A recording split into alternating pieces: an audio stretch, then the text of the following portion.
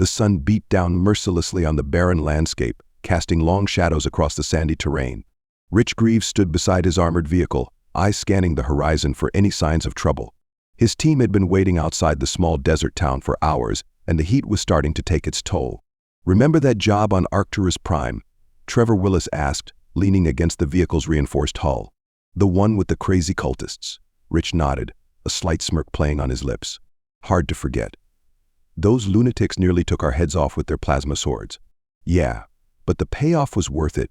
Louis McCarthy chimed in from his position atop the vehicle, where he was tinkering with a malfunctioning sensor array. "We ate like kings for a month after that." Nora Grayshield, Rich's second-in-command and wife, emerged from the vehicle's cockpit, her flight suit still on. "Speaking of eating, any word from our contact yet?" "I'm starving." Rich checked his comm device for what felt like the 100th time that day. Nothing. "They're late." The team fell silent, each lost in their own thoughts. It had been 3 years since their homeworld and the empire they once served had collapsed, undone by corruption and deceit. In the chaos that followed, Rich and his team had managed to escape with a cache of weapons, armor, and equipment, determined to survive in a universe turned upside down. Since then, they had carved out a niche for themselves as soldiers of fortune, taking on jobs that ranged from simple escort missions to full-scale military operations. They had faced down everything from rival mercenary groups to hostile alien races, relying on their skills, experience, and unwavering loyalty to each other to see them through. But the waiting was always the hardest part. "What do we know about this contact?"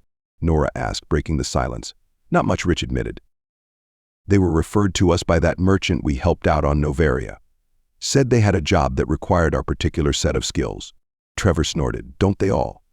Louis looked up from his work, his youthful face etched with concern. "Well, you think it's a trap?" Rich considered the question. In their line of work, betrayal was always a risk.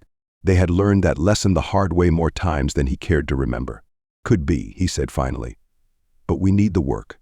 We're running low on supplies, and the ship needs repairs." Nora laid a hand on his shoulder, her touch reassuring. "We've faced worse odds before. Together we can handle anything." Rich met her gaze, drawing strength from the determination he saw there. She was right, of course. They had been through hell together, and they would go through hell again if that's what it took to survive. He was about to reply when his comm device chirped, signaling an incoming message. He glanced down at the screen, his eyes narrowing as he read the text. "It's our contact," he said, looking up at his team.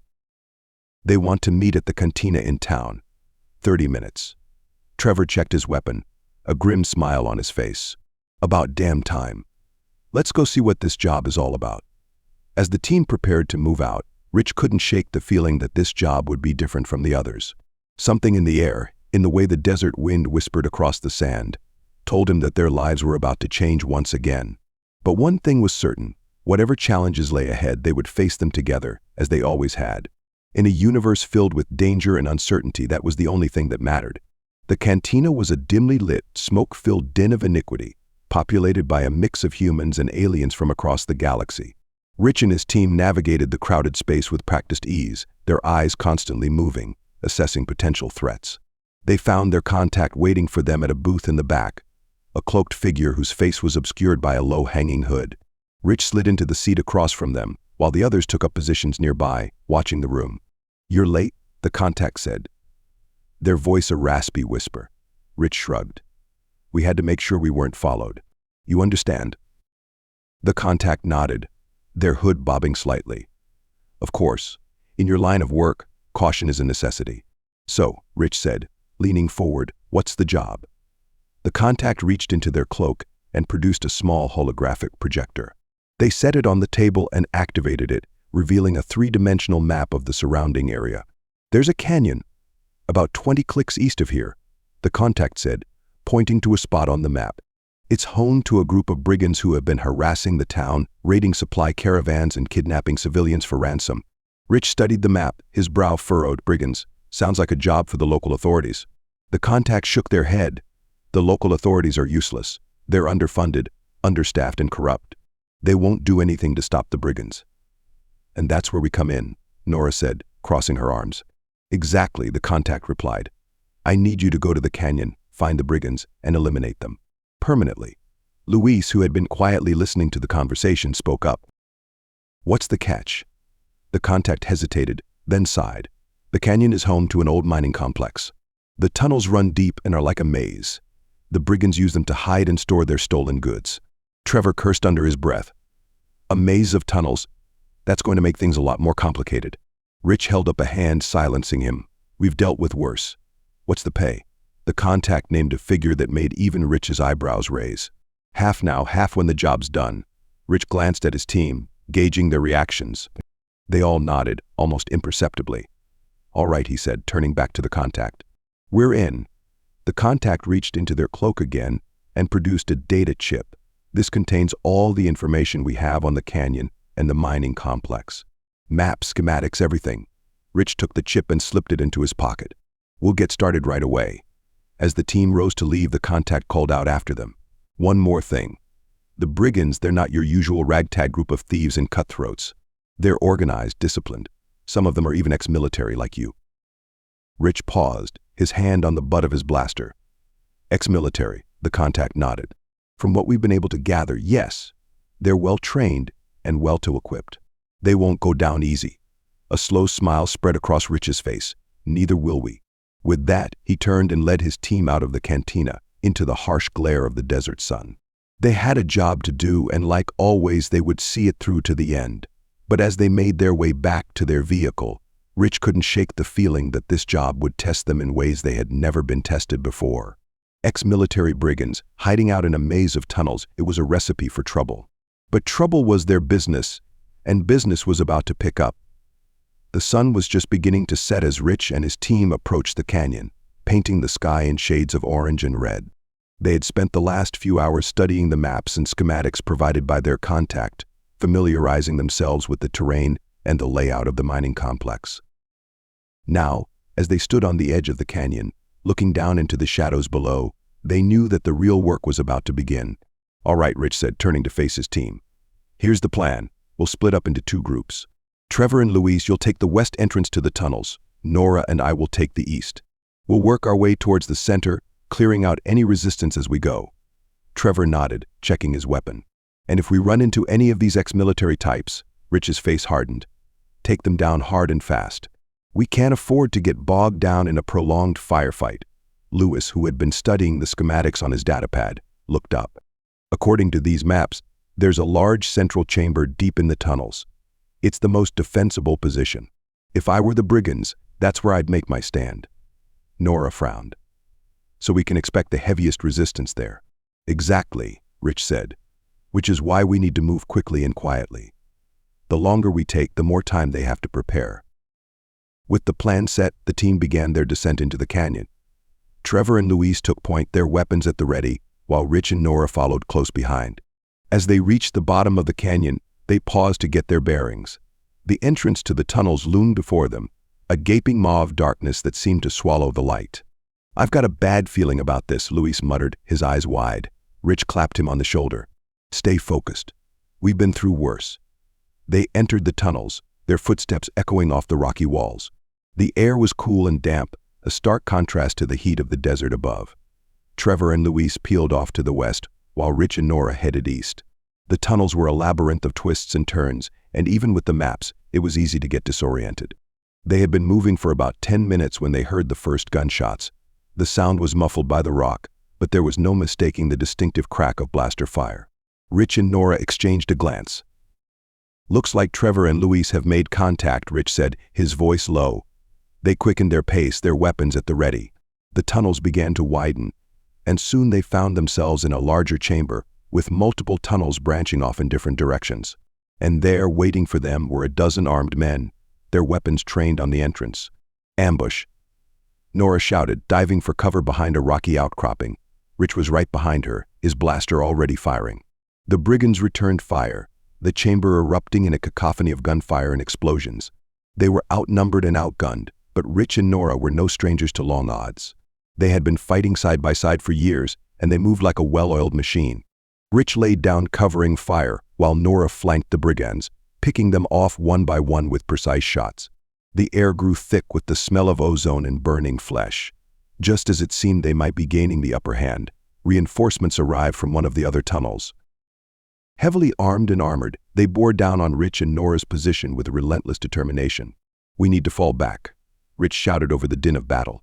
"Regroup with Trevor and Luis." But even as he spoke, he knew it was easier said than done.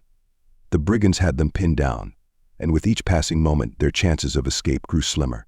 As the battle raged on, Rich couldn't help but wonder if this job would be their last. But he pushed the thought aside, focusing instead on the fight at hand. They had a job to do, and they would see it through, no matter the cost. In a universe filled with danger and uncertainty, that was all they could do. The firefight in the chamber was intense, with blaster bolts ricocheting off the rocky walls and the air thick with the acrid smell of smoke. Rich and Nora were holding their own, but the arrival of the heavily armed reinforcements had tipped the scales against them. "We can't stay here," Nora shouted, ducking behind cover to reload her blaster. "We're too exposed." Rich nodded, his face grim. "Fall back to the tunnels. We'll try to lose them in the maze." They began to retreat, laying down covering fire as they went. The brigands pursued, their numbers allowing them to keep up the pressure. As they fled through the twisting tunnels, Rich's calm crackled to life. "Boss, you there?" It was Trevor, his voice strained. "We're here," Rich replied, panting heavily as he ran. "We ran into some trouble. Heavily armed hostiles. We're falling back to regroup." "Same here," Trevor said. "Luis and I are pinned down in a side tunnel. We could use some backup." Rich cursed under his breath. "On our way. Hold tight." They changed course, heading towards Trevor and Luis's position. The sound of blaster fire grew louder as they approached, and soon they could see the flashes of light illuminating the tunnel ahead. Trevor and Luis were crouched behind a makeshift barricade of mining equipment, trading shots with a group of brigands who had them cornered. Rich and Nora wasted no time, rushing forward and adding their firepower to the fray. "Glad you could make it, boss," Luis called out, a grin on his face despite the dire situation. With the team reunited, they were able to push back against the brigands, forcing them to retreat deeper into the tunnels. But they knew it was only a temporary reprieve. As they paused to catch their breath and reload, Rich pulled out the map of the mining complex. "We need to end this," he said, his voice hard. "The longer this drags on, the worse our chances get." He pointed to a spot on the map, a large chamber near the center of the complex. "Luis, you said this is where they're likely to make their stand, right?" Luis nodded. "It's the most defensible position. If we can take it, we'll have the high ground." Rich turned to Nora. "What do you think? Can we do it?" Nora studied the map, her brow furrowed. "It won't be easy. They'll have the advantage of cover and elevated positions. But if we can get in close, catch them off guard, then we'll have a chance," Rich finished. He looked around at his team, his eyes hard. "This is it. We take that chamber, we end this. One way or another." They moved out, navigating the tunnels with a renewed sense of purpose. They knew they were heading into the heart of the enemy's stronghold, but they were determined to see the mission through. As they approached the central chamber, they could hear the sounds of movement and shouted orders. The brigands were preparing for their arrival. Rich signaled for the team to split up, each taking a different entrance to the chamber. They would hit the brigands from multiple angles, sowing chaos and confusion. As they took up their positions, Rich felt a strange sense of calm wash over him. This was what they were trained for, what they lived for. The heat of battle, the rush of adrenaline, the knowledge that their lives depended on their skills and their wits. He looked at his team, saw the determination in their eyes, and knew that whatever happened, they would face it together. "On my mark," he said, his voice steady. 3, 2, 1, mark. They burst into the chamber, blasters firing, and all hell broke loose. The battle for the mining complex had begun, and only one side would emerge victorious. The central chamber was a maelstrom of blaster fire and explosions as Rich and his team stormed in from multiple angles. The brigands, caught off guard by the sudden assault, scrambled to defend their positions. Rich charged forward, his blaster spitting hot plasma as he dodged and weaved through the chaos. He could see Nora on the other side of the chamber, her face a mask of concentration as she picked off targets with ruthless efficiency. Trevor and Luis were in the thick of it, their weapons blazing as they pushed towards the center of the room. The brigands were putting up a fierce fight, but the team's training and experience were beginning to tell. Suddenly, a blast caught Rich in the shoulder, spinning him around and sending him sprawling to the ground. He rolled behind a piece of mining equipment, his arm numb and his vision blurry. "Rich," Nora's voice crackled over the comm. "Are you all right?" "I'm hit," he grunted, trying to shake off the pain. "But I'll live. Keep pushing." He hauled himself back to his feet, his injured arm hanging uselessly at his side. He switched his blaster to his offhand and rejoined the fray, determined not to let his team down. The fighting was intense, with neither side giving an inch. The brigands were well-trained and well-equipped, just as the contact had warned. But Rich and his team were better. Slowly, inexorably, they began to gain ground, pushing the brigands back towards the far end of the chamber. The enemy's fire began to slacken as their numbers dwindled, and Rich could sense victory within their grasp. And then, just as it seemed the battle was won, a new figure emerged from the shadows. He was tall and broad-shouldered, with a scarred face and cold, calculating eyes. He carried a heavy blaster rifle and wore the insignia of a military officer. Well, he said, his voice a low growl. What do we have here? A bunch of washed-up mercenaries trying to play hero. Rich stepped forward, his blaster leveled at the man's chest. It's over, he said, his voice hard. Surrender now and you might just make it out of here alive. The man laughed, a harsh, grating sound. Surrender? To the likes of you? I think not. He raised his rifle and fired, the shot missing Rich's head by inches. The team scattered, seeking cover as the man advanced, his weapon spitting death. I know who you are, he called out, his voice echoing in the chamber. The famous Rich Greaves and his band of misfits. You think you're so special, don't you? But you're just like the rest of us. Soldiers without a cause, fighting for the highest bidder. Rich gritted his teeth, the man's words hitting closer to home than he cared to admit. We're nothing like you, he shouted back. We have honor, a code. You're just a common criminal. The man laughed again. Honor? Code? There's no such thing in this galaxy. There's only survival, and the strong taking what they want from the weak. He advanced, his rifle blazing, and the team was forced to fall back. They were running out of room, running out of options. And then Nora was there, appearing from behind a pile of rubble, her blaster aimed squarely at the man's back. Drop it, she said, her voice cold. It's over. The man stiffened, then slowly lowered his rifle. You think this changes anything? He said, his voice a sneer. There will always be others like me, always someone willing to take what they want by force. Maybe, Rich said, stepping forward to stand beside Nora. But there will also always be those like us, ready to stop them. The man shook his head, a bitter smile on his face. Then I suppose we'll just have to see who's left standing in the end, won't we? And with that, he lunged for his rifle, his face a mask of rage. But Rich and Nora were faster. Their blasters fired as one, and the man fell, his body riddled with smoking holes. The chamber fell silent, the only sound the hum of machinery and the heavy breathing of the team. They had won, but at a cost. They were battered, bruised, and bloodied, their armor scorched, and their weapons depleted. But they were alive, and they had completed their mission. The town would be safe, at least for a little while. As they gathered themselves and prepared to leave, Rich couldn't help but wonder about the man's words. Was he right? Were they just soldiers without a cause fighting for the highest bidder? He looked at his team, saw the loyalty and determination in their eyes, and knew that I wasn't true.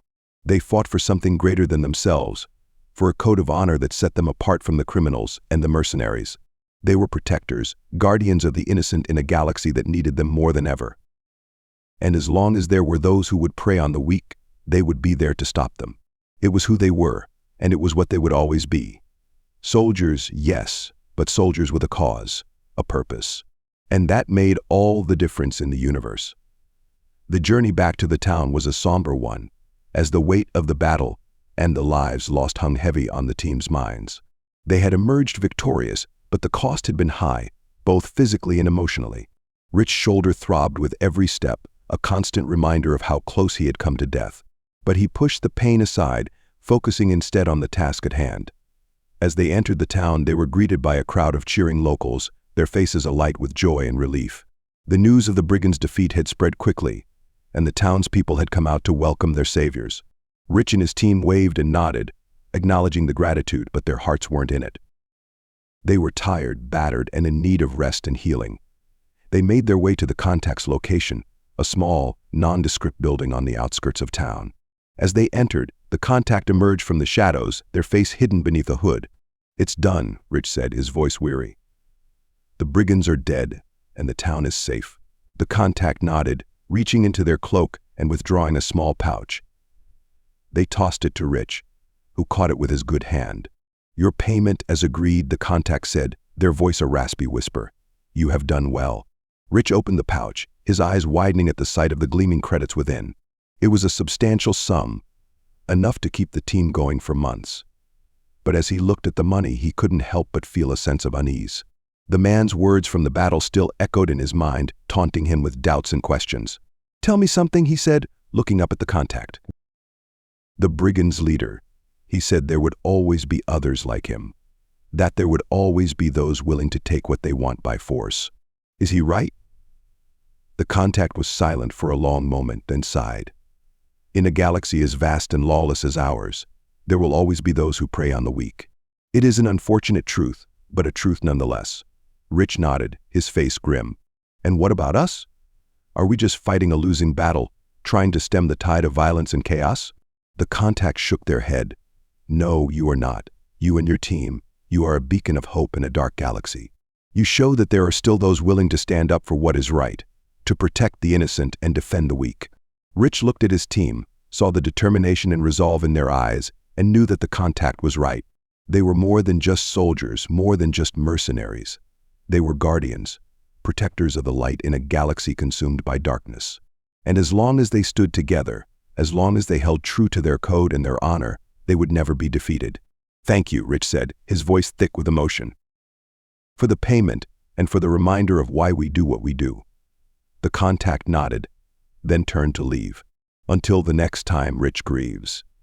May the stars guide your path." As the team left the building and headed back to their ship, Rich couldn't help but feel a sense of renewed purpose. The battle had been hard, and the losses had been heavy, but they had made a difference. They had saved lives, protected the innocent, and struck a blow against the forces of darkness. And as long as there were those in need of their help, they would continue to do so, no matter the cost. For they were soldiers, yes, but soldiers with a cause, a purpose. And in a galaxy filled with danger and uncertainty, that was the most important thing of all. As they boarded their ship and prepared to depart, Rich looked out at the stars, a small smile on his face. The galaxy was vast and dangerous, but as long as he had his team, as long as they stood together, they could face anything. And that was a comforting thought indeed. The team sat in the common room of their ship, nursing their wounds and their drinks. They had left the desert planet behind, the memories of the battle still fresh in their minds.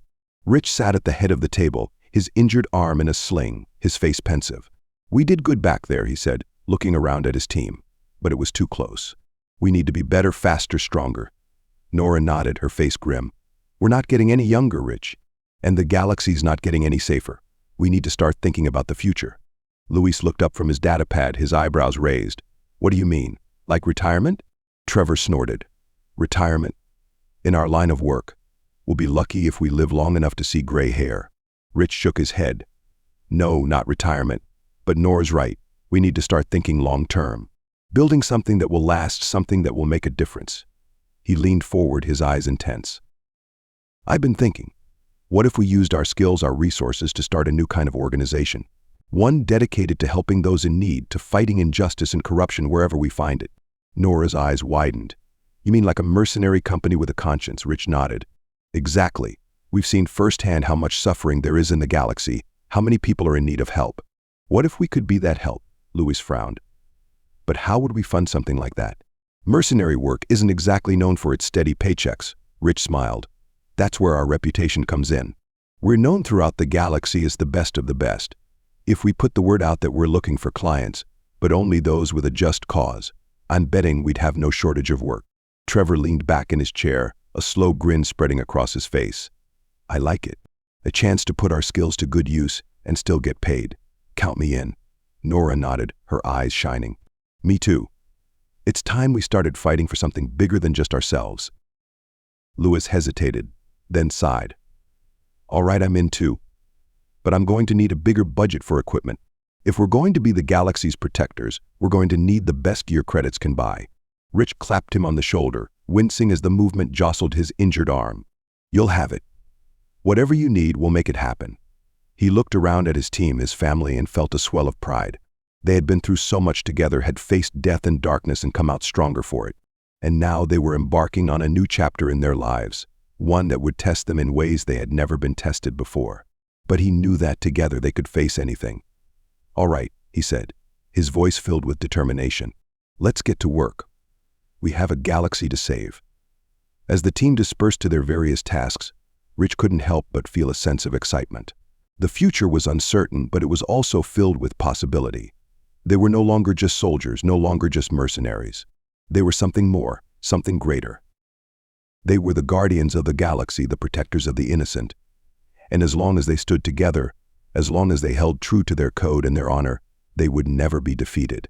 The stars stretched out before them, a vast expanse of wonder and danger. And as their ship hurtled through the void, Rich knew that whatever challenges lay ahead, they would face them head-on, together. For they were a team, a family. And in a galaxy filled with darkness, that was the most powerful thing of all. Rich sat in the dimly lit common room of the ship, his eyes fixed on the holographic display before him. The team had been drifting aimlessly through space for weeks, taking on small jobs here and there, but lacking a true sense of purpose. He sighed, rubbing his eyes as he leaned back in his chair. The collapse of the government they once served had left them all reeling, unsure of their place in the galaxy. But Rich knew they couldn't continue like this forever. They needed a goal, a mission, something to fight for. "Luis," he called out, his voice echoing through the ship. "Can you come here for a moment?" The young tech specialist appeared in the doorway, his eyebrows raised in curiosity. "What's up, boss?"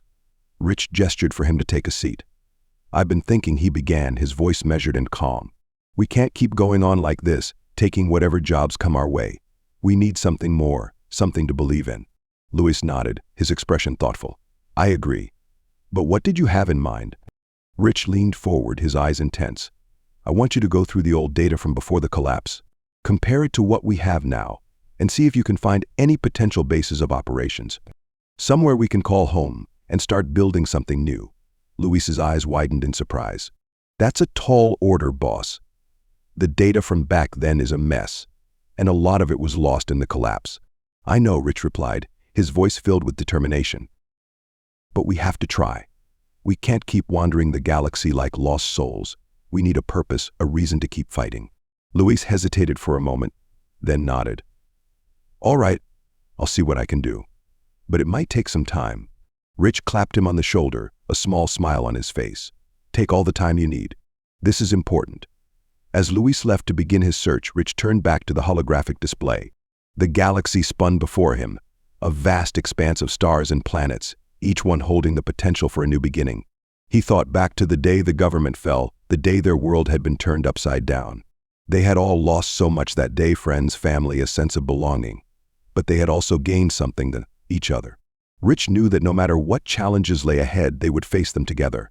They were more than just a team, more than just soldiers. They were a family, bound by the bonds of loyalty and love. And now they had a new mission: to find a place to call home and to start building something that would last. Something that would give them a reason to keep fighting, even in the darkest of times. Rich smiled to himself, feeling a sense of hope for the first time in a long while. The road ahead would be long and difficult, but he knew they could handle it. They had survived the collapse, had fought their way through countless battles and challenges, and now they would find their new purpose. They would become more than just survivors, more than just wanderers. They would become something greater, something that would inspire hope in a galaxy that sorely needed it. With renewed determination, Rich turned his attention back to the holographic display.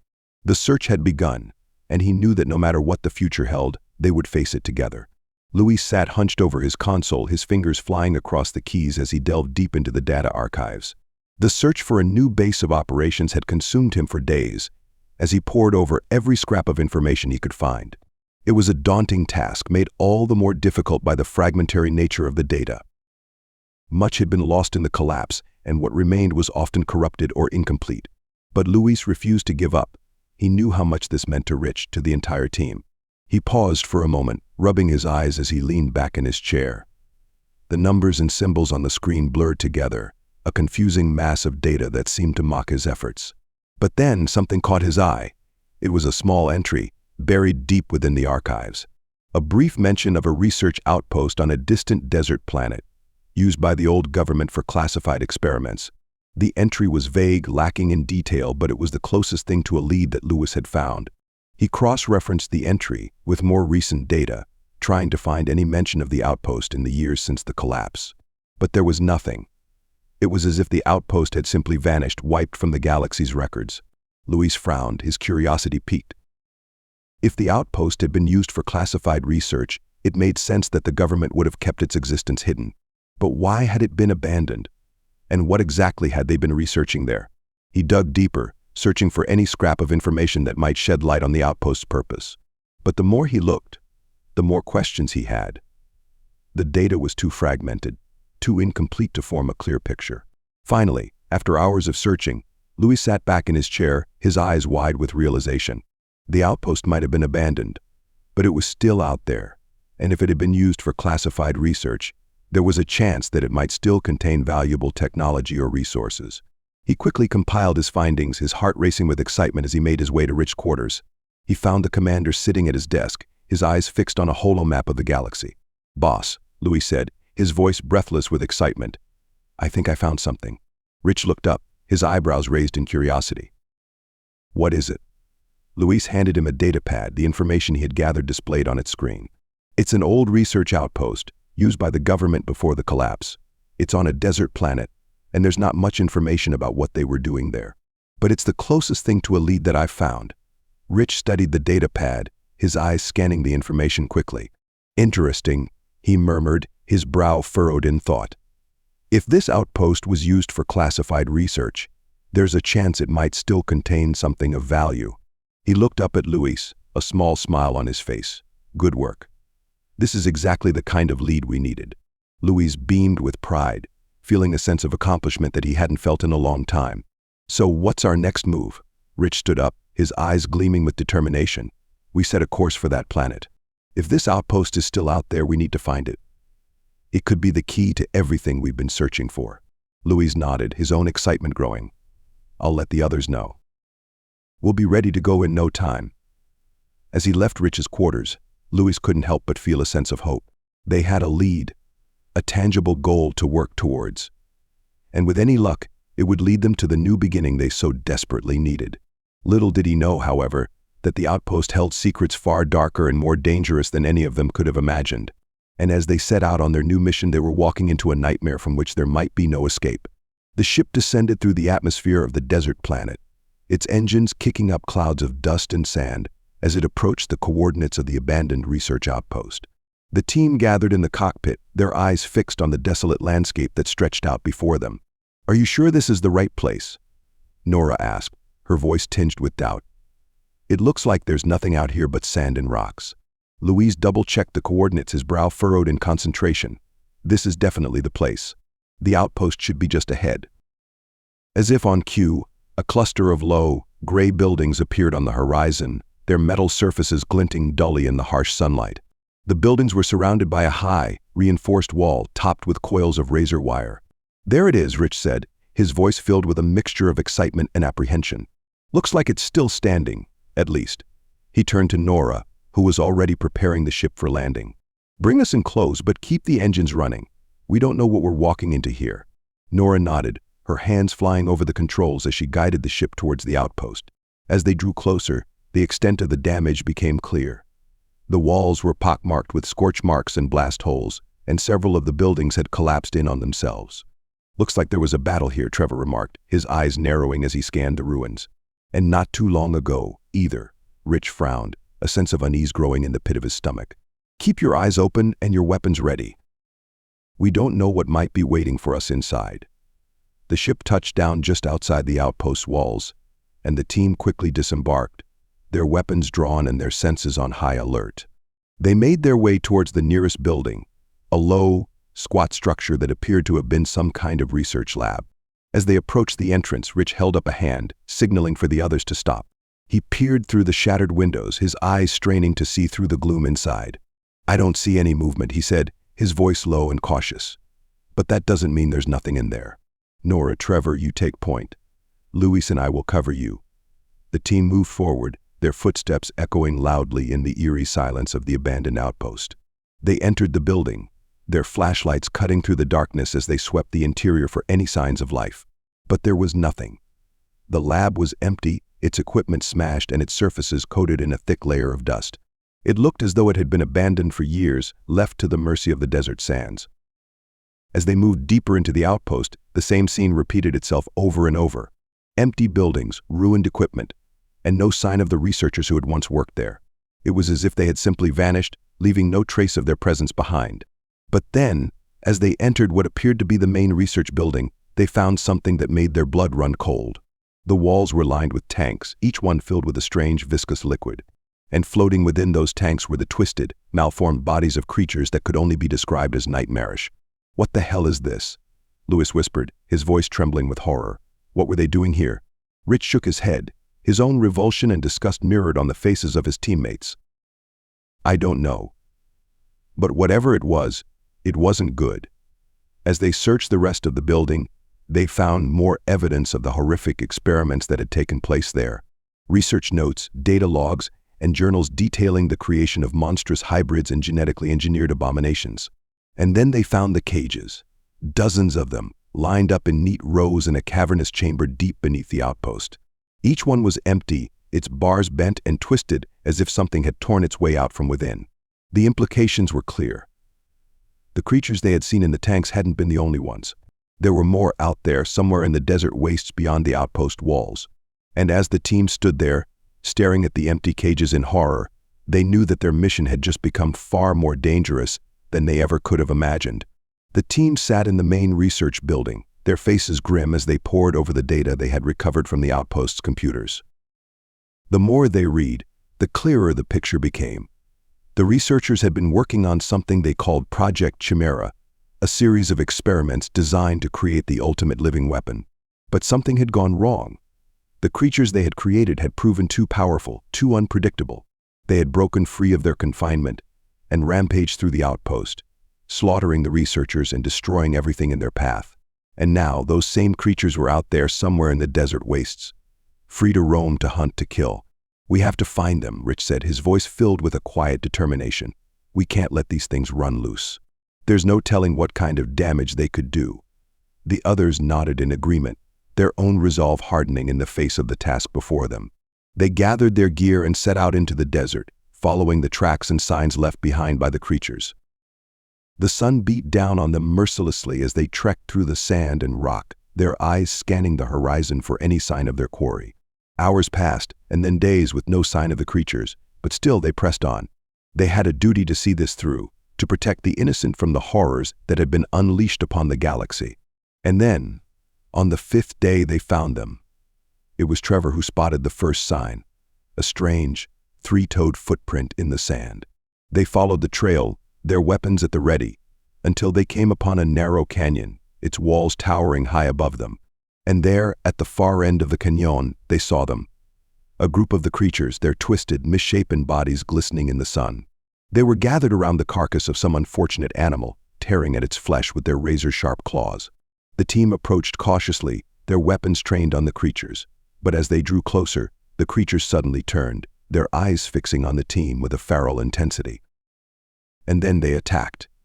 They came at the team in a wave of tooth and claw, their twisted forms moving with a speed and agility that belied their monstrous appearance. The team opened fire, their weapons blazing as they tried to keep the creatures at bay. But there were too many of them. For every one that fell, two more seemed to take its place. The team was forced to retreat, back through the canyon and out into the open desert. They made their stand there, their backs to a rocky outcropping as the creatures circled around them.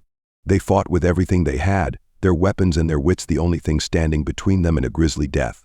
In the end, it was Nora who turned the tide. She spotted a weakness in the creatures' defenses, a small gap in their armor that left their vital organs exposed. She took aim and fired, her shot striking true and sending the creatures reeling back in pain. The others followed her lead, targeting the creatures' weak spots with ruthless efficiency. And slowly, painfully, they began to turn the tide. When the last of the creatures finally fell, the team stood there, panting and bloodied, their weapons smoking in their hands. They had won, but at a cost. They were battered and bruised, their armor dented and their spirits weary.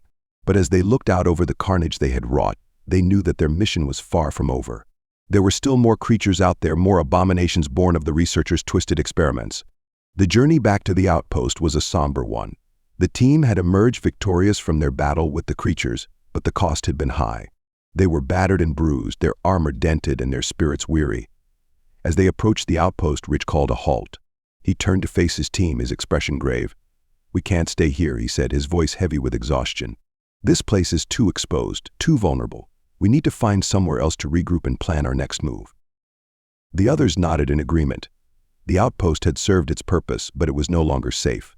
They needed a new base of operations, somewhere they could fortify and defend against the horrors that lurked in the desert wastes. They spent the next few days scoring the surrounding area, searching for a suitable location. And then, on the third day, they found it. It was an old mining complex, nestled deep within a series of winding canyons. The buildings were dilapidated and the equipment rusted, but the walls were thick and the defenses sound. Rich nodded in satisfaction as he surveyed the complex. "This will do," he said, a note of determination in his voice. "We'll make this our new home." And so they set to work. They cleared the buildings of debris and fortified the walls, turning the complex into a veritable fortress. They scavenged what equipment they could from the outpost and the surrounding area, cobbling together a makeshift workshop and infirmary. Luis worked tirelessly to get the complex's systems up and running, coaxing power from the ancient generators and jury-rigging the communications array to boost their signal. Nora and Trevor took charge of the defenses, setting up perimeter patrols and training the team in new combat tactics to deal with the unique threats they now faced. And Rich planned. He pored over the data they had recovered from the outpost, trying to make sense of the researchers' twisted experiments. He studied the creatures they had encountered, looking for weaknesses and patterns in their behavior. And as the days turned into weeks, the mining complex began to feel like home. The team fell into a routine, each member playing to their strengths and working together like a well-oiled machine. But even as they settled into their new life, they never forgot their mission. They knew that the creatures were still out there waiting in the shadows, and they knew that they had to be ready for when they returned. Rich stood on the walls of the complex one evening, staring out into the gathering darkness. The desert stretched out before him, vast and empty, hiding untold horrors in its depths. But as he looked back at his team, at the determined faces of his friends and comrades, he felt a flicker of hope. They had faced impossible odds before, and they had emerged stronger for it. And now, with a new home and a renewed sense of purpose, they would face the challenges ahead with the same courage and determination that had brought them this far. As the sun dipped below the horizon and the stars began to emerge, Rich smiled. They had a long road ahead of them, but they would walk it together. The team had settled into their new home, the mining complex now a bustling hive of activity as they worked to fortify their defenses and plan their next move. But Rich knew that they couldn't do this alone. They needed allies, people they could trust to stand with them against the horrors that lurked in the desert wastes. He gathered his team together in the main hall of the complex, his expression serious. "We've come a long way," he said, his voice filled with pride. "But we can't stop now. We need to expand our ranks, bring in people who share our vision and our values." The others nodded in agreement, their own determination mirrored in their eyes. They knew that the task ahead of them was too great for them to handle alone. Rich turned to Luis. "I need you to reach out to our old contacts, anyone who might be sympathetic to our cause. We need people with skills, with resources. Anyone who can help us in our fight." Luis nodded, his fingers already flying over his console as he began to compile a list of potential allies. Rich then turned to Nora and Trevor. "I need you two to head out into the surrounding settlements. Spread the word about what we're doing here. We need to let people know that they have a choice, that they don't have to live in fear of the creatures that haunt this planet." Nora and Trevor exchanged a glance, then nodded in unison. They knew that their message would not be an easy one to sell, but they were ready to face the challenge head-on. As the team dispersed to their assigned tasks, Rich sat back in his chair, his mind racing with possibilities. He knew that building an alliance would not be easy, that there would be those who opposed them and their mission. But he also knew that there were people out there who shared their values, who believed in justice and honor and the power of the human spirit. And he was determined to find them, to bring them into the fold and forge a new future for the galaxy. Days turned into weeks as the team worked tirelessly to expand their network of allies. Luis reached out to old friends and former comrades, people he knew could be trusted to keep their secrets and fight by their side. Nora and Trevor ventured out into the settlements, spreading the word of the team and the work they were doing. Some listened with rapt attention, their eyes alight with hope and purpose. Others turned away, too afraid or too jaded to believe in a better future. But slowly, gradually, their ranks began to grow. People from all walks of life, from all corners of the galaxy, began to trickle into the mining complex. Some were former soldiers, like the team themselves.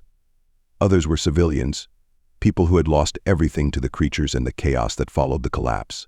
Rich welcomed them all with open arms, his heart swelling with pride as he saw his vision begin to take shape. These were people who had been beaten down by the galaxy, who had seen the worst that life had to offer. But they had not given up hope, had not lost their will to fight. And as he looked out over the growing crowd of allies and friends, Rich knew that they had a chance. They had the numbers, they had the skills, and most importantly, they had the heart to see this through to the end. And with their new allies by their side, they would face the challenges ahead with renewed strength and purpose. The mining complex was abuzz with activity, the sound of voices and laughter mingling with the hum of machinery and the clatter of weapons. The team had grown, their ranks swelling with new recruits and old friends, all united in their determination to make a difference in the galaxy. Rich stood on a balcony overlooking the main hall, a smile on his face as he watched his team work. Louis was hunched over a console, his brow furrowed in concentration as he worked to decrypt a series of encrypted messages they had intercepted. Nora and Trevor were sparring in the training room, their movements fluid and graceful as they honed their skills. And all around them, the new recruits were hard at work, learning the ropes and finding their place in the organization. Some were working on the defenses, reinforcing the walls and setting up new perimeter sensors. Others were in the workshop, tinkering with weapons and gear, looking for ways to give them an edge in the battles to come. As Rich watched them all, he felt a sense of pride and purpose that he hadn't felt in a long time. This was what he had been searching for, what he had been fighting for all these years, a chance to make a real difference, to build something that would last. He was shaken from his thoughts by a soft cough behind him. He turned to see Nora standing there, a curious look on her face. "What are you thinking about?" she asked, moving to stand beside him at the railing. Rich shrugged. "Just taking it all in," he said. "Seeing everyone working together like this, it's amazing." Nora nodded, a smile tugging at the corners of her mouth. "It is," she agreed. "But you know, there's still one thing we haven't figured out yet." Rich raised an eyebrow. "Oh, what's that?" "A name," Nora said. "For our little group here. We can't just keep calling ourselves the team forever." Rich chuckled. "I suppose you're right," he said. "Any ideas?" Nora shook her head. "I was hoping you might have some." Rich fell silent, his gaze drifting out over the main hall once more. He thought about all they had been through, all the battles they had fought and the sacrifices they had made. He thought about the creatures that still lurked out there in the desert, the horrors that threatened to consume the galaxy if left unchecked. And then suddenly it came to him. "The Remnant Angels," he said, his voice soft but filled with conviction. "That's what we'll call ourselves." Nora raised an eyebrow. "The Remnant Angels? Why that?" Rich smiled. "Because that's what we are," he said.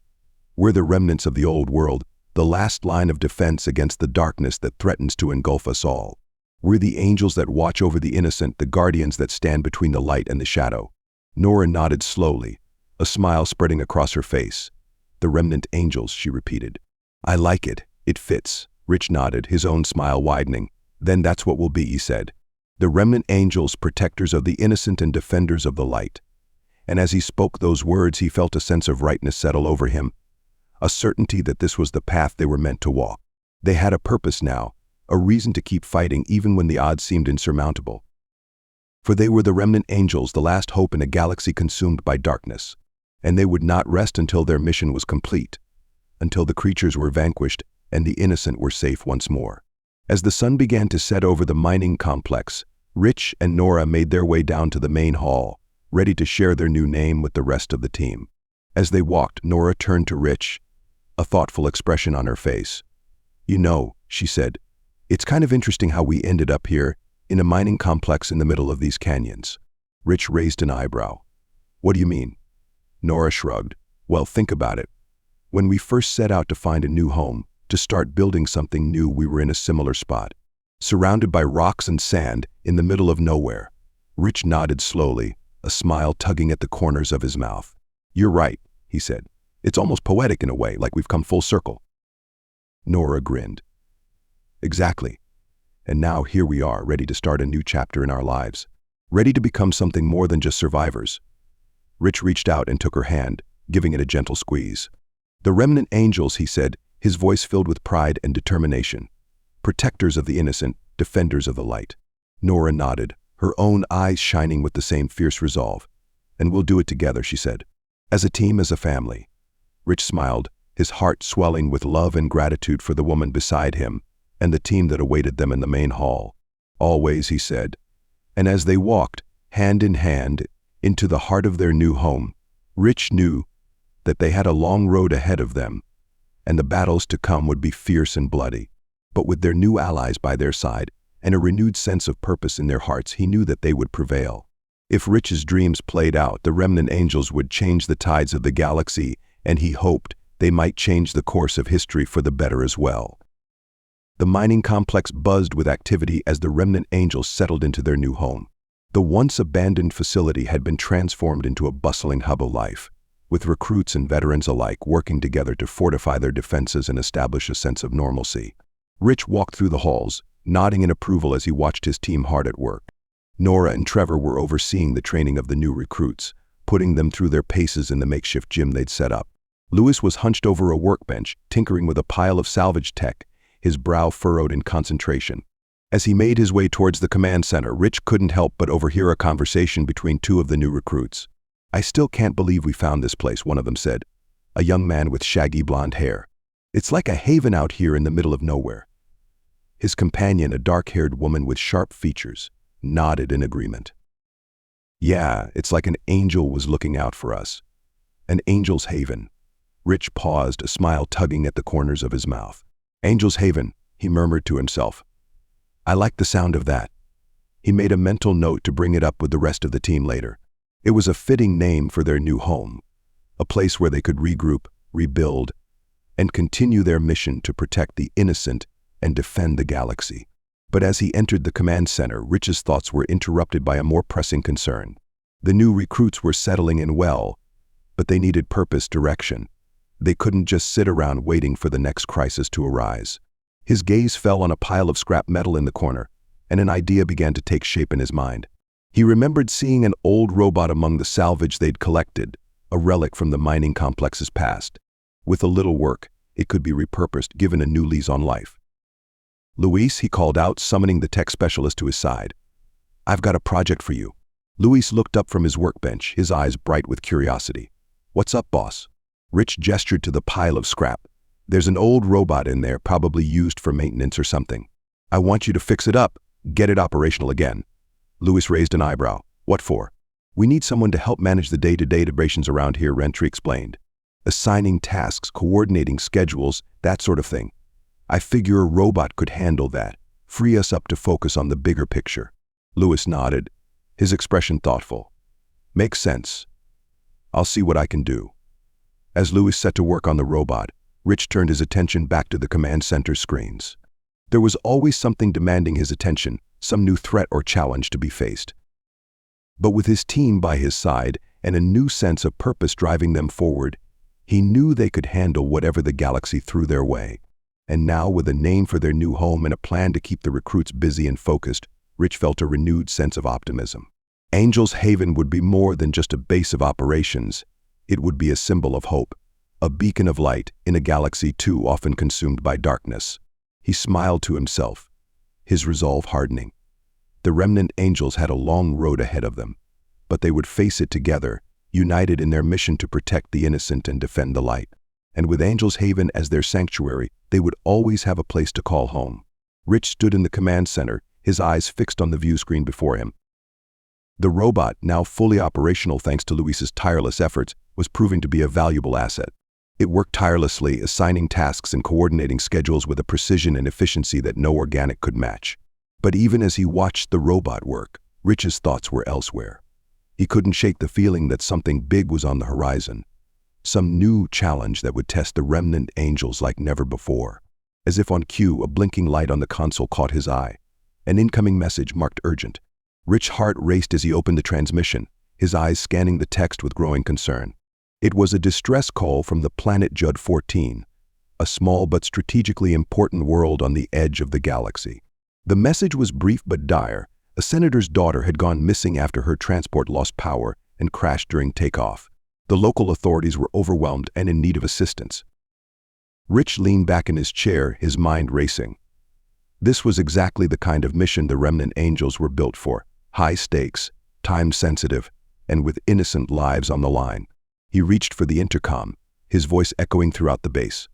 "Attention all Remnant Angels. We have a new mission. Briefing in the command center in 5 minutes."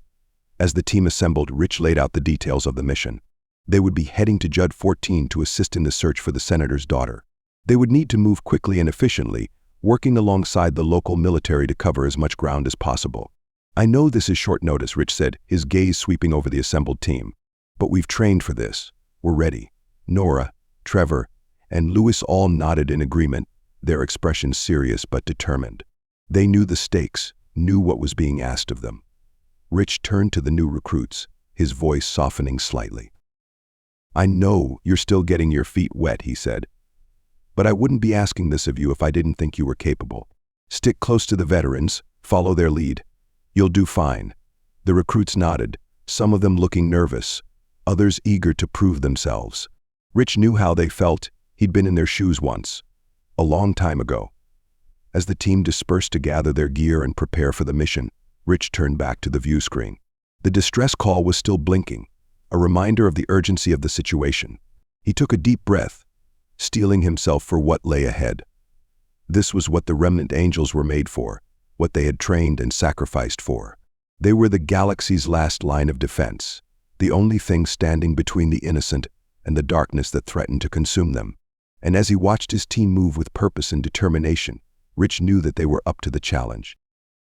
They would find the senator's daughter, bring her home safe, and they would do it together, as a team, as a family. He smiled to himself, a fierce pride welling up in his chest. The Remnant Angels were ready for anything, ready to face whatever the galaxy threw their way. And with Angel's Haven at their backs, and a new mission before them, they would show the universe what they were made of. They would be the light in the darkness, the hope in the face of despair.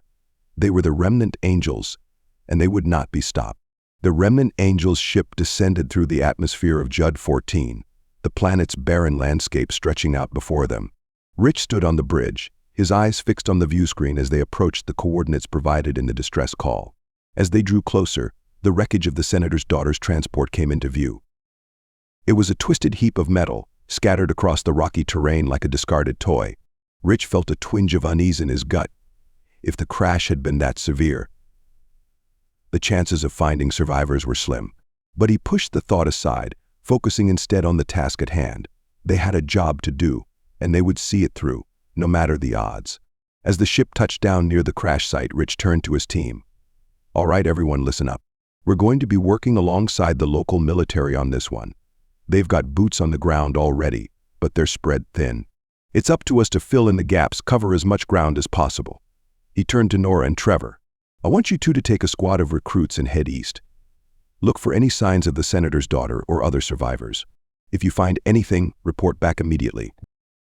Nora and Trevor nodded, already moving to gather their gear and assemble their team. Rich turned to Luis. "Luis, I want you to stay with the ship. Keep an eye on the scanners. See if you can pick up any life signs or emergency beacons.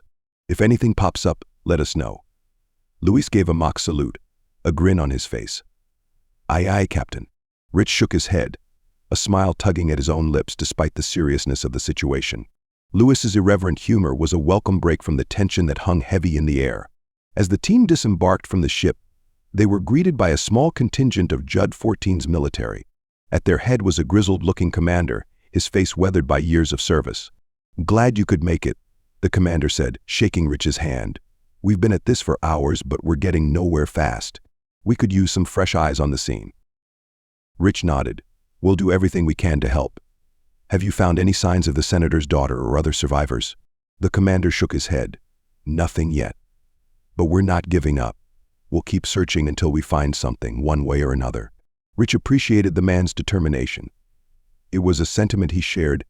They would keep searching, keep pushing forward, until they had answers. As the Remnant Angels fanned out across the crash site, Rich took a moment to survey the scene. The wreckage was even worse up close, a tangled mess of twisted metal and shattered glass. It was hard to imagine anyone surviving such a violent impact, but he knew better than to make assumptions. He'd seen people survive worse, seen them cling to life against all odds.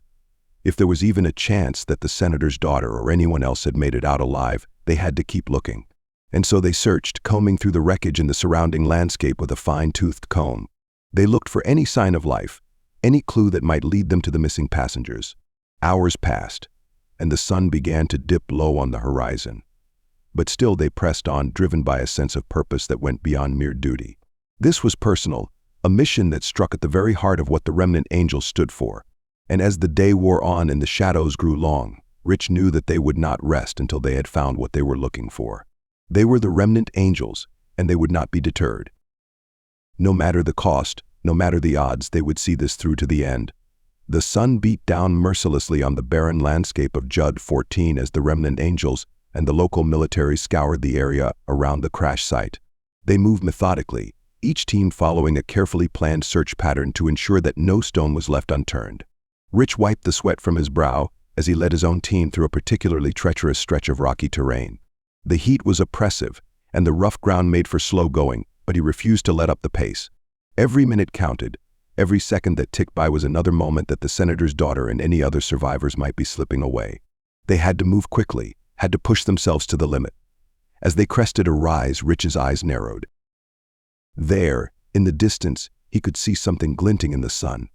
It was small, almost imperceptible, but it was definitely there. He signaled for his team to halt, then moved forward cautiously, his hand resting on the butt of his blaster. As he drew closer, he could see that the glint was coming from a piece of metal, half buried in the sand. Rich knelt down, brushing away the dirt and debris. It was a scrap of the transport's hull, torn away in the crash. But that wasn't what caught his attention. There, etched into the metal, were a series of scratches and gouges. They were too regular to be random, too deliberate to be accidental. They were a message, left by someone with a desperate need to be found.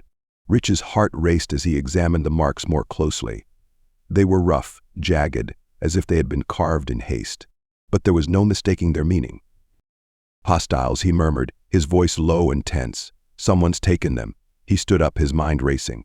If the senator's daughter and the other survivors had been taken by hostile forces, then the search had just become a whole lot more complicated. They weren't just looking for lost souls anymore. They were up against an enemy, one with unknown motives and capabilities. Rich keyed his comm, his voice urgent. "All teams, this is Greaves. We've got signs of hostile activity in the area. I repeat, signs of hostile activity. Everyone stay sharp and report anything suspicious." Acknowledgements came back over the comm, terse and focused. The Remnant Angels knew what was at stake, knew that the game had just changed. Rich turned to his team, his expression grim. "We keep moving," he said, "but we do it carefully.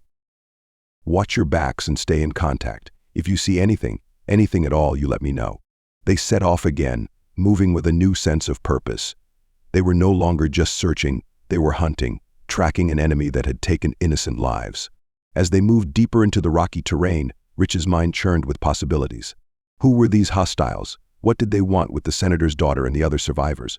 And how were they going to get them back? But even as the question swirled in his mind, Rich felt a sense of determination settle over him.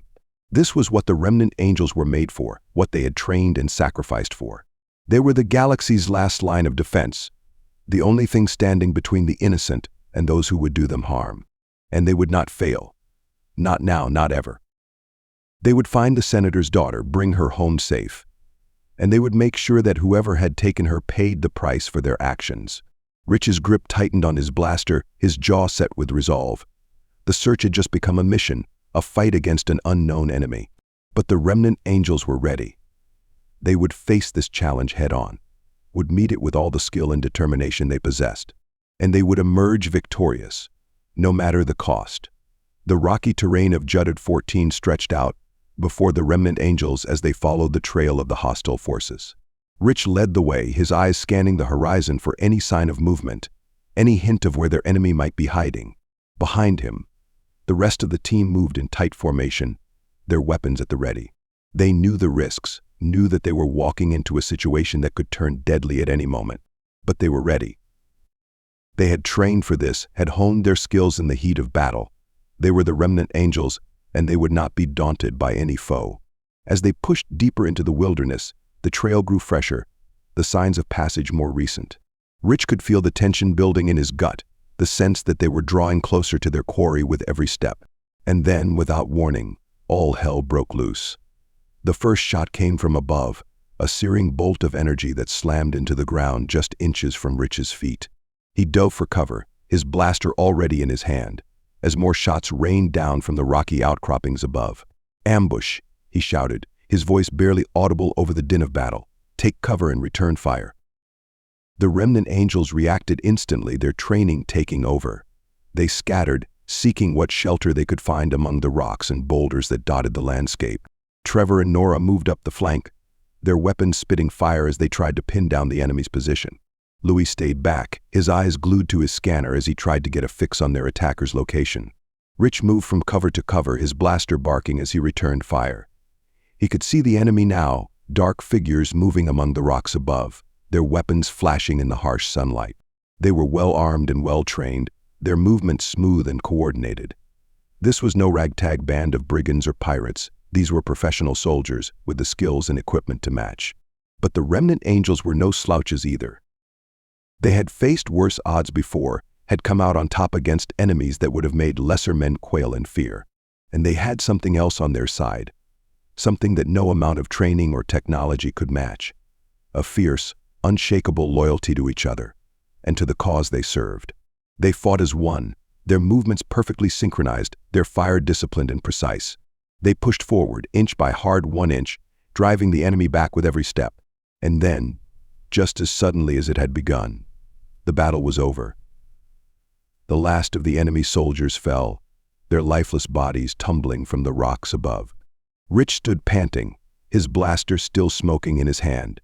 He looked around at his team, at the determined faces of the men and women who had become his family. "Everyone all right?" he asked, his voice rough with exertion. Nods and murmurs of assent came back, a chorus of affirmation that lifted Rich's heart. They had made it through, had faced the enemy and emerged victorious. But the battle was only the beginning. Somewhere out there, the senator's daughter and the other survivors were still in the hands of their captors. They had to keep moving, had to press on before the trail went cold. Rich holstered his blaster, his jaw set with determination.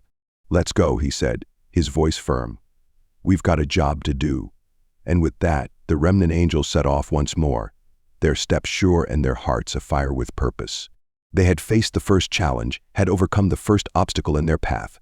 But there would be more to come, more battles to fight and more enemies to face. And they would meet each one with the same courage and resolve, the same unwavering commitment to the cause that had brought them together. For they were the Remnant Angels, and they would not rest until their mission was complete. The trail led the Remnant Angels deep into the heart of a winding canyon, its towering walls casting long shadows across the rocky ground. Rich moved at the head of the group, his eyes scanning the path ahead for any sign of the hostiles or their captives. Behind him, the rest of the team fanned out, their weapons at the ready. They moved with a quiet intensity, their every sense attuned to the potential dangers that lurked around every bend.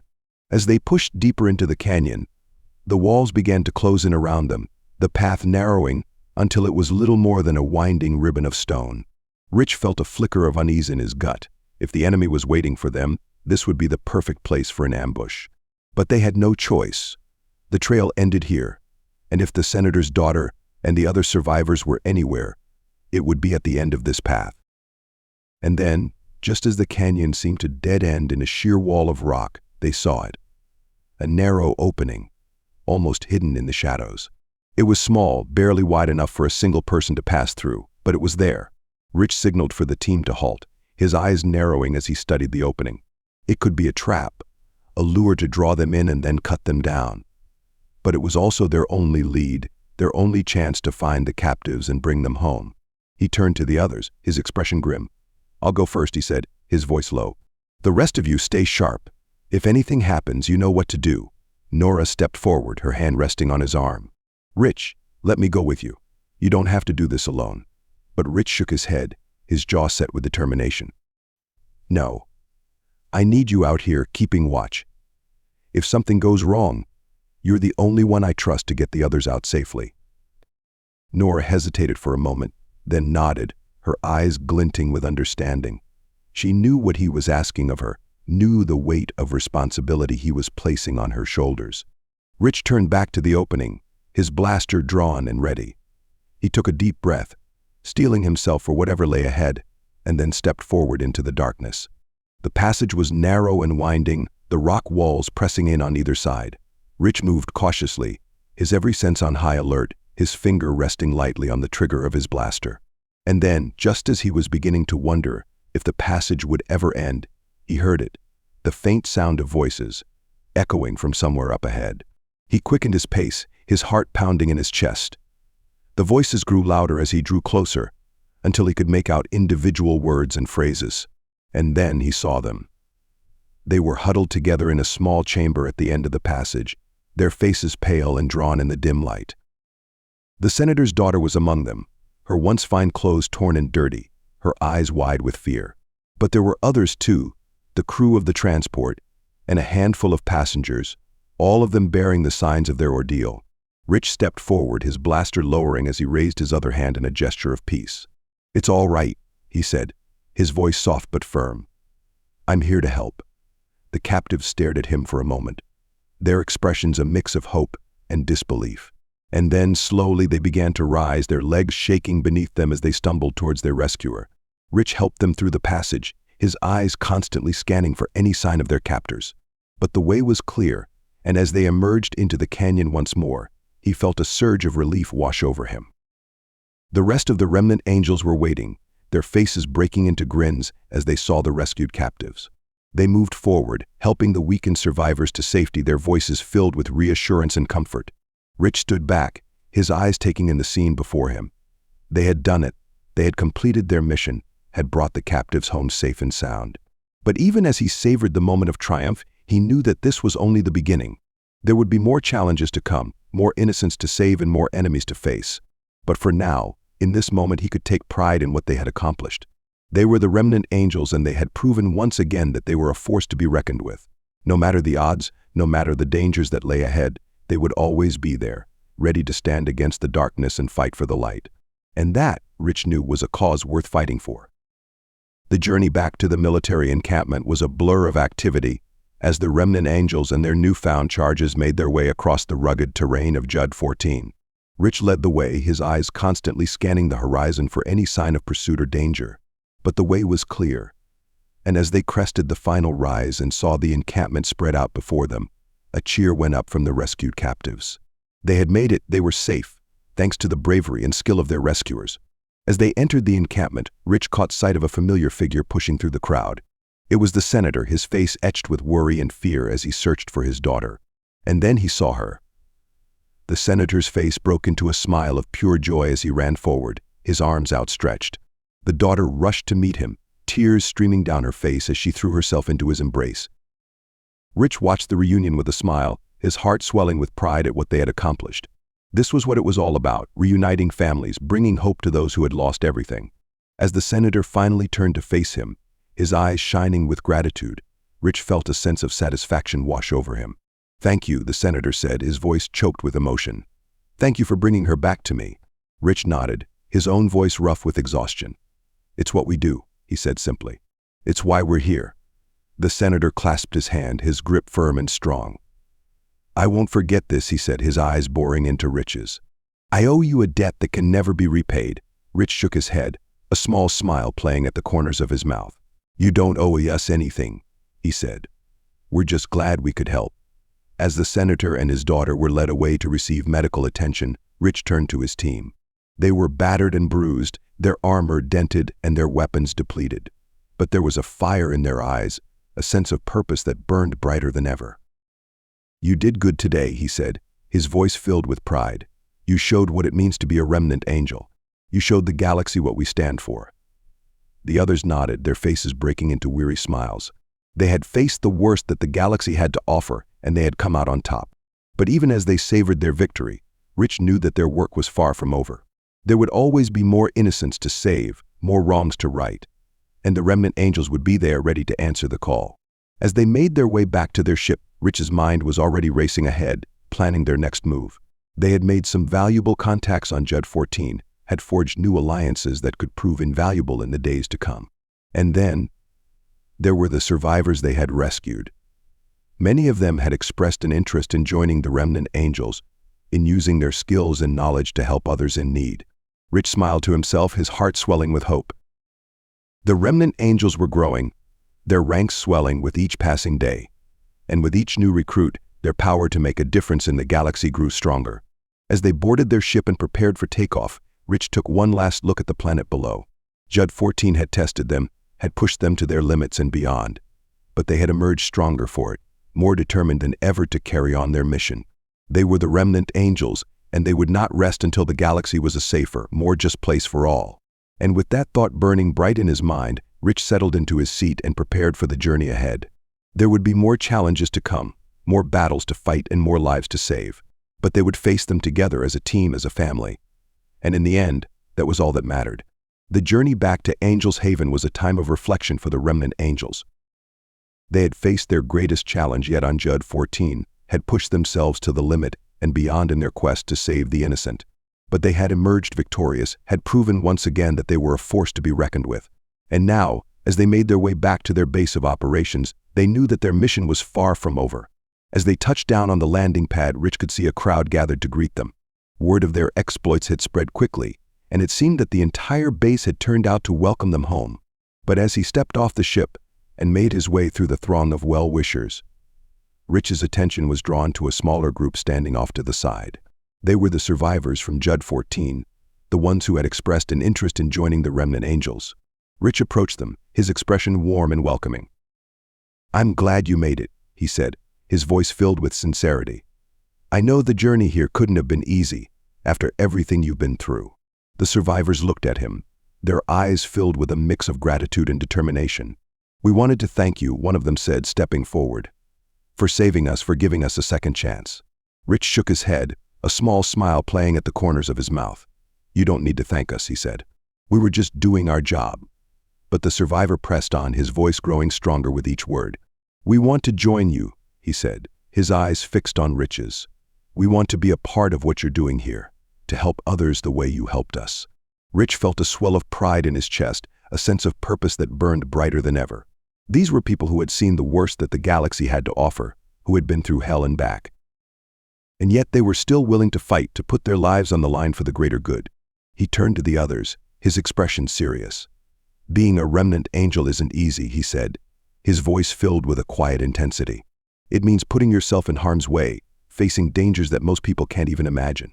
It means being willing to make the ultimate sacrifice, if that's what it takes to save lives." The survivors nodded, their faces set with determination. "We know," one of them said, her voice steady and strong. "But we also know that it's the right thing to do. We want to make a difference, to be a part of something bigger than ourselves."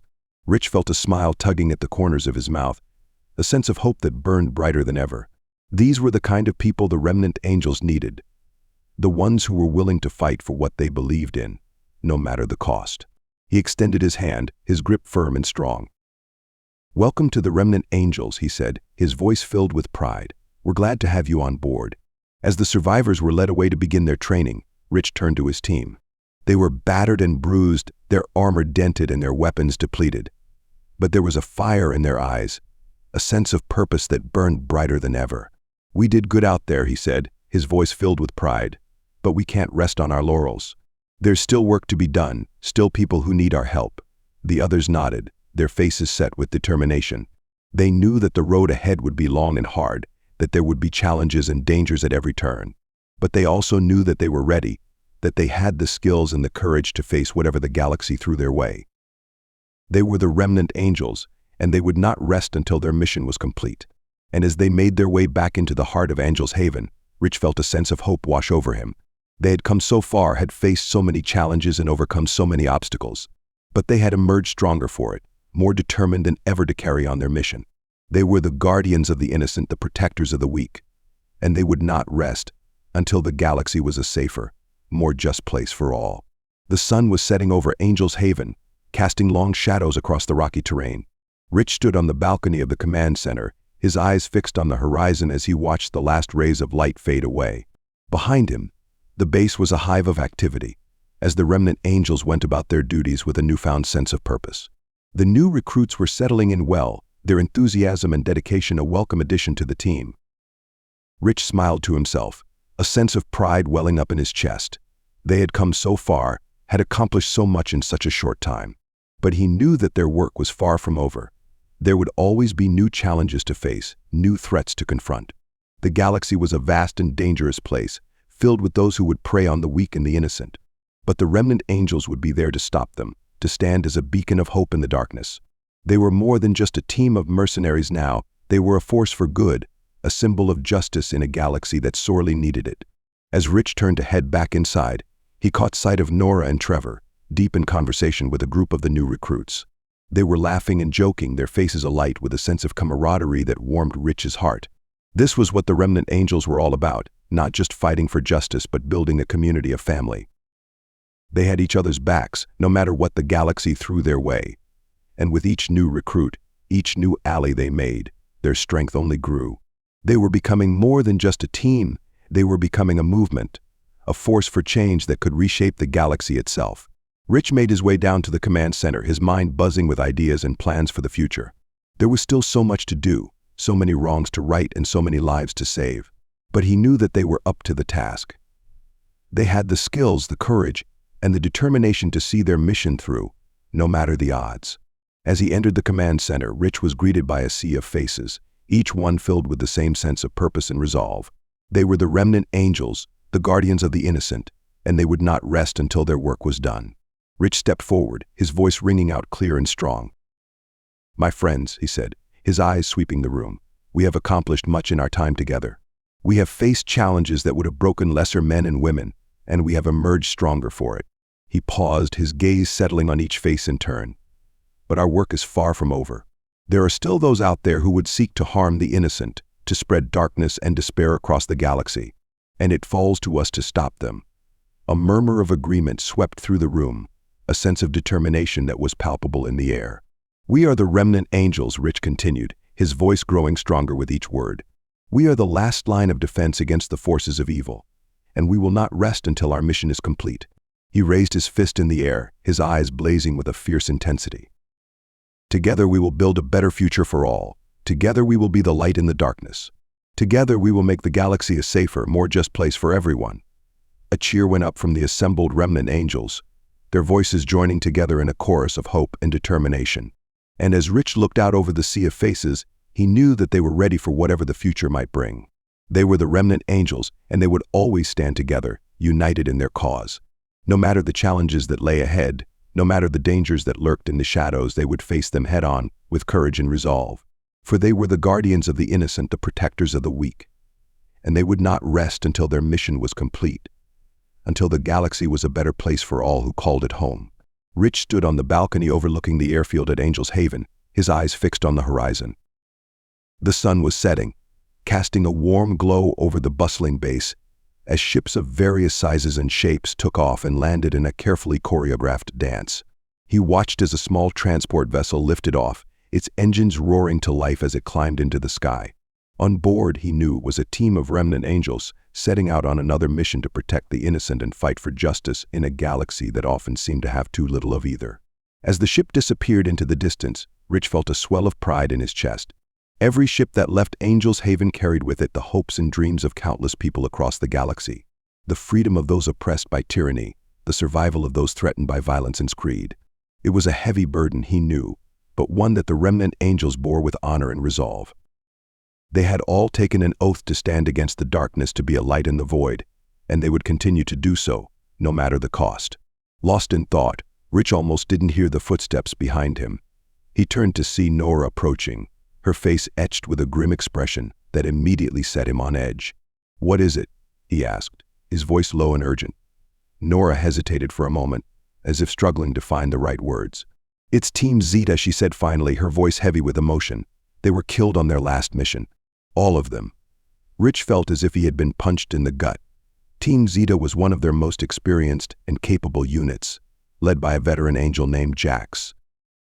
The thought of them being gone, of losing such valuable members of their family, was almost too much to bear. But even as grief threatened to overwhelm him, Rich felt a cold, hard anger settling in his chest. Whoever was responsible for this, whoever had taken the lives of his people, would pay. He would make sure of that. He turned to Nora, his eyes blazing with determination. "Gather the core team," he said, his voice steady and commanding, "and get me everything we have on Team Zeta's last mission. I want to know every detail, every scrap of intel we have." Nora nodded, her own eyes hardening with resolve. "I'm on it," she said, turning to go.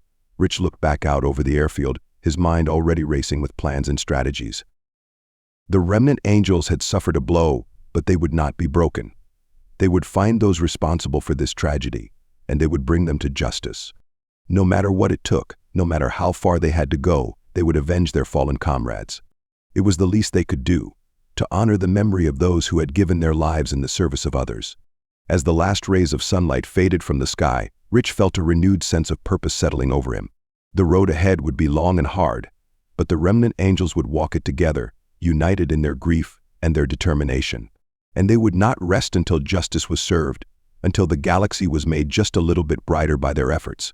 It was the only way to honor the sacrifices of the fallen, to ensure that their deaths had not been in vain. With a final determined nod, Rich turned and strode back into the base, ready to begin the next chapter in the Remnant Angels' never-ending fight against the darkness. The briefing room was filled with a tense, somber energy as the core team of the Remnant Angels gathered around the central table. Rich stood at the head, his face a mask of grim determination as he looked out over the assembled faces. To his right, Nora and Trevor sat side by side, their expressions mirroring his own. Luis occupied a seat nearby, his fingers flying over a datapad as he pulled up every scrap of information they had on Team Zeta's last mission. A few other trusted angels were present as well: Mara, a skilled pilot who had flown with Rich on countless missions; Jace, a grizzled veteran with a talent for infiltration and sabotage; and Kira, a young but fiercely talented hacker who had proven herself time and again in the field. Rich cleared his throat, and the room fell silent. "I'm sure you've all heard the news by now," he began, his voice heavy with emotion. "Team Zeta was killed in action on their last mission. We don't have all the details yet, but what we do know is that they were investigating a lead on a hyper-urbanized planet in the Sigma Quadrant." He paused, letting the weight of his words sink in. "Jax and his team were some of the best we had. Their loss is a blow to us all, and one that we will not take lightly." Nora spoke up, her voice filled with a quiet, simmering anger. "Do we have any idea who was behind this?" Luis shook his head. "Not yet. The planet they were on, Nexus Prime, is a hive of criminal activity. It could be any number of gangs or syndicates operating there." Rich nodded. "Which is why we need to act fast. We can't let Jax and his team's deaths go unanswered. We owe it to them, and to all the innocent people out there who are counting on us, to finish what they started and bring their killers to justice." He looked around the room, making eye contact with each of the assembled angels in turn. "I won't lie to you. This mission will be dangerous. Nexus Prime is a labyrinth of multi-level cities and criminal networks.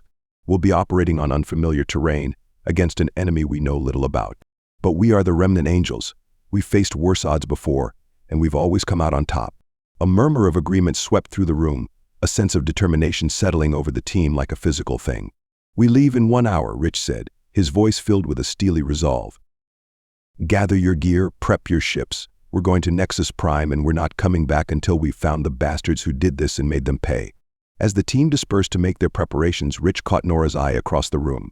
She gave him a small nod, a silent acknowledgement of the road ahead. They both knew that this mission would test them all in ways they had never been tested before. But they also knew that they would face it together, as a team, as a family.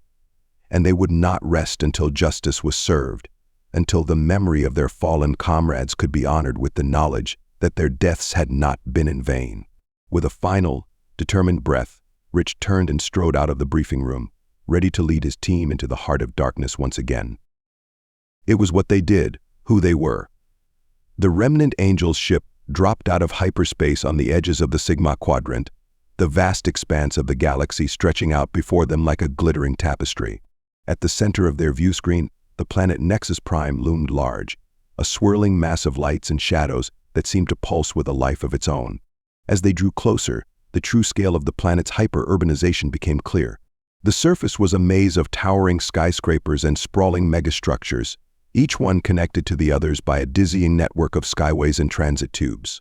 The city seemed to go on forever, stretching from horizon to horizon in an unbroken sea of steel and neon. "I've never seen anything like it," Mara murmured from her place at the helm, her eyes wide with wonder and trepidation. Rich nodded, his own gaze fixed on the planet below. "Nexus Prime is a world unto itself," he said. "A place where the normal rules don't apply, and where anything can be bought or sold for the right price." He turned to Kira, who was hunched over her console, her fingers flying over the controls. Any luck hacking into the local network? Kira shook her head, frustration etched on her features. Not yet. The planet's systems are a labyrinth of firewalls and encrypted channels. It's like trying to navigate a maze blindfolded. Trevor spoke up from his place at the tactical station. We knew this wasn't going to be easy, he said. But we've got to start somewhere. Jax and his team must have left some kind of trail, something we can follow. Rich nodded, his mind racing with possibilities. Luis, you and Kira keep working on cracking those systems. If there's a digital trail to be found, I want it found. The rest of us will head to the surface, start shaking some trees, and see what falls out. As the ship began its descent towards the planet's surface, Rich felt a sense of unease settling in his gut. Nexus Prime was a dangerous place, a world where the strong preyed on the weak, and where loyalty was a commodity to be bought and sold. But they had no choice. If they were going to find out what happened to Jax and his team, they would have to navigate the treacherous waters of the planet's criminal underworld. They would have to be cautious but bold, always on their guard but never afraid to take the fight to the enemy. As the ship touched down on a landing pad in the heart of one of the planet's sprawling megacities, Rich took a deep breath, steeling himself for the task ahead. He knew that the road would be long and hard, that they would face challenges and dangers at every turn. But they were the Remnant Angels, and they would not be deterred. They would follow the trail of their fallen comrades, no matter where it led them, and they would not rest until justice was served. With a final, determined nod to his team, Rich led the way off the ship and out into the neon-drenched streets of Nexus Prime. The hunt was on, and the Remnant Angels would not stop until they had their prey in their sights. No matter how deep they had to delve into the planet's dark underbelly, no matter how many levels of the city they had to navigate, they would find the truth. They would avenge their fallen brothers and sisters, and they would show the galaxy that the light of justice still burned bright, even in the darkest of places. The Remnant Angels had come to Nexus Prime, and they would not leave until their mission was complete. It was a promise, a vow, and one that they would see through to the end. The neon-lit streets of Nexus Prime pulsed with a frenetic energy as Rich and his team made their way through the crowded alleys and bustling thoroughfares of the megacity. The air was thick with the smell of exhaust fumes and the chatter of 1,000 different languages, a cacophony of sound and sensation that threatened to overwhelm the senses. But the Remnant Angels were no strangers to the chaos of the galaxy's underbelly. They moved through the crowds with a purpose, their eyes always scanning for any sign of trouble, any hint of the information they needed to unravel the mystery of Team Zeta's fate. Their first stop was a seedy bar in the lower levels of the city, a place where information was bought and sold like any other commodity. As they entered the dimly lit establishment, the patrons fell silent, eyeing the newcomers with a mix of suspicion and fear. Rich approached the bar, his posture relaxed but his eyes sharp and alert. He signaled to the bartender, a grizzled old man with cybernetic implants where his eyes should have been. "We're looking for information," Rich said, his voice low but commanding, "about a group of off-worlders who came through here recently. They would have been asking questions, poking around in places they shouldn't have been." The bartender regarded him silently for a moment, his artificial eyes whirring and clicking as they scanned Rich's face. Finally he spoke, his voice a raspy whisper. "I might know something about that," he said, "but information like that, it comes with a price." Rich nodded, sliding a credit chip across the bar. The bartender snatched it up, his eyes gleaming with a cold, calculating light. "They were here, all right," he said, "asking about a gang, one of the big players in this part of the city. Called themselves the Shadowblades." Trevor frowned. "The Shadowblades. I've heard of them. They're a nasty bunch, known for their ruthlessness and their high-tech weaponry." The bartender nodded. "That's them. Your friends, they were poking around, asking too many questions. Word is, the Shadowblades didn't take too kindly to that." Rich leaned forward, his voice urgent. "What happened to them?" The bartender shrugged. "No one knows for sure. But if the Shadowblades were involved, it can't have been good. They have a reputation for making problems disappear, if you know what I mean." Rich exchanged a glance with his team, a silent understanding passing between them. They had a lead, a place to start. But if the Shadowblades were as dangerous as the bartender suggested, they would have to be careful. As they left the bar and made their way back out into the city, Kira's voice crackled over their comms. "I think I've got something," she said, excitement coloring her tone. "I've been digging through the local network, and I found a series of encrypted transmissions that seem to be connected to the Shadowblades. Louis chimed in, his own voice filled with a grim satisfaction. "I've been analyzing the data from Team Zeta's last known location.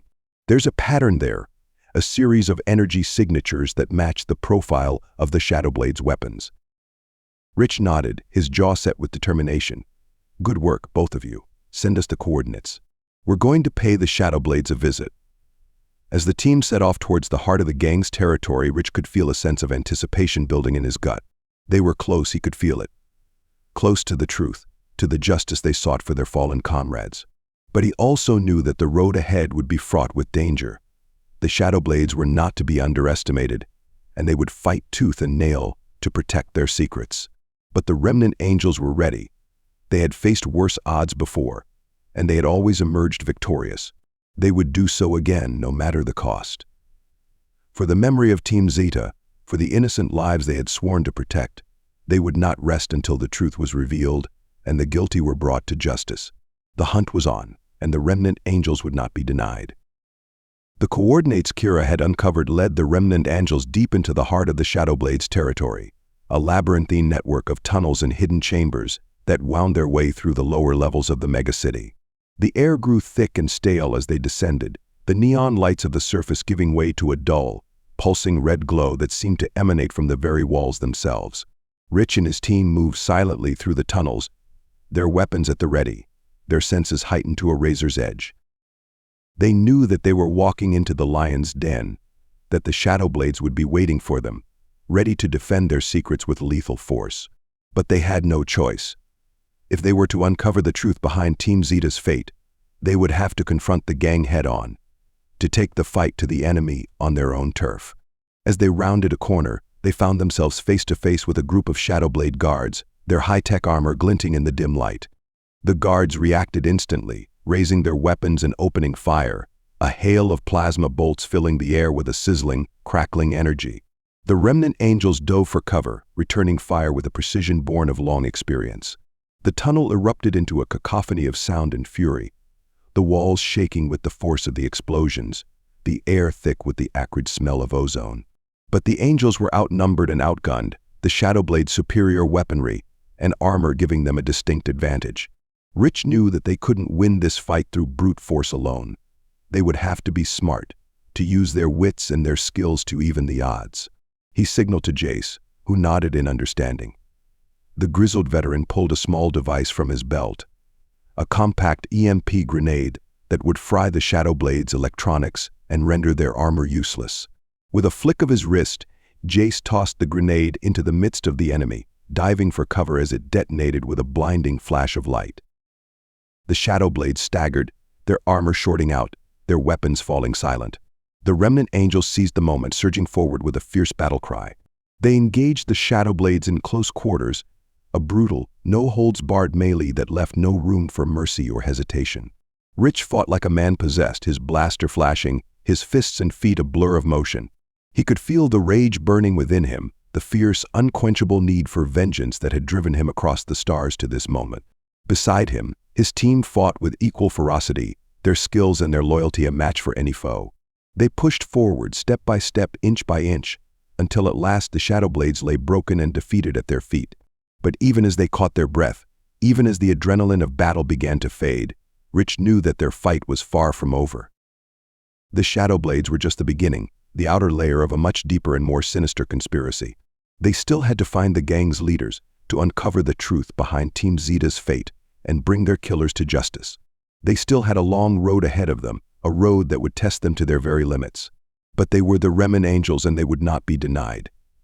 They had come too far, sacrificed too much, to turn back now. With a final, determined nod to his team, Rich led the way deeper into the tunnels, into the very heart of the Shadowblade's power. They would finish what Team Zeta had started, no matter the cost. For the memory of the fallen, for the innocent lives they had sworn to protect, they would see this through to the end. The confrontation had been won, but the true battle was just beginning. The deeper the Remnant Angels delved into the Shadowblade's stronghold, the more evidence they found of the gang's true nature.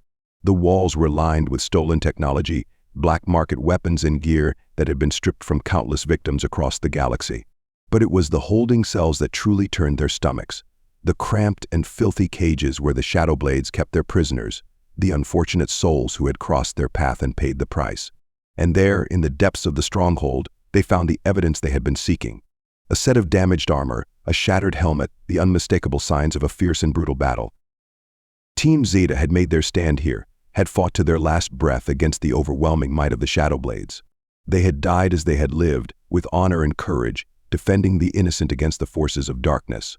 Rich felt a fierce, burning anger welling up within him as he looked upon the scene, a rage that threatened to consume him entirely. But he forced it down, forced himself to focus on the task at hand.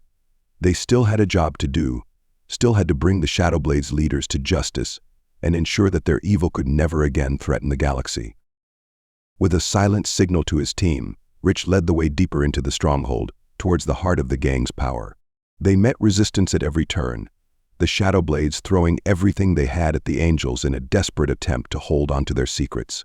But the Angels were relentless, their skills and their determination a match for any foe.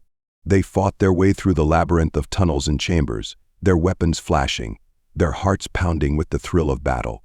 And then, at last, they reached the inner sanctum, the place where the Shadow Blades leaders had barricaded themselves in a final, desperate attempt to escape justice. Rich kicked down the door, his blaster at the ready, his eyes blazing with a fierce, righteous anger. The gang's leaders cowered before him, their once proud faces twisted with fear and desperation. "It's over," Rich growled, his voice low and dangerous. "You've preyed on the innocent for too long, have caused too much suffering and pain. But now, you will answer for your crimes." The gang's leaders tried to bargain, tried to offer wealth and power in exchange for their lives. But Rich was unmoved, his resolve as unshakable as the steel of his armor. With a final, decisive motion, he brought the butt of his blaster down on the leader's head, sending him crumpling to the ground. The others quickly followed suit, their weapons clattering to the floor as they surrendered to the inevitable. As the dust settled and the adrenaline of battle began to fade, Rich and his team gathered up the evidence they needed, the proof of the Shadow Blades' crimes and the fate of Team Zeta. They had done it. They had brought justice to the fallen, had ensured that their deaths would not be in vain. But even as they made their way back out of the stronghold, even as they emerged into the neon-lit chaos of the megacity above, Rich knew that their work was far from over. There would always be others like the Shadow Blades, always be those who sought to prey on the weak and the innocent. And the Remnant Angels would always be there to stop them, to bring light to the darkness and hope to the hopeless. It was who they were, what they had sworn to do. And they would continue to do it, no matter the cost, no matter the sacrifice. With a final, determined nod to his team, Rich led the way back to their ship, the bodies of their fallen comrades secured and ready for the long journey home. Justice had been served, but the fight was far from over. The journey back to Angel's Haven was a somber one, the weight of their loss hanging heavy over the ship like a shroud. Rich and his team had emerged victorious from their mission, had brought the Shadow Blades to justice and avenged the deaths of Team Zeta. But the cost had been high, the price paid in blood and sacrifice. The bodies of their fallen comrades lay in the ship's hold, a silent testament to the brutality of the galaxy and the depths of evil that lurked within it. As they landed at the base, Rich could see a crowd gathering to meet them, the faces of the Remnant Angels etched with grief and sorrow. They had all felt the loss of Team Zeta, had all been diminished by their passing. Rich stepped forward, his head held high, his voice steady and clear. "We have returned," he said, his words echoing across the assembled crowd, "and we have brought our fallen brothers and sisters home." A hush fell over the gathering as the bodies were brought out, the silence broken only by the soft sobs of those who had known and loved them. Rich felt a hand on his shoulder and turned to see Nora standing beside him, her eyes glistening with unshed tears. "You did well," she said softly, her voice filled with a quiet pride. "They would be proud of what you've accomplished." Rich nodded, his own eyes stinging with emotion. "I only wish we could have done more," he said, his voice rough and raw. "I wish we could have saved them." But even as he spoke the words, he knew that they were a futile wish, a dream that could never be realized. The galaxy was a harsh and unforgiving place, and the price of their mission was one that had to be paid, time and time again.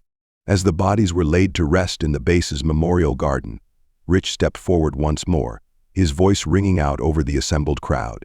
"We are the Remnant Angels," he said, his words filled with a fierce, unshakable determination. "We are the guardians of the innocent, the protectors of the weak. We have suffered a great loss, but we will not be broken by it." He looked out over the sea of faces, saw the pain and the grief etched in every line and curve. But he also saw the strength, the courage, the unbreakable will that had brought them all together. "We will honor our fallen by continuing their work," he said, his voice growing stronger with every word. "We will bring justice to the unjust, hope to the hopeless, and light to the darkness.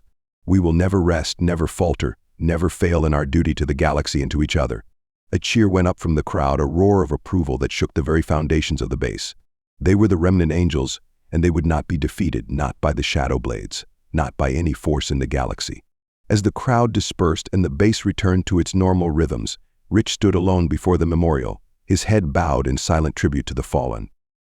He knew that the road ahead would be long and hard, that there would be more losses, more sacrifices to be made.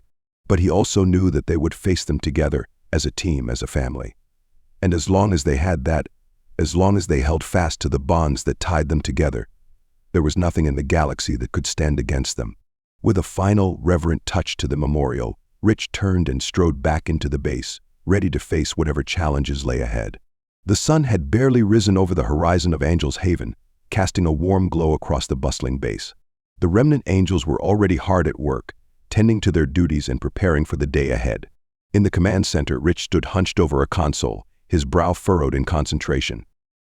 The memory of their recent mission to Nexus Prime still weighed heavily on his mind. The loss of Team Zeta, a raw and painful wound. But even in the midst of their grief, Rich knew that they couldn't afford to rest. The galaxy was a vast and dangerous place, and there were always more battles to be fought, more lives to be saved. As he pored over the data streaming across the screen, a particular piece of information caught his eye. It was a fragment of a conversation he had overheard during their time on Nexus Prime. A whispered exchange between two shadowy figures in a seedy bar. "Did you hear about the big shipment coming in?" one of them had said, his voice low and conspiratorial. "The bosses are calling it the biggest haul of merchandise they've ever seen." The other figure had chuckled, a cruel and mirthless sound. "Merchandise? You mean slaves, don't you?" Rich felt a cold fury rising in his chest at the memory. Slavery was a scourge on the galaxy, a vile and despicable practice that preyed on the weak and the innocent. He had seen its horrors firsthand, had been taken as a prisoner of war and forced to work in brutal conditions, given barely enough food to survive. He had vowed then and there that he would do everything in his power to end slavery, to bring those who profited from it to justice. And now, with this new lead, he finally had a chance to strike a blow against the slavers. Rich activated his comm, his voice tight with urgency. "Luis, I need you in the command center. Now." A few moments later, Luis burst into the room, his eyes wide with concern. "What's going on, boss? Is everything okay?" Rich shook his head, his expression grim. "Not even close. I need you to start digging into something for me, something big." He quickly filled Luis in on what he had overheard. The whispered conversation about the slavers and their impending shipment. Luis listened intently, his face growing more and more serious with every word. "I'm on it," he said, his voice filled with a quiet determination. "If there's anything to find, I'll find it." Rich nodded, a small smile tugging at the corners of his mouth. He knew that he could always count on Luis, on all of his team. They were more than just soldiers, more than just a band of mercenaries. They were a family, bound together by a shared purpose and an unshakable loyalty.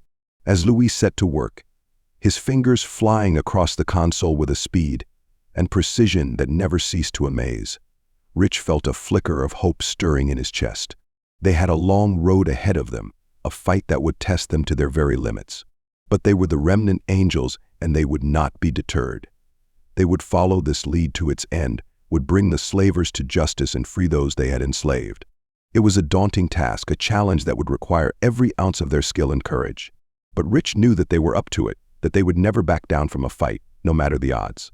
With a final, determined nod to Luis, Rich turned his attention back to the console, his mind already racing with plans and strategies. The hunt was on, and the Remnant Angels would not be denied.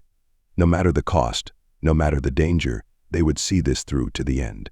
For justice, for freedom, for the sake of all those who suffered under the yoke of oppression. The Remnant Angels were coming, and the slavers would soon learn the true meaning of fear. The command center was a hive of activity, a buzz of urgent voices and flickering screens. At the center of it all stood Rich, his eyes locked on the data streaming across the main console. Luis had worked tirelessly, scouring the darknet and hacking into encrypted transmissions, piecing together a picture of the impending slave auction. It was worse than they had feared, a massive operation involving hundreds of innocent lives, all to be sold to the highest bidder. But now, at least they had a target.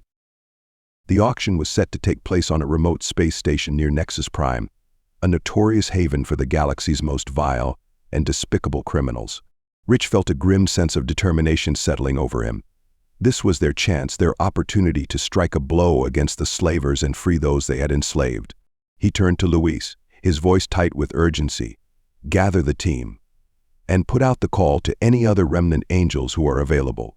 We're going to need all the help we can get." Luis nodded, his fingers already flying across the console as he sent out the alert. Within minutes, the command center was filled with the sound of hurried footsteps and eager voices as the Remnant angels assembled. Nora and Trevor were the first to arrive, their faces set with a fierce determination. They had been with Rich from the beginning, had fought by his side through countless battles and campaigns. Next came Mara and Jace, the skilled pilot and the grizzled infiltrator, their eyes gleaming with a predatory light. They were always ready for a fight, always eager to take on the galaxy's worst. And then there were the others, the newer recruits and the seasoned veterans, all united by a common purpose and an unshakable resolve. They came from all walks of life, from all corners of the galaxy, but they were all Remnant angels, all dedicated to the cause of justice and freedom. Rich looked out over the assembled teams, his heart swelling with pride. These were his people, his family, and he knew that he could count on them, no matter the odds. "Listen up," he said, his voice ringing out over the gathered crowd. "We have a mission, and it's not going to be easy. The slavers are holding an auction on a space station near Nexus Prime, and they're expecting a big turnout." He paused, letting his words sink in. "But we're going to be there too. We're going to infiltrate that auction, and we're going to put an end to their operation once and for all." A murmur of agreement rippled through the crowd, a sense of determination and purpose that was palpable in the air. "We'll need to be smart about this," Rich continued. "We can't just go in guns blazing. We'll need to be stealthy, to gather intelligence and wait for the right moment to strike." He turned to Nora and Trevor, his expression serious. "I want you two to work with Luis, to come up with a plan for getting us onto that station undetected. The rest of you start gearing up and preparing for the mission. We leave in 6 hours." As the teams dispersed to make their preparations, Rich felt a sense of calm settling over him. This was what they did, what they had trained for. But even as he steeled himself for the fight ahead, Rich couldn't shake the memories of his own time as a prisoner, the brutal conditions and the constant fear. He had sworn then that he would never let anyone else suffer as he had, that he would do everything in his power to end the scourge of slavery. And now, with his team by his side and a plan in motion, he finally had his chance. The slavers would soon learn the true strength of the Remnant angels and the price of their cruelty and greed. For justice, for freedom, for the sake of all those who suffered under the yoke of oppression, the Remnant angels were coming, and they would not be denied. The space station loomed before them, a sprawling mass of metal and glass suspended in the inky void of space. It was a hive of scum and villainy, a place where the galaxy's most notorious criminals came to ply their trade.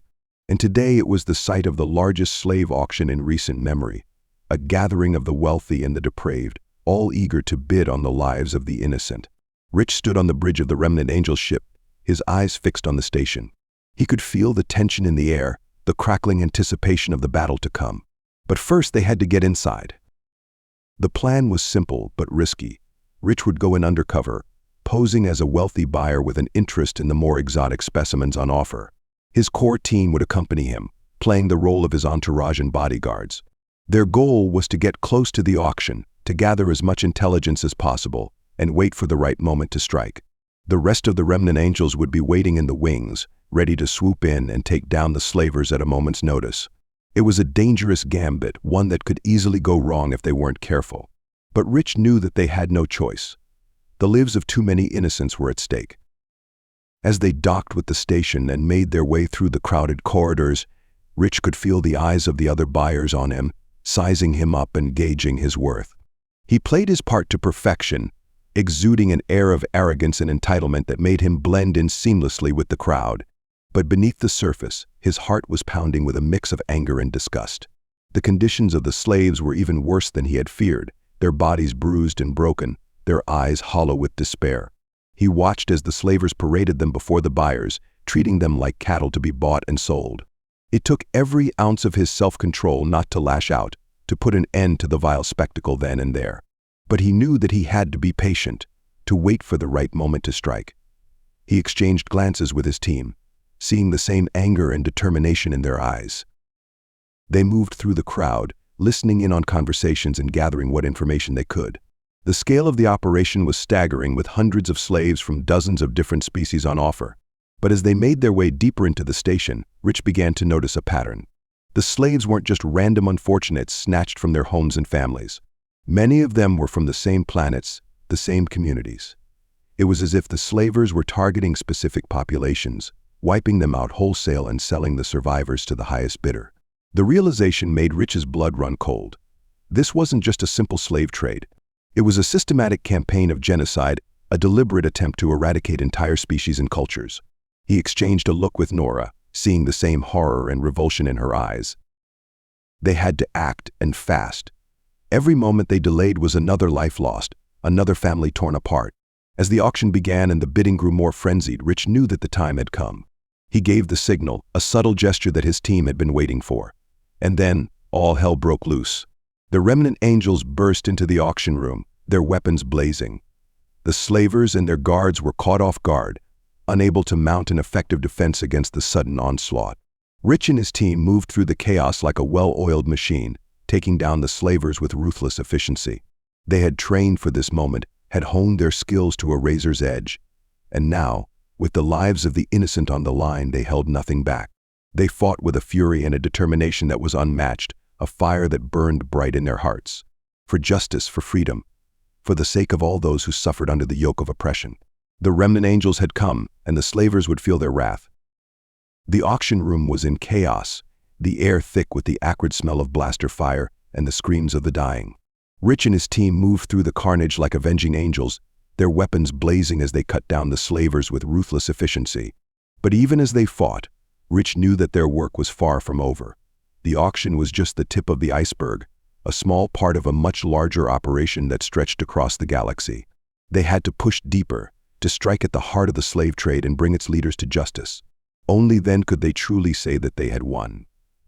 As the last of the slavers fell and the smoke began to clear, Rich gathered his team around him. They were battered and bruised, their armor scorched and dented from the fierce battle. But their eyes blazed with a fierce determination, a fire that could not be quenched. They knew what they had to do, and they would not rest until it was done. "The real fight starts now," Rich said, his voice grim. "The leaders of this operation, the ones who profit from the suffering of others, they're here somewhere, and we're going to find them."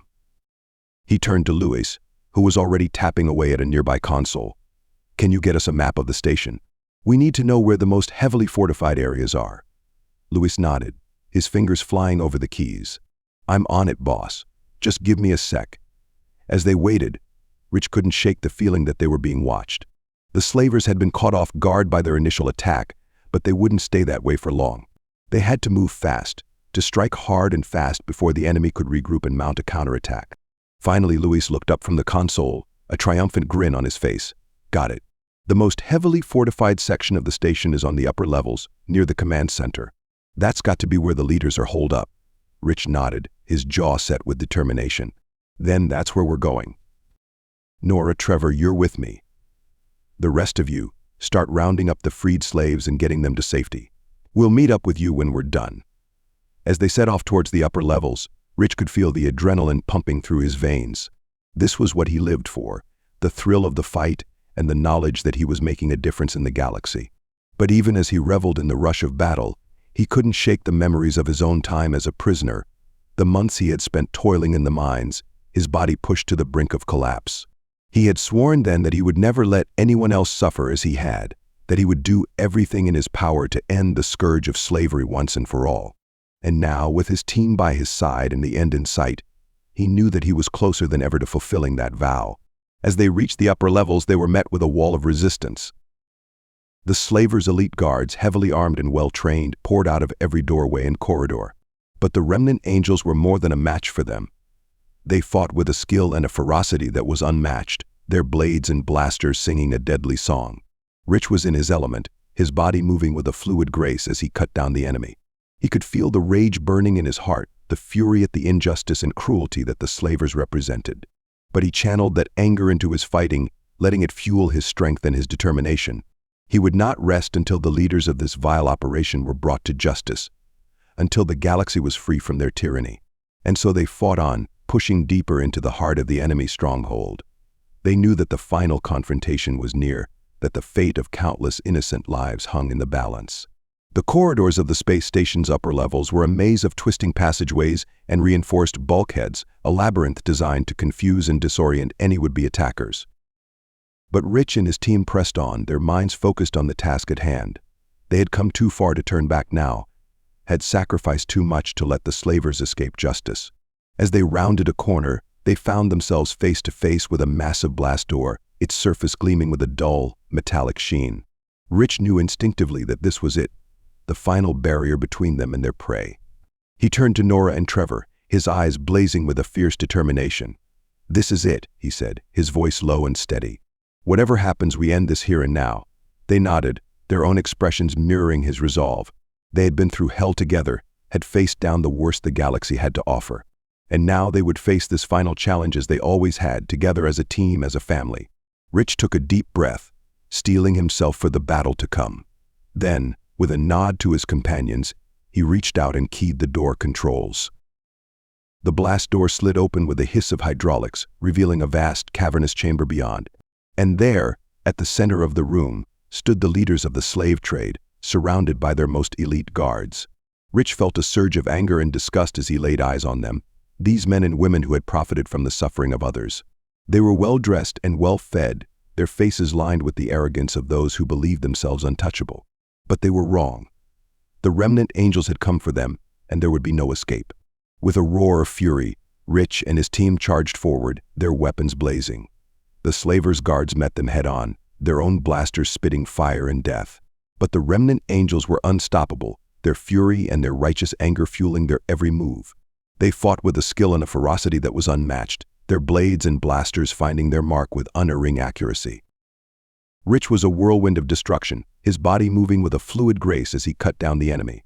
He could feel the rage burning in his heart, the fury at the injustice and cruelty that the slavers represented. But he channeled that anger into his fighting, letting it fuel his strength and his determination. He would not rest until the leaders of this vile operation were brought to justice, until the galaxy was free from their tyranny. And then, as the last of the guards fell and the smoke began to clear, Rich found himself face to face with the slavers themselves. They cowered before him, their eyes wide with fear and desperation. But Rich felt no pity for them, no mercy in his heart. They had made their choice, had chosen to profit from the suffering of others. And now they would pay the price for their crimes. With a final, decisive blow, Rich brought down the leader of the slave trade, his blade finding its mark with a sickening thud. The others quickly fell, their bodies crumpling to the ground like marionettes with their strings cut. And then, it was over. The slave trade in this sector of space had been dealt a crushing blow, its leaders lying dead at Rich's feet. But even as he savored the victory, Rich knew that their work was far from over. There were still slaves to be freed, still wrongs to be righted. He turned to his team, his eyes shining with a fierce pride. "You know what to do," he said, his voice steady and strong. "Gather any intel you can find and start rounding up their assets. We'll make sure that this filth never preys on the innocent again." As they set to work, Rich couldn't help but feel a sense of satisfaction, a sense that they had struck a blow for justice and freedom. But he also knew that the fight would never truly be over, that there would always be those who sought to profit from the suffering of others. And the remnant angels would be there to stop them, to stand as a beacon of hope in the darkness. For justice, for freedom, for the sake of all those who suffered under the yoke of oppression. With the slave trade leaders lying dead at their feet and the station's defenses crumbling, Rich and his team turned their attention to the most important task at hand, freeing the slaves. They moved through the station with a sense of urgency, their eyes scanning every corridor and holding cell for signs of life. The conditions they found were appalling, a testament to the cruelty and greed of the slavers. Men, women, and children from a dozen different species huddled together in cramped, filthy cells, their bodies bruised and broken from years of abuse and neglect. Many were so weak from hunger and disease that they could barely stand, their eyes dull with hopelessness and despair. But as the remnant angels approached, a flicker of hope began to spread through the ranks of the enslaved. They had heard the sounds of battle, had felt the station shudder with the force of the explosions. And now, as they saw the fierce, determined faces of their rescuers, they knew that their long nightmare was finally coming to an end. Rich and his team worked tirelessly, breaking open the locks on the cells and helping the slaves to their feet. They offered water and food to the weakest, tending to their wounds with gentle hands. And as they did so, they felt a sense of purpose, a sense that this was what they were meant to do. They were not just soldiers, not just mercenaries fighting for the highest bidder. As the last of the slaves were freed, and the station's corridors began to fill with the sound of laughter and tears of joy, Rich felt a lump form in his throat. He had seen so much suffering in his life, had endured so much pain and hardship. But in moments like these, he knew that it had all been worth it. To see the smiles on the faces of the freed slaves, to know that he had played a part in giving them back their lives and their dignity, there was no greater reward than that. He turned to his team, his eyes shining with pride and gratitude. "You all did an amazing job today," he said, his voice rough with emotion. "I couldn't ask for a better crew, a better family." They nodded, their own expressions mirroring his own. They had been through so much together, had faced down the worst the galaxy had to offer, and they had emerged stronger for it, more united and more determined than ever to continue their fight against injustice and oppression. As they began to lead the freed slaves towards the hangar bay, where the ships that would have carried them to their doom now waited to take them to freedom, Rich couldn't help but think of his own past, of the months he had spent as a prisoner, forced to work in the mines until his body was ready to give out.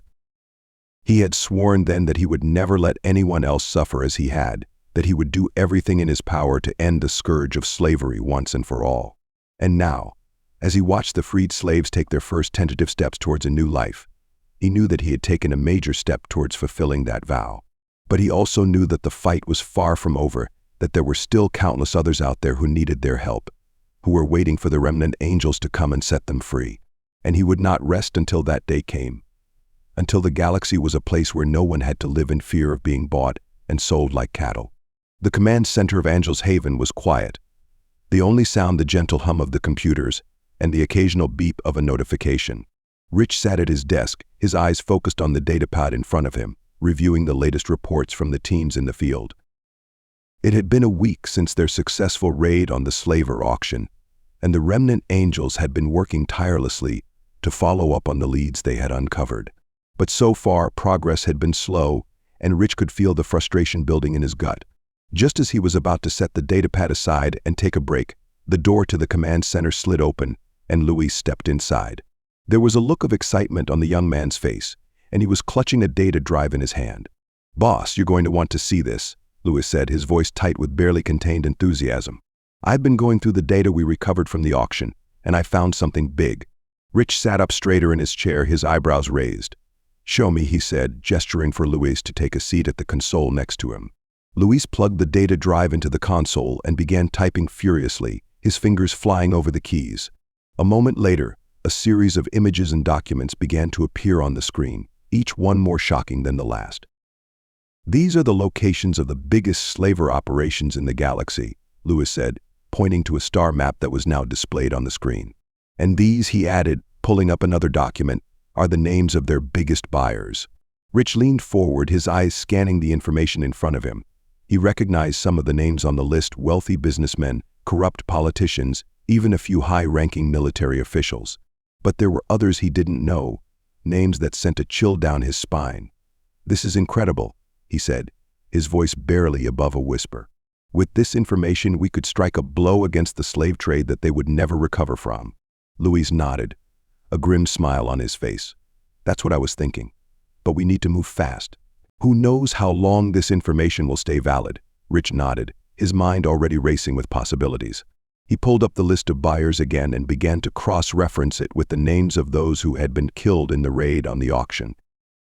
"Looks like we took out a good number of them already," he said, his finger tracing down the list. "But there are still plenty left. And as long as there are buyers, there will always be slavers willing to supply them." He sat back in his chair, his eyes distant as he considered their next move. Then, With a suddenness that made Lewis jump, he stood up and activated the base-wide comm system. "Attention all Remnant Angels," he said, his voice ringing out through the base. "This is Rich. I need everyone to report to the main hangar bay immediately. We have a new mission, and it's going to take every single one of us to see it through." He turned to Lewis, a fierce determination burning in his eyes. "Get everything we have on these slaver operations and their buyers loaded onto the main server," he said. "We're going to need it." Lewis nodded and set to work, his fingers flying over the keys once again. Rich watched him for a moment, a sense of pride and purpose swelling in his chest. They had the information they needed, the tools to strike a blow against the slave trade that would be felt across the galaxy. And with the Remnant Angels at his side, he knew that there was nothing they couldn't accomplish. It was time to take the fight to the slavers, to show them that their days of preying on the innocent were numbered. And the Remnant Angels would be the ones to deliver that message loud and clear. The main hangar bay of Angels Haven was a sea of faces. The Remnant Angels gathered from every corner of the base. There was a buzz of excitement and anticipation in the air, a sense that something big was about to happen. At the front of the room, Rich stood on a raised platform, his eyes sweeping over the assembled crowd. Beside him, his core team stood at attention, their expressions serious but filled with determination. "Thank you all for coming," Rich began, his voice amplified by the speakers mounted on the walls. "I know you're all busy with your own assignments and missions, but what I'm about to tell you is going to change everything." He paused for a moment, letting his words sink in. Then, with a deep breath, he continued. "We've uncovered a wealth of information about the biggest slaver operations in the galaxy and the buyers who keep them in business. And with this information, we have an opportunity to strike a blow against the slave trade that they will never recover from." A murmur of excitement rippled through the crowd, the Remnant Angels shifting and nodding to one another. They had all seen the horrors of slavery firsthand, had all sworn to do whatever it took to end the vile practice once and for all. "But it's not going to be easy," Rich warned, his voice growing serious. "These slavers are well-funded, well-armed, and they'll stop at nothing to protect their profits. If we're going to take them down, it's going to take every single one of us working together." He brought up a holographic display of the galaxy, the locations of the slaver operations glowing red against the star field. "Our plan is simple, but it's going to require precision and coordination. We're going to hit them where it hurts, starting with their supply chains." The display zoomed in on a cluster of red dots, highlighting the biggest and most notorious slaver operations. "These are our first targets. We're going to hit them hard and fast, cutting off their ability to acquire new slaves and disrupting their operations." The Remnant Angels nodded, their expressions grim but determined. They knew the stakes, knew the risks they would be taking. But they also knew that it was a risk worth taking, a fight worth fighting. "Once we've dealt with the supply side, we're going to turn our attention to the buyers," Rich continued, the display shifting to highlight the names and locations of the biggest slave owners in the galaxy. "We're going to make it clear to them that their days of profiting from the suffering of others are over, and that they will be held accountable for their crimes." A cheer went up from the assembled Remnant Angels, a roar of approval that shook the hangar bay. They were ready to take the fight to the slavers and bring justice to the oppressed. Rich raised his hands, calling for quiet. "I know you're all eager to get started," he said, a smile on his face. "And believe me, I am too. But we need to do this right. We need to be smart, and we need to be careful." He brought up a list of assignments on the display, each one matched to a specific team of Remnant Angels. "I've divided up the targets based on your skills and experience. You'll each have a specific operation to take down, a specific set of buyers to go after." The Remnant Angels nodded, their eyes scanning the list and memorizing their assignments. They trusted Rich, trusted his judgment and his leadership. If he said this was the way to take down the slavers, then that was what they would do. "As for my team," Rich said, his voice growing serious once again, "we'll be going after the biggest and most dangerous of them all, the Workman Syndicate." A hush fell over the room at the mention of the notorious slaver group, the one responsible for some of the worst atrocities in the galaxy. They were a feared and hated name, a symbol of everything the Remnant Angels stood against. "It won't be easy," Rich warned, his eyes blazing with determination. "But we're going to take them down no matter what it takes. We're going to show them that their days of terror and oppression are over, and that the Remnant Angels will never stop fighting for what's right." The hangar bay erupted in cheers and applause, the Remnant Angels ready and eager to begin their new mission. They knew the risks, knew the challenges that lay ahead, but they also knew that they were fighting for something bigger than themselves, for a cause that was worth any sacrifice. As the teams began to disperse, heading off to make their preparations and gather their gear, Rich turned to his core team, a fierce pride burning in his eyes. "This is it," he said, his voice low and intense. "This is our chance to make a real difference, to strike a blow against the slavers that they'll never forget. Are you with me?" The answer was immediate and unanimous, a resounding chorus of agreement and determination. They were the remnant angels, the guardians of the innocent and the protectors of the weak, and they would not rest until the galaxy was free from the scourge of slavery once and for all. The industrial world of Zorgon Prime loomed before the remnant angels' ship, a gray and lifeless orb hanging in the void of space. It was a world of factories and refineries, of sprawling industrial complexes and towering smokestacks that belched noxious fumes into the atmosphere. And somewhere down there, hidden among the labyrinthine streets and alleyways, was the heart of the Workmen's Syndicate's slaving operation. Rich stood on the bridge of the ship, his eyes fixed on the viewscreen as they made their approach. Beside him, his core team was making their final preparations, checking their weapons and armor, going over the plan one last time. They had spent the past week gathering intelligence on the Syndicate's operation, studying their defenses and looking for weak points in their security. It had been a tense and nerve-wracking process, made all the more difficult by the Syndicate's fearsome reputation. The Workmen's Syndicate was known throughout the galaxy as one of the most brutal and ruthless slaver groups in existence. They were a well-oiled machine, with a vast network of informants, enforcers, and corrupt officials that made them almost untouchable. But the Remnant Angels were not afraid. They had faced worse odds before, had gone up against enemies that would have made even the bravest warriors quail in fear. And they had always emerged victorious, always found a way to overcome the impossible. As the ship touched down on the outskirts of the Syndicate's stronghold, Rich turned to his team, his expression serious, but filled with determination. "Remember the plan," he said, his voice low and intense. "We go in fast and hard, take out their defenses before they have a chance to react. We're looking for their central command center, where their leadership will be holed up." The team nodded, their faces set with grim determination. They knew the stakes, knew the risks they were taking. But they also knew that this was a fight they couldn't afford to lose. As they made their way through the winding streets and alleyways of the industrial complex, Rich couldn't shake the feeling that they were being watched. The Syndicate had eyes everywhere, and he knew that they would stop at nothing to protect their operation. But the Remnant Angels were ready for them. They moved quickly and silently, their weapons at the ready, their senses heightened to a razor's edge. They had trained for this moment, had honed their skills to perfection, and when the first wave of Syndicate enforcers attacked, they were ready. The battle was fierce and bloody, a whirlwind of blaster fire and hand-to-hand combat that left the streets littered with bodies. But the Remnant Angels fought with a skill and ferocity that was unmatched, their every move a symphony of precision and power. They pushed forward inch by hard-fought inch, their eyes fixed on their ultimate goal. They knew that the Syndicate's leadership would be well protected, hidden behind layers of defenses and guarded by their most elite warriors. But they also knew that they had no choice. If they were going to strike a blow against the slave trade, if they were going to bring justice to the oppressed and freedom to the enslaved, then they had to reach the heart of the Syndicate's operation. And so they fought on, their determination never wavering, their courage never failing.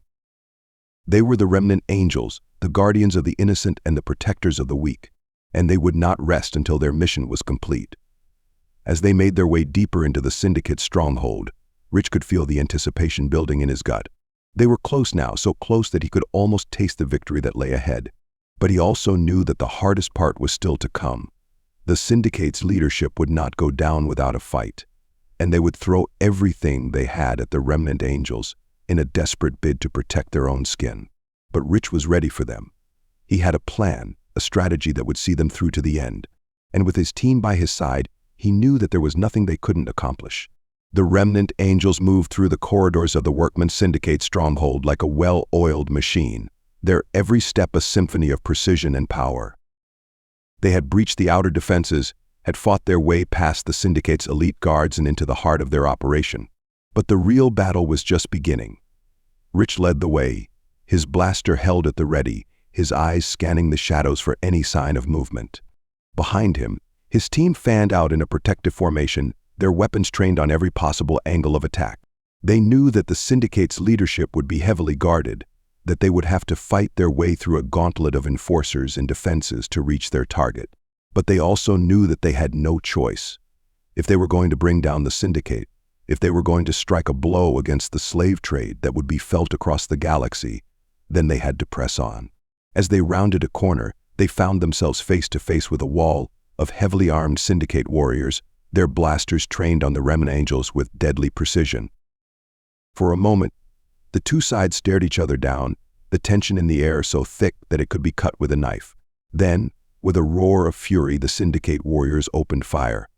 The corridor erupted in a hail of blaster bolts, the air filled with the acrid smell of ozone and the screams of the dying. The Remnant Angels dove for cover, their own weapons blazing as they returned fire with deadly accuracy. It was a fierce and desperate battle, with neither side giving an inch. The Syndicate warriors fought with a fanatical devotion to their cause, their every move a testament to their brutality and their cruelty. But the Remnant Angels were more than a match for them. They fought with a skill and a determination that was unmatched, their every shot a message of defiance and resolve. And slowly, painfully, they began to turn the tide. Rich was a whirlwind of motion, his blaster flashing as he cut down the Syndicate warriors with ruthless efficiency. Beside him, Nora and Trevor fought with a ferocity that bordered on the inhuman, their every move a blur of speed and power. And at their backs, the rest of the team pressed forward, their weapons blazing as they pushed the Syndicate warriors back step by bloody step. It was a long and brutal fight with casualties on both sides, but in the end the Remnant Angels emerged victorious, the last of the Syndicate warriors falling before their relentless advance. As they paused to catch their breath and tend to their wounds, Rich could feel the adrenaline coursing through his veins, the rush of victory that came with knowing that they were one step closer to their goal.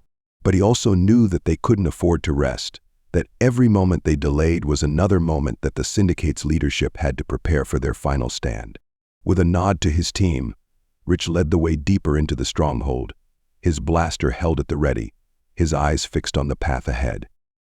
They were close now, so close that he could almost taste the victory that lay ahead. But he also knew that the hardest part was still to come. The Syndicate's leadership would be heavily armed and well protected, and they would stop at nothing to hold on to their power and their profits. But the Remnant Angels were ready for them. They had come too far, had fought too hard, to turn back now. They would see this through to the end, no matter the cost. As they made their way through the twisting corridors and fortified chambers of the stronghold, Rich could feel the anticipation building in his gut. They were on the verge of something great, something that would change the course of history forever. And with his team by his side, he knew that there was nothing they couldn't accomplish. The Remnant Angels stood before the massive blast doors that separated them from the heart of the Workmen's Syndicate's operation. They had fought their way through a gauntlet of defenses and guards, had battled their way past every obstacle that the slavers had thrown in their path. But now they faced their greatest challenge yet. Rich stepped forward, his eyes scanning the reinforced metal of the doors, looking for any weakness or vulnerability that they could exploit. But the doors were heavily fortified, designed to withstand even the most determined assault.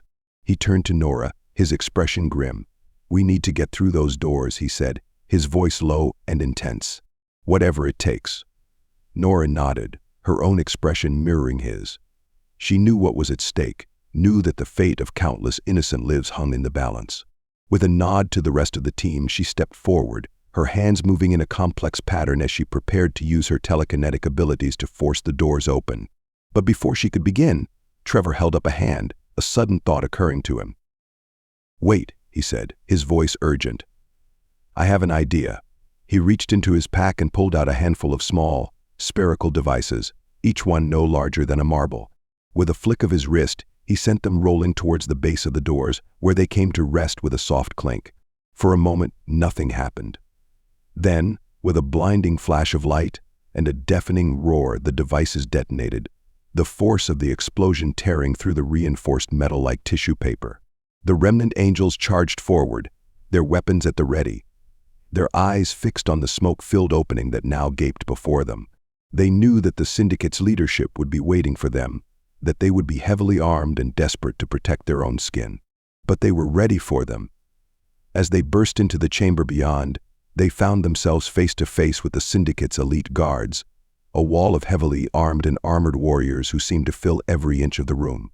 For a moment, the two sides stared each other down, the tension in the air so thick that it could be cut with a knife. Then, with a roar of fury, the guards opened fire. The chamber erupted in a hail of blaster bolts, the air filled with the acrid smell of ozone and the screams of the dying. The Remnant Angels dove for cover, their own weapons blazing as they returned fire with deadly accuracy.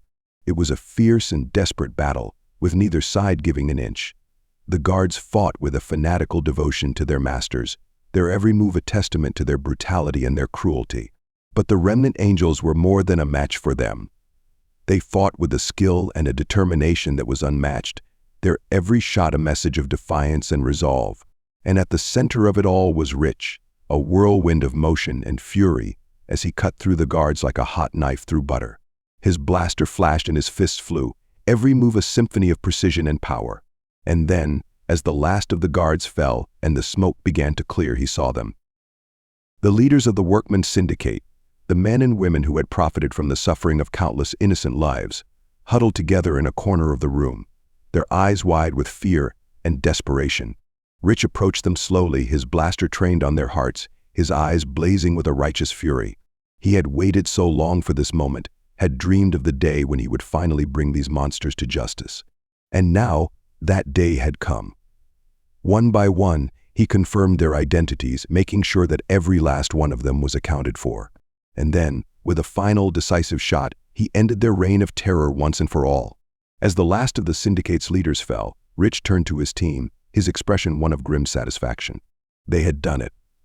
They had struck a blow against the slave trade that would be felt across the galaxy, had brought justice to the oppressed and freedom to the enslaved. But even as they savored their victory, Rich knew that their work was far from over. There were still other slaver groups out there, still other monsters who profited from the suffering of the innocent. And the Remnant Angels would not rest until they had brought them all to justice. With a final nod to his team, Rich activated his comm, his voice ringing out across the Syndicate's channels. "This is Rich Greaves of the Remnant Angels," he said, his voice filled with a fierce determination. "The Workmen's Syndicate is finished. Their leaders are dead, and their operation is in ruins." He paused for a moment, letting his words sink in. Then, with a voice that was as hard and unyielding as steel, he delivered his final message. "To anyone else out there who thinks they can profit from the suffering of others, know this: the Remnant Angels are coming for you. We will not rest until every last slaver is brought to justice, until every last slave is free." And with that, he cut the transmission, his eyes blazing with a fierce and unquenchable fire. The journey back to Angel's Haven was a somber one, the weight of their victory tempered by the knowledge of the long road still ahead. The Remnant Angels had struck a mighty blow against the Workmen's Syndicate, had brought justice to the oppressed and freedom to the enslaved. But they knew that their work was far from over. As they gathered in the main hall of the base, the mood was one of grim determination.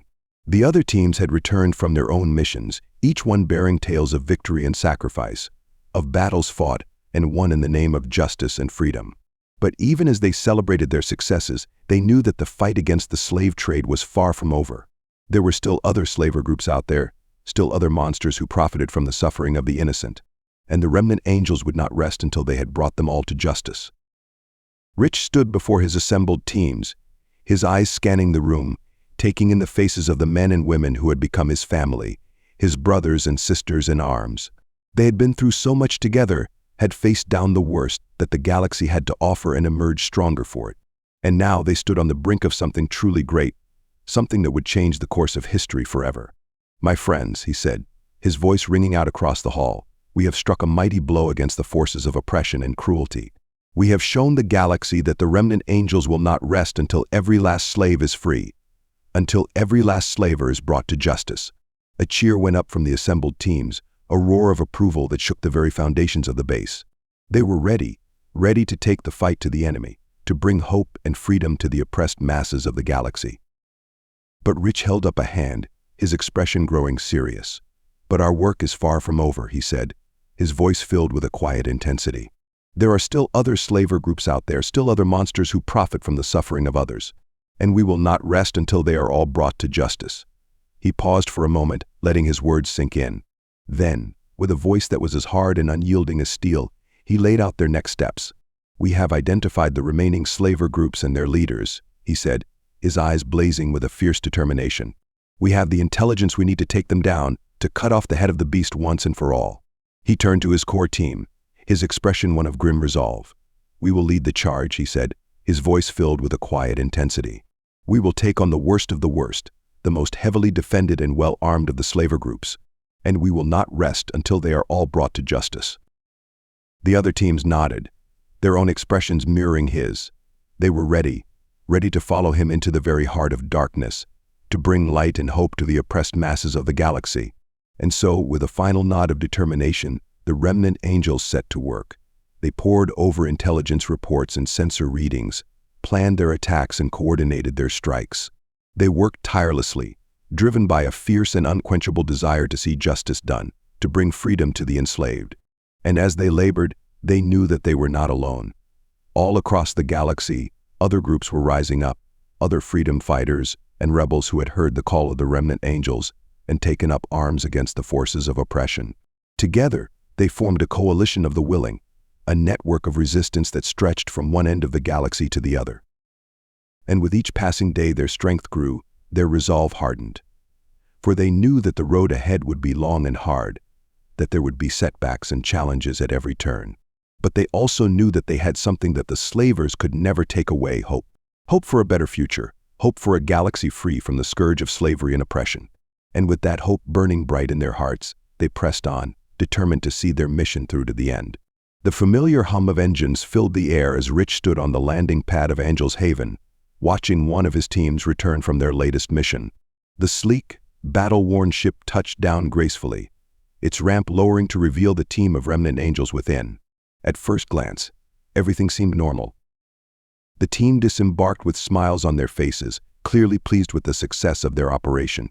They had been sent to deal with a small slaver faction that had ignored the Remnant Angels' previous warnings to cease their operations or face the consequences. But as Rich watched them more closely, he noticed something off. There was a tightness around their eyes, a tension in their shoulders that spoke of something more than just the usual post-mission adrenaline crash. Frowning, Rich made his way towards the team. "Welcome back," he called out, his voice carrying over the din of the bustling hangar. "How did it go?" The team leader, a seasoned veteran named Jax, stepped forward. "Mission accomplished, sir," he reported, his voice steady but his eyes troubled. "The slaver faction has been neutralized," Rich nodded, but he couldn't shake the feeling that there was more to the story. "Walk with me, Jax," he said, gesturing for the team leader to follow him. As they moved away from the others, Rich lowered his voice. "What aren't you telling me, Jax?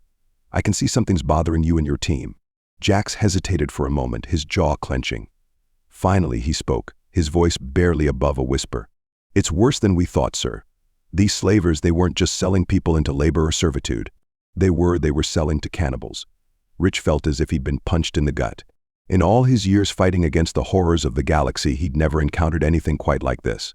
"Cannibals," he repeated, his voice hoarse with disbelief. Jax nodded grimly. "We found evidence at their base. Logs, communications, it's a whole network, sir. They've been supplying these monsters with people to eat. Humans, aliens, it doesn't matter to them." Rich's mind reeled with the implications. Just when he thought they were making progress against the slave trade, just when he thought they were bringing some measure of justice to the galaxy, this new horror emerged. He took a deep breath, steadying himself. "You did good work, Jax," he said, placing a hand on the team leader's shoulder. "Get your team some rest. I'll handle this from here." As Jax walked away, Rich's mind was already racing. He knew what he had to do. This wasn't just about slavery anymore. This was about stopping a level of depravity that he could scarcely comprehend. He activated his comm unit. "Nora, Trevor, Lewis," he barked. "Meet me in the command center immediately. We've got a situation." As he strode towards the command center, Rich's resolve hardened. The Remnant Angels had faced countless challenges in their fight for justice, but this was something else entirely. But they would face it head-on, as they always did, because that's what they did. They brought light to the darkest corners of the galaxy, no matter how horrifying the darkness might be. The command center of Angel's Haven buzzed with tense energy as Rich briefed his core team on the horrifying discovery. Nora, Trevor, and Luis listened with growing disgust and determination as Rich laid out what they knew about the cannibal colony. "This goes beyond anything we've faced before," Rich said, his voice grim. "We're not just dealing with slavers anymore. These people are consuming sentient beings. We need to put a stop to this immediately." Louis was already at work, his fingers flying over the holographic interface as he pulled up every scrap of data they had on the colony. "I've got a location," he announced. "It's a remote planet in the outer rim, barely charted. Perfect place to hide something this monstrous." "What's our plan?" Trevor asked, his hand resting on the butt of his blaster. Rich's eyes hardened. "We go in quiet. We need to assess the situation, free any prisoners we can, and then deal with the leadership. We can't risk a full frontal assault. There might be captives in the line of fire." Nora nodded in agreement. "We'll need stealth gear, non-lethal weapons for the initial infiltration. We don't want to spook them into hurting their food supply." The words left a bitter taste in her mouth. The next few hours were a flurry of activity as the team prepared for the mission. They loaded up with advanced stealth suits, sonic stunners, and enough firepower to take on an army if things went south. As their ship broke atmosphere and headed towards the cannibal planet, Rich felt a knot of tension in his stomach. They'd faced some dark things in their time, but this was a new level of depravity. The planet loomed before them, a nondescript brown and green orb that gave no hint of the horrors it harbored. Louis guided their ship to a landing site several kilometers from the colony, using the planet's dense forests as cover. "Remember," Rich said as they disembarked, "we're here to gather intel and free prisoners if we can. No engaging the enemy unless absolutely necessary. We need to see what we're dealing with before we make our move." The team moved through the forest with practiced ease, their stealth suits rendering them nearly invisible in the dim light. As they approached the outskirts of the colony, the first signs of habitation became visible, crude buildings and makeshift barriers. And then they saw them. Cages, dozens of them, scattered throughout the colony, each one filled with terrified captives, humans and aliens alike. Rich felt bile rise in his throat as he witnessed a group of colonists approach one of the cages, eyeing the occupants like cuts of meat in a butcher's shop. He had to physically restrain himself from charging in right then and there. "This is worse than we thought," Nora whispered, her voice shaking with rage. "We need to get these people out of here." Rich nodded, his jaw set in grim determination. "Agreed. But we need to be smart about this. We can't save everyone if we get ourselves killed." As they continued their covert reconnaissance, gathering intel and mapping out the colony's defenses, Rich's mind was already formulating a plan. They would free these prisoners, and then they would make sure that nothing like this ever happened again. As night fell on the cannibal colony, Rich and his team put their rescue plan into action. They had spent hours observing the guards' patrol patterns and the layout of the cages. Now it was time to move. "Remember," Rich whispered to his team, "stealth is key. We free as many as we can without raising the alarm. If we're compromised, we switch to plan B and go loud." They split into pairs, Rich with Nora and Trevor with Louise. Moving like shadows in the darkness, they approached the first set of cages. Rich's heart pounded in his chest as they got closer. The stench of fear and despair emanating from the cages was almost overwhelming. Inside, he could see the huddled forms of the captives, their eyes wide with terror at every sound. Nora worked quickly on the lock, her skilled fingers making short work of the primitive mechanism. As the door swung open, Rich stepped inside. "We're here to help," he whispered, his voice low and reassuring. "We're going to get you out of here, but you need to be quiet and follow our instructions." "Can you do that?" The captives nodded, hope dawning in their eyes for the first time in who knew how long. Over the next hour, Rich and his team worked tirelessly, moving from cage to cage, freeing prisoners, and guiding them to a predetermined extraction point in the nearby forest. Louis had rigged up a signal that would alert their backup team to come and evacuate the freed captives. But as they worked, Rich knew they were on borrowed time. It was only a matter of time before someone noticed the empty cages. Just as they were freeing the last group of prisoners, a shout rang out across the compound. "The cages! The meat is escaping." Rich's blood ran cold at the casual way they referred to sentient beings as meat. He keyed his comm. "Plan B, people. Get the last of the prisoners to the extraction point. I'll create a diversion." Before Nora could protest, Rich was moving, drawing his blaster and firing at the nearest guard tower. The night erupted into chaos as alarms blared and shouts filled the air. Rich ducked and weaved through the compound, drawing fire and attention away from his team and the escaping prisoners. His blaster sang in his hand, taking down any cannibal foolish enough to get in his way. As he fought, he caught glimpses of true horror. Kitchens filled with body parts, tanning racks hung with skins of various colors and textures. Each sight only fueled his rage and determination. Finally, after what felt like hours but was probably only minutes, he heard Nora's voice in his ear. "Prisoners secure, Rich. Get out of there." Rich didn't need to be told twice. He threw down a series of smoke grenades and made a run for the extraction point, his lungs burning and his heart pounding. As he reached the forest's edge, he saw Nora waiting for him, her face a mix of relief and exasperation. "Cutting it a bit close, weren't you?" she said, but there was no real anger in her voice. Rich managed a grim smile. "Had to make sure our new friends got a proper Remnant Angel's welcome." As they made their way to the rendezvous point, Rich's mind was already on the next phase of their mission. They had saved many lives tonight, but the job wasn't done. Not by a long shot. The leaders of this colony needed to be dealt with, and Rich was going to make damn sure they never harmed another soul again. The real battle was just beginning. With the rescued prisoners safely evacuated, Rich and his team regrouped at the edge of the forest, their faces grim with determination. The initial rescue mission had been successful, but they all knew the most challenging part lay ahead. "All right, team," Rich said, his voice low and intense. "We've dealt a blow to their operation, but now it's time to cut off the head of the snake. We're going after their leadership." Trevor checked his weapon, a fierce glint in his eye. "Just say the word, boss. I'm ready to make these bastards pay." Rich nodded, understanding the sentiment but cautious of letting anger cloud their judgment. "Remember, our primary goal is to stop this for good. We need to be smart about this."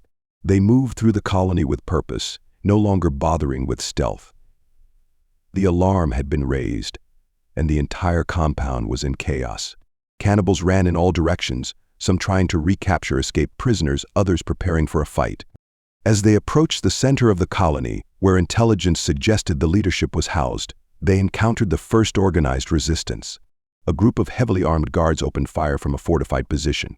"Take cover," Rich shouted, diving behind a nearby structure. The team reacted instantly, finding shelter and returning fire. The battle was intense, with both sides exchanging heavy fire. Rich and his team worked in perfect sync, covering each other and slowly advancing. Their experience and superior training began to show as they steadily pushed back the cannibal forces. Suddenly, a massive explosion rocked the compound. Lewis, who had been providing tech support and monitoring communications, shouted over the comm, "Rich, they're trying to destroy evidence. They're burning down the processing facilities." Rich gritted his teeth. "We can't let them cover this up. Nora, Trevor, keep pushing forward. Lewis and I will deal with the fires." As Nora and Trevor continued to engage the main force, Rich and Luis broke off, racing towards the billowing smoke at the far end of the compound. They arrived to find several buildings engulfed in flames, with cannibals hurriedly tossing documents and equipment into the inferno. Without hesitation, Rich and Luis sprang into action. They fought their way through the cannibals, stunning some, and being forced to use lethal force on others who refused to stand down. All the while, Luis worked frantically to salvage what data and evidence he could from the burning buildings. As they battled the flames and the cannibals, Rich couldn't shake the horror of what he was seeing. The processing facilities were a nightmare made real, filled with tools and machinery designed for the systematic butchering of sentient beings. It took every ounce of his self-control not to give in to the rage building inside him. Meanwhile, Nora and Trevor had fought their way to the central building. They breached the doors, engaging in close-quarters combat with the cannibal leader's personal guards. The fighting was brutal and intense, but the team's skill and determination proved superior. As the last of the guards fell, they found themselves face to face with the leadership of the cannibal colony, a group of well-dressed individuals who looked more like corporate executives than the monsters they truly were. Rich and Luis rejoined them, smoke-stained and grim-faced, just as Nora was securing the leaders. The look on Rich's face as he surveyed the captured cannibals was one of cold, hard fury. The confrontation had been won, but the real challenge lay ahead. How to ensure that this horror never happened again, and how to bring these monsters to justice in a galaxy that sometimes seemed to have forgotten the meaning of the word. As sirens wailed in the distance and the fires continued to burn, Rich knew that the next few moments would shape the future of not just this colony, but potentially the entire sector. They had come to deliver justice, and now it was time to see that justice done. The leaders of the cannibal colony sat bound and silent, their once pristine clothing now stained with soot and blood. Rich stood before them, his team flanking him, as the fires that had engulfed parts of the compound slowly died down in the background. "You have two choices," Rich said, his voice cold and hard as steel. "You can cooperate fully, provide us with every scrap of information about your operation and your collaborators, and face justice for your crimes. Or you can resist, and we'll ensure that every civilized system in the galaxy knows exactly what you've done here." The leaders exchanged glances, fear evident in their eyes. One of them, a woman with graying hair and a sharp face, spoke up. "And if we cooperate, what then?" Rich's expression didn't waver. "Then you'll face a fair trial. I can't promise leniency. What you've done here is beyond forgiveness. But you'll have a chance to explain yourselves to a court of law rather than facing summary justice." After a moment of tense silence, the leaders nodded their agreement. Rich turned to Lewis. "Get every bit of data you can from them. Names, dates, shipping manifests, everything. We're going to dismantle this entire network." As Louis set to work, Rich activated his comm unit. "This is Rich Greaves of the Remnant Angels. I need a containment and investigation team at my coordinates immediately. We've got a situation here that requires delicate handling." Within hours, another team of Remnant Angels arrived, along with representatives from several galactic law enforcement agencies. The scale of the horror they had uncovered was too big for them to handle alone. This would require a coordinated effort across multiple systems. As the prisoners were led away and forensic teams began the grim task of processing the compound, Rich gathered his team. "You all did outstanding work today," he said, his voice heavy with emotion. "We've saved lives and put a stop to something truly monstrous. But this is bigger than we initially thought. The network these cannibals were part of spans multiple sectors." Nora nodded grimly. "So what's our next move?" Rich's eyes hardened with determination. "We follow every lead, track down every collaborator. This isn't just about slavery anymore. It's about protecting the very concept of sentient rights. We won't rest until every part of this network is exposed and dismantled." Trevor spoke up, his voice uncharacteristically quiet. "How do we come back from something like this, boss? How do we keep fighting when we've seen this?" Rich placed a hand on Trevor's shoulder. "We keep fighting because we must. Because if we don't, who will? We're the Remnant Angels. We bring light to the darkness, no matter how deep that darkness might be." As they boarded their ship to return to Angel's Haven, Rich couldn't shake the weight of what they'd discovered. The galaxy was vast and often cruel, but he had never imagined the depths of depravity they'd witnessed today. But as he looked at his team, saw the resolve in their eyes and the strength in their stance, he felt a glimmer of hope. They had faced the worst the galaxy had to offer and emerged victorious. They had saved lives and brought monsters to justice. The road ahead would be long and difficult. The network they had uncovered would not be easy to dismantle. But Rich knew that they would not rest until the job was done. They would continue to fight, to protect the innocent and bring hope to the hopeless. For that was their mission, their purpose. As Angel's Haven came into view, Rich allowed himself a small smile. They had won a battle today, but the war was far from over. And he would be there, on the front lines, until the very end. The command center of Angel's Haven hummed with nervous energy as Rich Greaves stood before the holographic display, his eyes scanning the intricate web of connections sprawling across the galaxy. Each glowing line represented a lead, a potential link in the vast network of trafficking and corruption they had stumbled upon. "It's bigger than we thought," Nora said, her voice tight with a mixture of determination and disbelief. "The cannibal colony was just the tip of the iceberg," Rich nodded grimly. "And now the whole galaxy knows about it." He gestured to another screen where news reports from various systems flashed by, each headline more sensational than the last. "Cannibal ring exposed. Remnant Angels, vigilantes, or saviors? Galactic Council demands answers." Trevor leaned against a nearby console, his usual cocky demeanor subdued. "We did the right thing, boss. No matter what they're saying out there." "I know," Rich replied, running a hand through his hair. "But this complicates things. We've got politicians breathing down our necks, media hounds at every turn, and a network of monsters still out there preying on innocents." As if on cue, a priority message flashed across the main screen. It was from a high-ranking official in the Galactic Council, demanding an immediate explanation for the Remnant Angels' unauthorized intervention in sovereign affairs. Rich's jaw clenched. "Nora, draft a response. Keep it diplomatic, but make it clear we won't stand by while sentient beings are being eaten." As Nora set to work, Rich's eyes fell on Luis, who sat hunched over a terminal in the corner. The young tech specialist had been uncharacteristically quiet since their return from the cannibal colony. His fingers moved over the keys with their usual speed, but there was a frantic energy to his movements, a haunted look in his eyes. Rich approached him quietly. "Luis, how are you holding up?" Luis didn't look up from his screen. "I'm fine," he muttered. "Just processing the data. There's so much here, so many connections. If we can just follow them all, maybe we can." His voice trailed off, and Rich saw his hands were shaking slightly. He placed a gentle hand on Luis's shoulder. "Maybe it's time for a break. We all need to know." Luis snapped, shrugging off Rich's hand. "We can't stop. Not now. Not when we're so close to." He broke off, his breath coming in short gasps. Rich recognized the signs of a panic attack and quickly guided Luis away from the terminal and towards a quieter corner of the room. "Deep breaths, Luis," he said softly. "That's it. In and out." As Luis struggled to regain his composure, Rich looked around at his team. He saw the same strain etched on all their faces, the weight of what they had witnessed pressing down on them. They had faced countless dangers before, had seen their share of the galaxy's darker side. But this was different. The sheer inhumanity of what they had uncovered had shaken them all to their core. Rich knew they needed time to process, to heal, but the galaxy wouldn't wait. The network was still out there, and every moment they delayed meant more innocent lives at risk. As Luis's breathing steadied, Rich made a decision. "All right, team, here's what we're going to do. Nora, you handle the political fallout. Keep the council off our backs as much as you can. Trevor, I want you coordinating with our contacts in law enforcement. We need to start moving on these leads." He turned to Luis, his voice gentle but firm. "And you, my friend, are going to get some rest." "That's an order."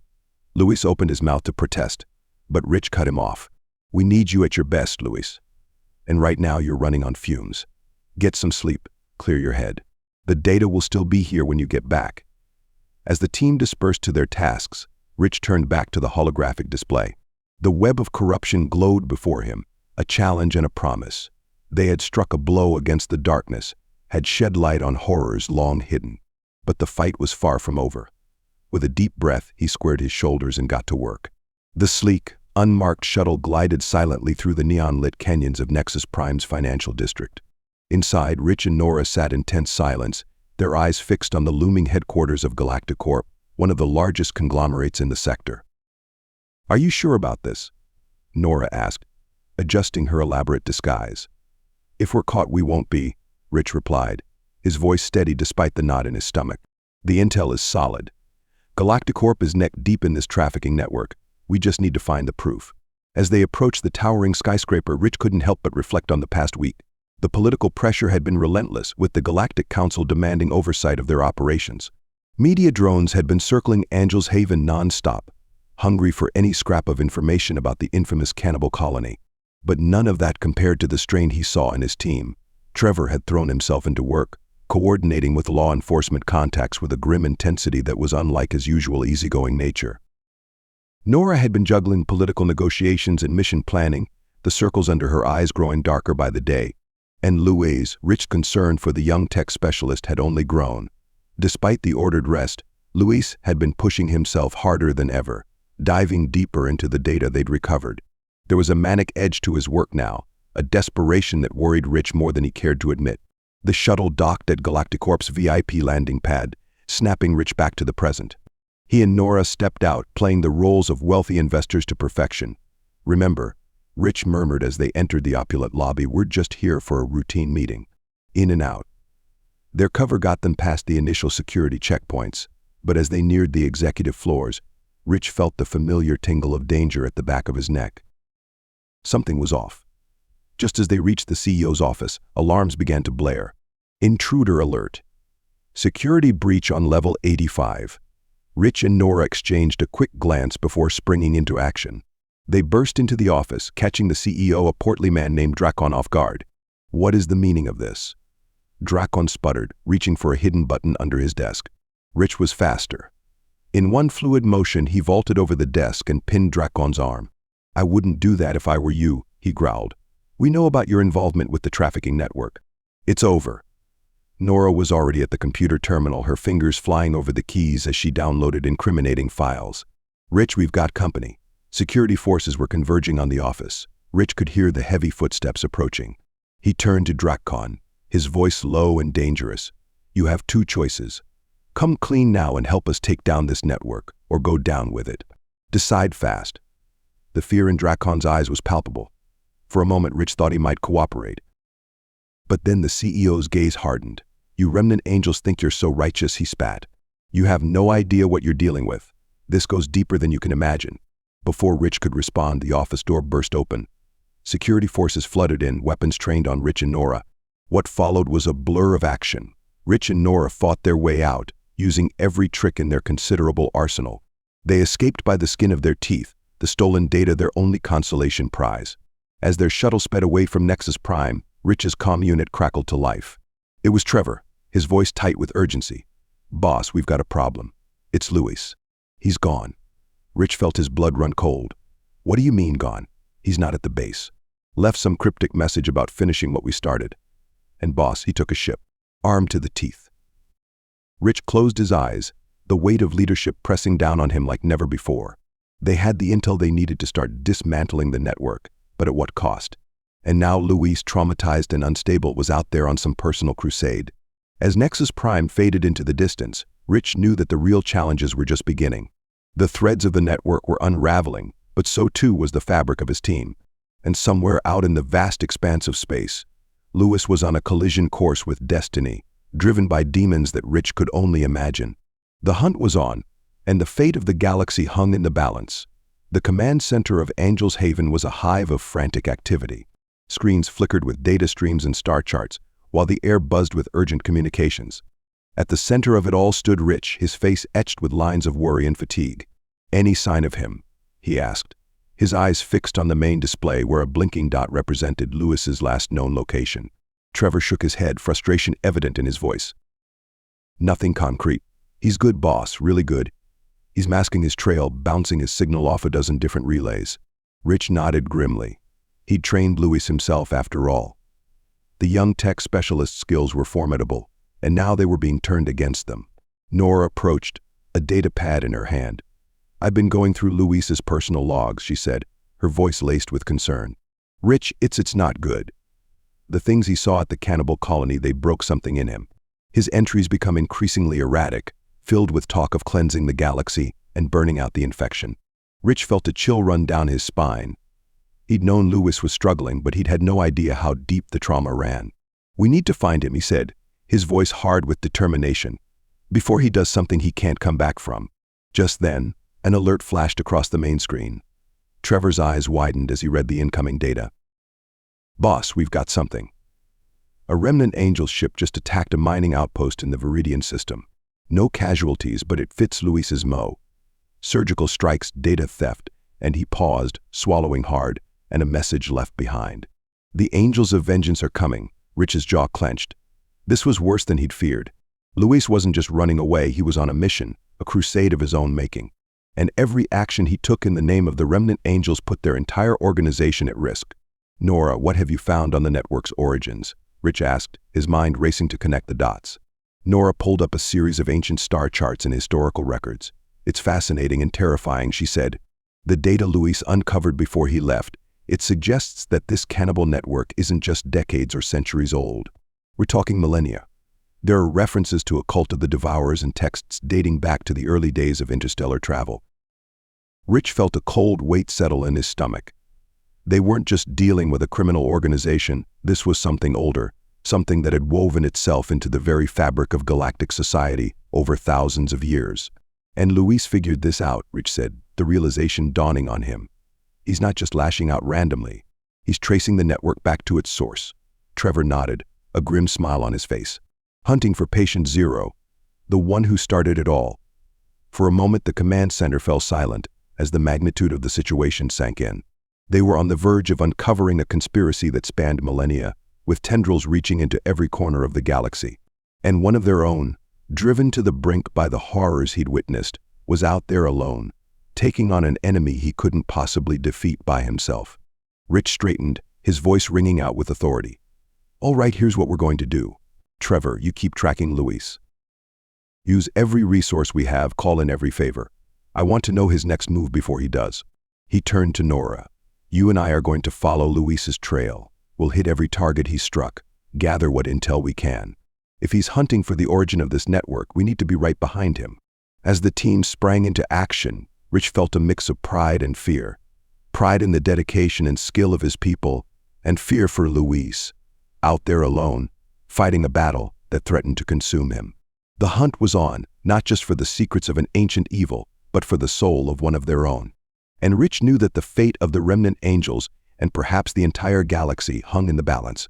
As he prepared to depart, Rich cast one last look at the star chart showing Luis's path of destruction. "Hold on, kid," he murmured. "We're coming for you. Just don't lose yourself before we get there."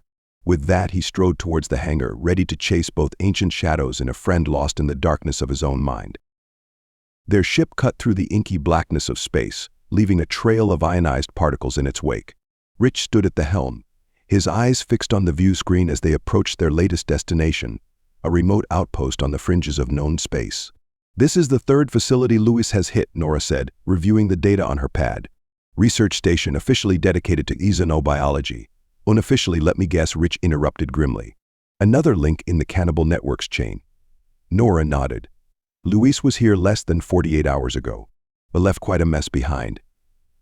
As they docked with the station, Rich couldn't shake the growing sense of dread in his gut. Each site they'd visited had been progressively more devastated than the last. Luis wasn't just gathering information anymore, he was out for blood. The interior of the station was a scene of chaos. Scorch marks from blaster fire scarred the walls, and the acrid smell of smoke still hung in the air. Bodies of security personnel and researchers lay strewn about, their faces frozen in expressions of terror. "He's getting worse," Rich muttered, kneeling to examine one of the fallen. "This isn't just about gathering intel anymore. He's executing them." Nora's voice crackled over the comm. "Rich, you need to see this." Central lab, 2 levels down. When Rich arrived, he found Nora standing before a large holographic display. The image showed a sprawling network of connections linking planets, corporations, and individuals across the galaxy. At the center was a pulsing red node, labeled simply Origin. "This is what Luis was after," Nora said, her voice hushed with awe and horror. "It's a map of the entire network, going back thousands of years. And this," she pointed to the central node, "this is where it all began." Rich felt a chill run down his spine. "Can you tell where it is?" Nora shook her head. "The exact coordinates are encrypted, but based on the surrounding data, it's somewhere in the Void Sector." Rich's blood ran cold. The Void Sector was a region of space so ancient and mysterious that most modern star charts marked it simply as "Here be dragons." If the origin of the cannibal network was hidden there, it explained how it had remained secret for so long. Just then, Trevor's voice crackled over their comms. "Boss, we've got a problem. A big one." Rich listened as Trevor explained the situation. While they'd been chasing Luis, their political opponents had been busy. Footage of Luis's attacks had been leaked to the media, painting the Remnant Angels as dangerous vigilantes. The Galactic Council was in an uproar, with some members calling for the immediate disbanding of the organization. "They're using Luis's actions against us," Trevor concluded, saying we can't control our own people, that we're a threat to galactic security. Rich closed his eyes, feeling the weight of leadership pressing down on him like never before. They were so close to unraveling the mystery, to striking a killing blow against an evil that had plagued the galaxy for millennia. But with each passing moment, the noose was tightening around them. "Nora, download everything you can from this system," he ordered. "We need to move fast." As Nora worked, Rich's mind raced. They needed to find Luis, to stop him before he did any more damage. But they also needed to follow this lead, to find the origin point of the network and end it once and for all. And they needed to do it all while the political forces of the galaxy aligned against them, threatening to shut down the Remnant Angels for good. As they prepared to leave the station, Rich made his decision. "Set a course for the Void Sector," he told Nora. "We're going to find this origin point." "And Luis?" she asked. Rich's jaw set in grim determination. "If I'm right, that's exactly where he's headed. We'll find him there." As their ship disengaged from the station and pointed its nose towards the unknown, Rich couldn't shake the feeling that they were hurtling towards a confrontation that would change everything. The fate of Luis, the Remnant Angels, and perhaps the entire galaxy hung in the balance. And somewhere out there, in the depths of the Void Sector, ancient evil stirred, waiting for the coming storm. The Void Sector lived up to its ominous reputation. As the ship navigated through swirling nebulae and treacherous gravitational eddies, Rich felt as if they were plunging into the very maw of the galaxy itself. "Sensors are going haywire," Nora reported, her fingers dancing over the controls.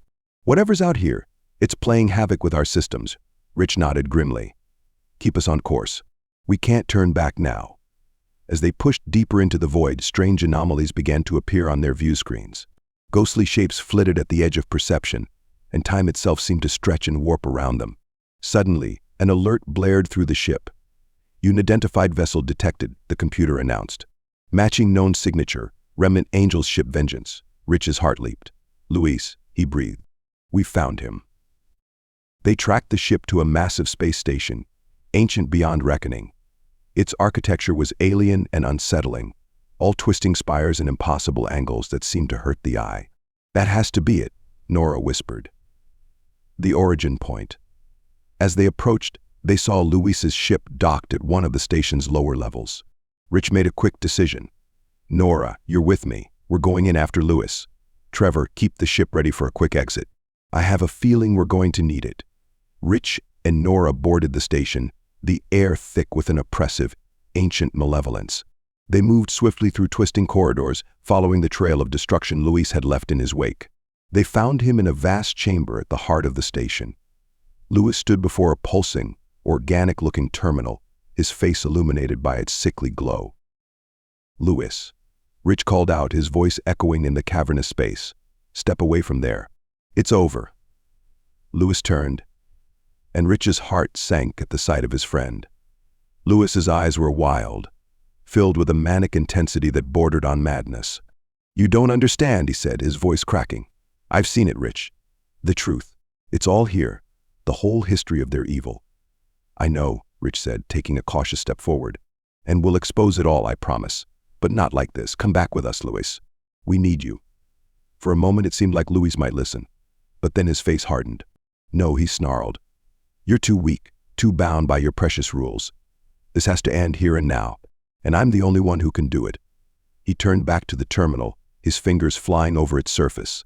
Alarms began to blare throughout the station. What have you done? Nora cried. Initiated a purge, Luis said, a manic grin spreading across his face. This station, all the data it contains, every person connected to the network, it's all going to burn. Rich realized with horror what Luis had done. He had triggered a self-destruct sequence that would not only destroy the station but send out a signal that would activate kill switches in the implants of everyone connected to the cannibal network. Luis, stop. Rich lunged forward, but it was too late. The terminal exploded in a shower of sparks, knocking them all off their feet. As the station began to shake itself apart around them, Rich made a desperate decision. He tackled Luis, pinning him to the ground. Nora, get back to the ship. Now. Nora hesitated for a moment, then nodded and sprinted away. Rich struggled with Luis, trying to subdue his friend without hurting him. Let me go. Luis screamed, thrashing wildly. Don't you see? This is the only way.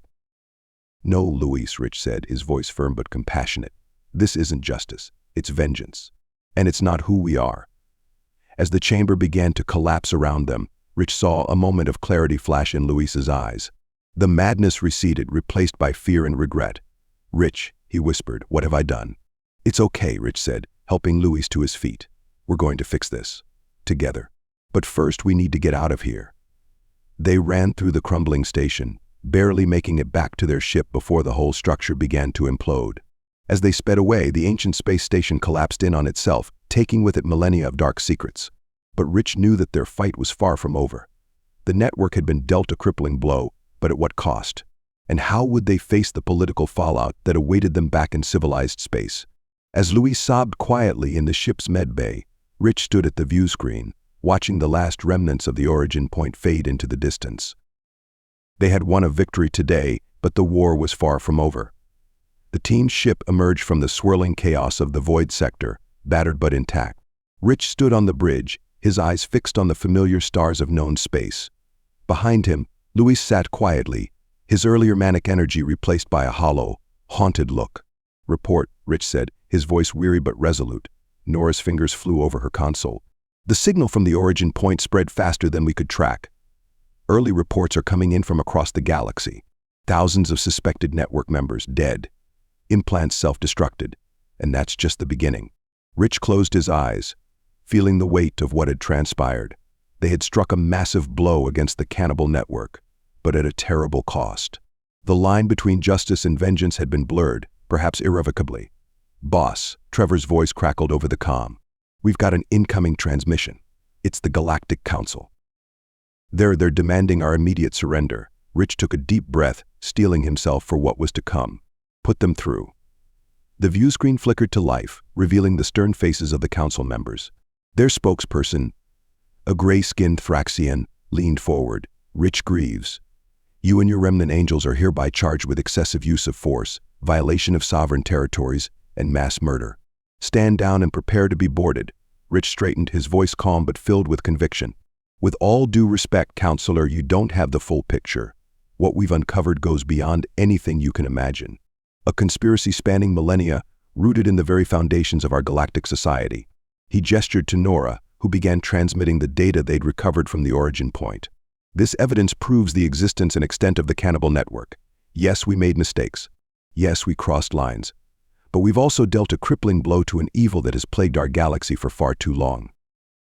The council members murmured among themselves, clearly shaken by what they were seeing. Rich pressed on. "We're prepared to face the consequences of our actions. But first, we need your help to finish what we've started. There are still elements of the network out there, and innocents who need our protection." For a long moment, silence reigned. Then, slowly, the Thraxian nodded. "Very well, Greaves. We'll review your evidence. In the meantime, you and your team will remain under house arrest at your base. This isn't over." As the transmission cut off, Rich turned to his team. They all looked exhausted, battered by the physical and emotional toll of their mission. But there was also a glimmer of hope in their eyes, a sense that they had accomplished something truly momentous. "What now, boss?" Trevor asked. Rich's gaze fell on Luis, who looked up with eyes full of remorse and uncertainty. "Now," Rich said softly, "we heal. We reflect on what we've done, the lines we've crossed, and we find a way to move forward, to be better." He addressed the entire team. "The remnant angels started as a force for good in this galaxy. We've stumbled, we've made mistakes. But our mission remains the same: to protect the innocent, to fight injustice wherever we find it. It won't be easy rebuilding trust, proving ourselves again. But I believe in us, in all of us." As they set course for Angel's Haven, Rich knew that the hardest part of their journey was still ahead. They would face inquiries, possibly trials. The galaxy would scrutinize their every move. But they had exposed a great evil, had brought light to the darkest corners of the galaxy. The sun crept over the horizon of Angel's Haven, its rays catching on the crystalline lenses of dozens of Council surveillance drones that now circled the base like mechanical vultures. Rich Greaves stood at his usual spot on the command center balcony, but the view had changed. Where once he'd seen the free movement of his people going about their duties, now he watched as Council peacekeepers, in their pristine white armor, patrolled in rigid formations. "Sir," a young angel called from behind him, voice tight with tension. "The Council investigator's ship has entered orbit." Rich didn't turn around. "Thank you, Carter. Alert Nora and have her meet me at the landing pad."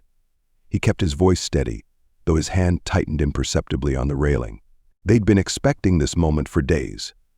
The investigator's vessel was small but elegant, its silver hull unmarked except for the Galactic Council seal. It touched down with precise grace, barely disturbing the dust on the landing pad. Rich and Nora stood waiting, a united front, as the ship's hatch opened with a soft hiss. Investigator Thera Vale emerged like a shadow given form.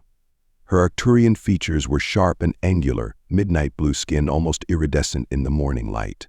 But it was her eyes that caught Rich's attention, solid white without pupils, yet somehow radiating an intensity that made even him want to look away. "Commander Greaves," she said, her voice carrying the distinctive harmonic undertones of her species. "I trust you understand why I'm here." Rich nodded. "To investigate our actions regarding the cannibal network and determine whether the remnant angels should be allowed to continue operating." A slight smile curved Vale's lips. "That's part of it." She gestured to her aides, who began unloading equipment. "But I'm here to investigate everything, Commander. Every mission, every decision, every credit spent the formation of your organization." Nora stepped forward, diplomatic as always. "We'll provide whatever assistance you need, Investigator. We have nothing to hide." "Everyone has something to hide, Mrs. Greaves." Vale's pupilless eyes seemed to pierce right through them. "That's what makes my job interesting." The rest of the day devolved into a parade of interrogations. Rich watched his people endure Vale's questioning with varying degrees of grace. Trevor nearly lost his temper when she suggested the angels had been operating as glorified mercenaries. Several younger recruits broke down in tears recounting recent events. But it was Luis who worried Rich the most. The young tech specialist sat in his quarters, refusing to emerge even for meals. Through the security feeds, Rich could see him huddled over his console, flinching at every sound. The trauma of recent events still held him firmly in its grip. That evening, the base's main mess hall presented a study in divided loyalty. Angels sat clustered together at their usual tables, while peacekeepers occupied others. The invisible line between them was painfully clear. Rich watched from his own table as his people picked at their food, conversations muted, spirits low. Vale sat alone, datapad in hand, occasionally glancing up to study the dynamics playing out before her. When her white eyes met Rich's across the room, he refused to look away. They both knew this was just the beginning. As the artificial night cycle began and the base's lights dimmed, Rich made his way back to the command center. The quiet hum of surveillance drones followed his progress, a constant reminder of their new reality. At his usual spot on the balcony, he looked out over his home, their home, now transformed into something between a prison and a fortress. "We'll get through this," Nora said softly, appearing at his side. "We've faced worse." Rich took her hand, drawing strength from her presence. "Have we?" he asked quietly. The network, the council, those were external threats. But this, having our own home turned into a cage, watching our people suffer under scrutiny. This is different. Nora squeezed his hand. Then we'll adapt. We're Remnant Angels. It's what we do. Above them, the surveillance drones continued their endless patrol, their lenses gleaming in the starlight like artificial eyes, watching, always watching. And somewhere in the darkness beyond, Rich knew greater challenges awaited. This was only the beginning of their trial by fire. The question was, would the Remnant Angels emerge from it stronger, or would they burn? Luis's fingers trembled over his keyboard as strings of data cascaded down his screen. The familiar rhythm of coding usually calmed him, but not today. Not when he was supposed to be helping Vale access the Angels' records, feeling her white eyes boring into his back. Something in the data stream caught his attention, a pattern that shouldn't be there. He hesitated, cursor blinking. "Is there a problem, Mr. McCarthy?" Vale's harmonic voice made him flinch. "No, he swallowed hard, expanded the suspicious data packet. "Actually, yes. These transmissions. They're encrypted, but not with our protocols." Vale leaned closer, her presence making Luis's skin crawl. "Council communications are encrypted by default." "This is different," Luis muttered, his technical curiosity temporarily overwhelming his anxiety. "This encryption, it's meant to look like standard council protocols, but there's something hidden underneath." In another part of the base, Rich and Nora huddled over their own terminal in their quarters, one of the few places not under direct surveillance. Nora had managed to access Vale's service record through old contacts. "Look at this," she whispered, highlighting a section. 3 years ago, Vale was stationed on Meridian Prime. There was a vigilante group there called the Stellar Guardians. Rich's eyes narrowed. "I remember them. They were wiped out after some scandal, Vale. She led the investigation that destroyed them. And before that, she did the same to 2 other independent peacekeeping organizations." Nora's face was grim. "This isn't just an investigation, Rich. It's a crusade."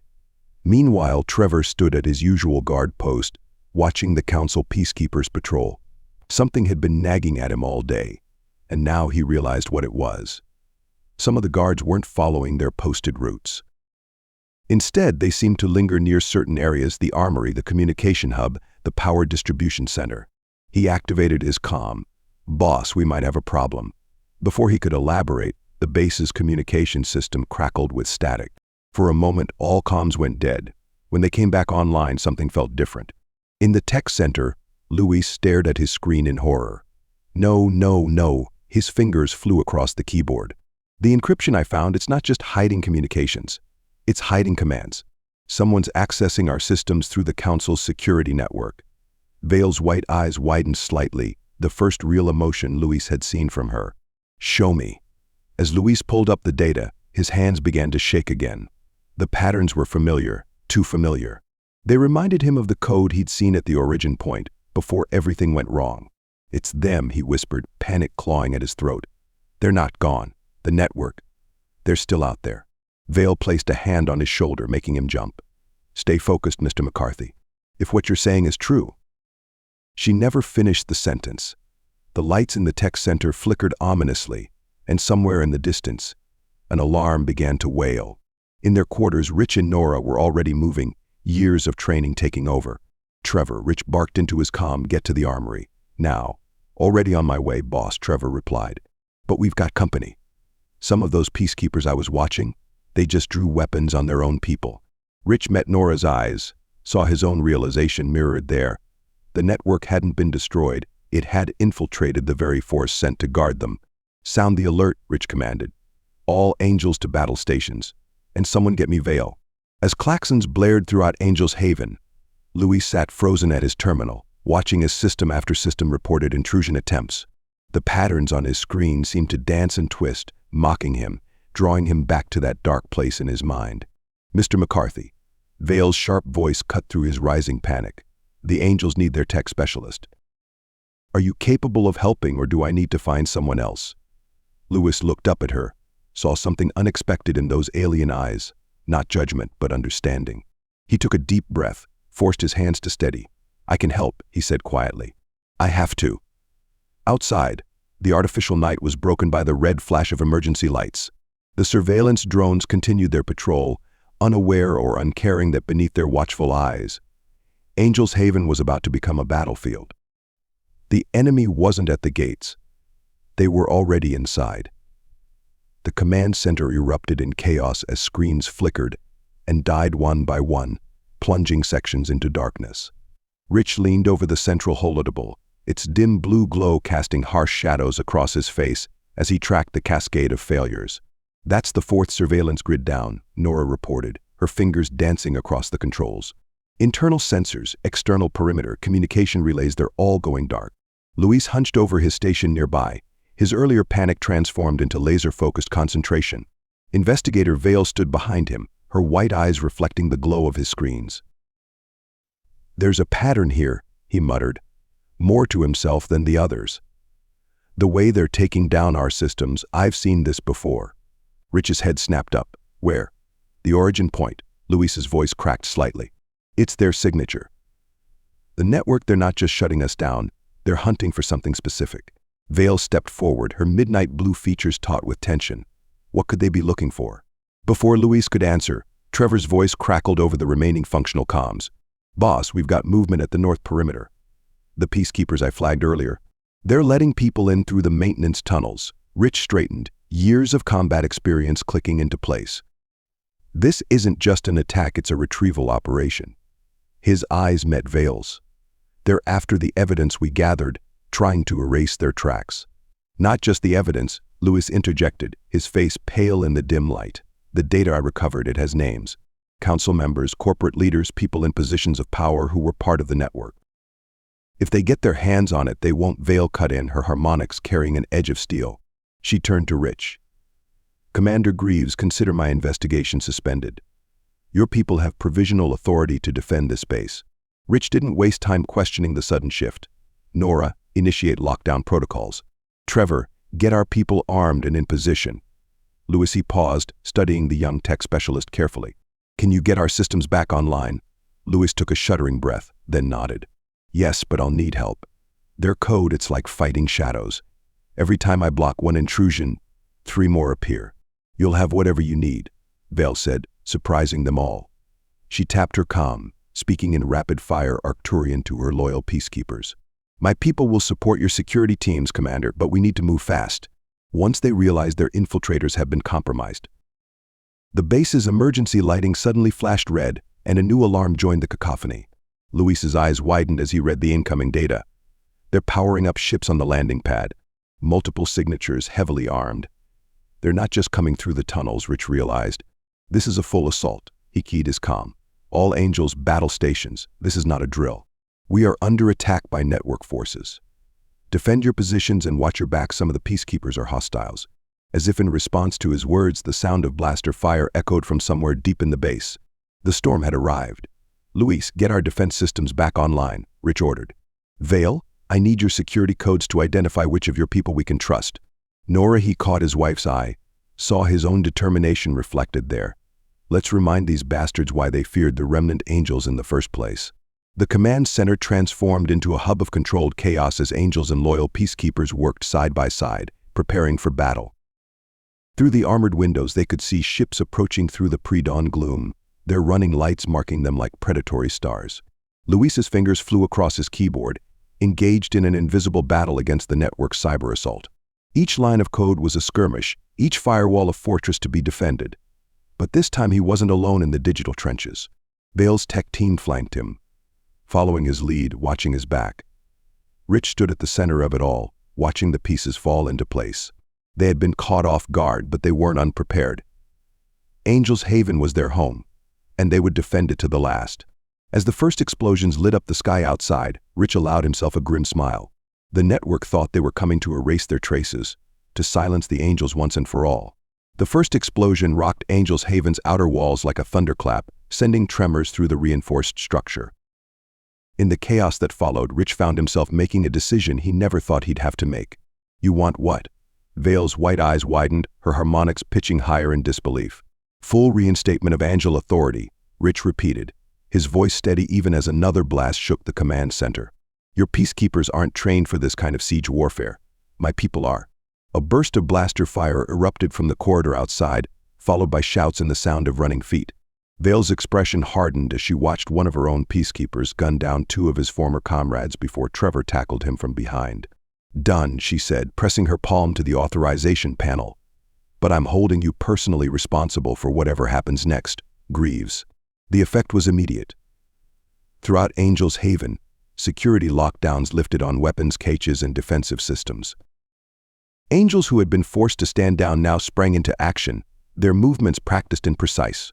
In the central hub, Nora coordinated the evacuation of civilian personnel when she stumbled upon something that made her blood run cold. Hidden beneath a supposedly standard council transmission was a kill order, not just for the Angels, but for anyone who might have seen the evidence of council corruption. Rich, she called over the comm, her voice tight. They're not just here to erase data. This is a purge. Before Rich could respond, Luis's voice cut across all channels, high and strained but determined. Multiple breaches in sectors 3 through 7. They're using our own defense turrets against us. The sound of mechanical servos whirring to life echoed through the corridors as automated defense systems turned on their creators. Rich watched on the monitors as his people scrambled for cover, caught between network forces outside and compromised defenses inside. Luis, can you shut them down? I'm trying. The young tech specialist's fingers flew across his console. But every time I lock one system, they've already compromised another. It's like they know our codes, our protocols because they do, Vale interrupted, studying a datapad with growing alarm. These attack patterns, they're identical to council military algorithms. They're not just using infiltrators, they're using our own classified protocols against us. Rich's mind raced. If the network had access to council military codes, the corruption went deeper than anyone had imagined. He keyed his comm. All Angels fall back to secondary positions. Implement Protocol Omega. Nora's head snapped up. Rich, Protocol Omega isn't tested. If it fails, we're no worse off than we are now. He turned to Vale. I need you to trust me. Can you do that? The Arcturian investigator studied him for a long moment, her pupilless eyes unreadable. Finally, she nodded. What do you need? Have your loyal peacekeepers fall back to these positions. Rich highlighted several points on the base schematic. And get ready to witness something that's not exactly council approved. Protocol Omega was the Angels' last resort defense system, developed in secret after their encounter with the Origin Point. As Rich initiated the sequence, every light in Angel's Haven went dark. For 3 heartbeats, there was total silence. Then the base came alive again, but differently. Emergency lighting cast everything in a deep purple glow as new systems, hidden beneath the official ones, activated. The compromised defense turrets stuttered and died as their power was rerouted through protected channels. What is this? Vale whispered, watching as the base transformed around them.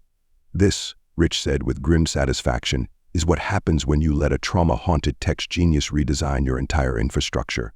Luis managed a small smile, the first real had seen since the ordeal began.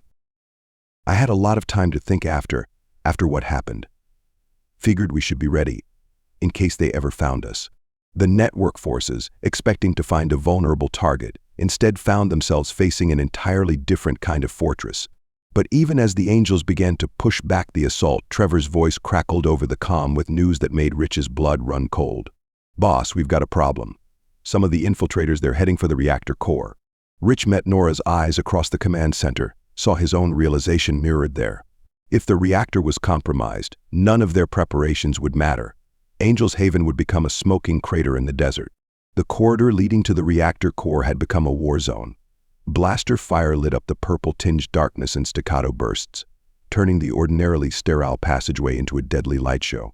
Rich led the charge, his battle-worn armor absorbing hits as he pressed forward with Nora and Trevor flanking him. "Lewis, talk to me." Rich shouted over the comm while diving behind a fallen support beam. "What are we looking at?" Lewis's voice crackled through, steadier now that he was in his element. 3 infiltrators reached the reactor level. They're not just planting explosives, Rich. They're trying to trigger a cascade failure. If they succeed, the meltdown will take out everything within 50 kilometers. A blast struck near Rich's position, showering him with sparks. Through the smoke, he caught glimpses of Vale's loyal peacekeepers engaging the infiltrators, their white armor now scored and blackened. "The reactor has fail-safes," Nora said, squeezing off precise shots that dropped 2 attackers. "They can't just, they're using Council override codes," Vale cut in, her midnight blue face illuminated by weapons fire as she joined them. "Codes that shouldn't exist. Someone very high up is helping them." Trevor's laugh was harsh as he tossed a sonic grenade down the corridor. "Still think we're the bad guys, investigator?" The explosion rattled the walls, momentarily clearing a path forward. Rich seized the opportunity, gesturing his team forward. "Luis, can you lock them out of the reactor controls?" "I'm trying, but..." Lewis's voice caught. "Rich, I'd have to go into the systems directly. From the reactor control room." The implications hung heavy in the air. The control room was just ahead, where the heaviest fighting was concentrated, where Luis would have to face his demons head-on. "I'll go," Nora volunteered immediately, but Luis cut her off. "No, it has to be me. The systems, I modified them after what happened. Only I know how they really work now." Rich pressed his back against the wall as another barrage of fire swept past. He could hear the reactor's hum-changing pitch, growing unstable. They were running out of time. "Vale," he said sharply, "your call. Trust Lewis with this or we evacuate now and sacrifice the base."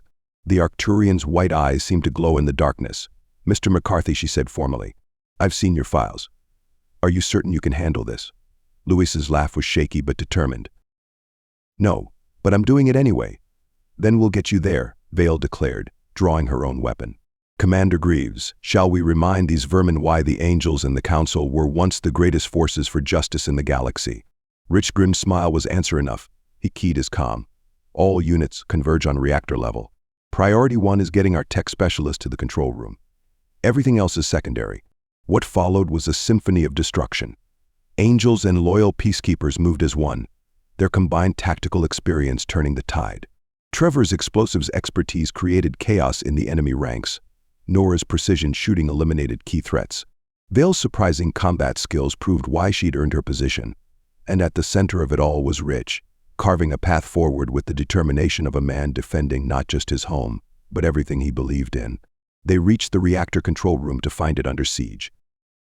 Network forces had barricaded themselves inside, the reactor's dangerous whine now clearly audible. The countdown to catastrophe had begun.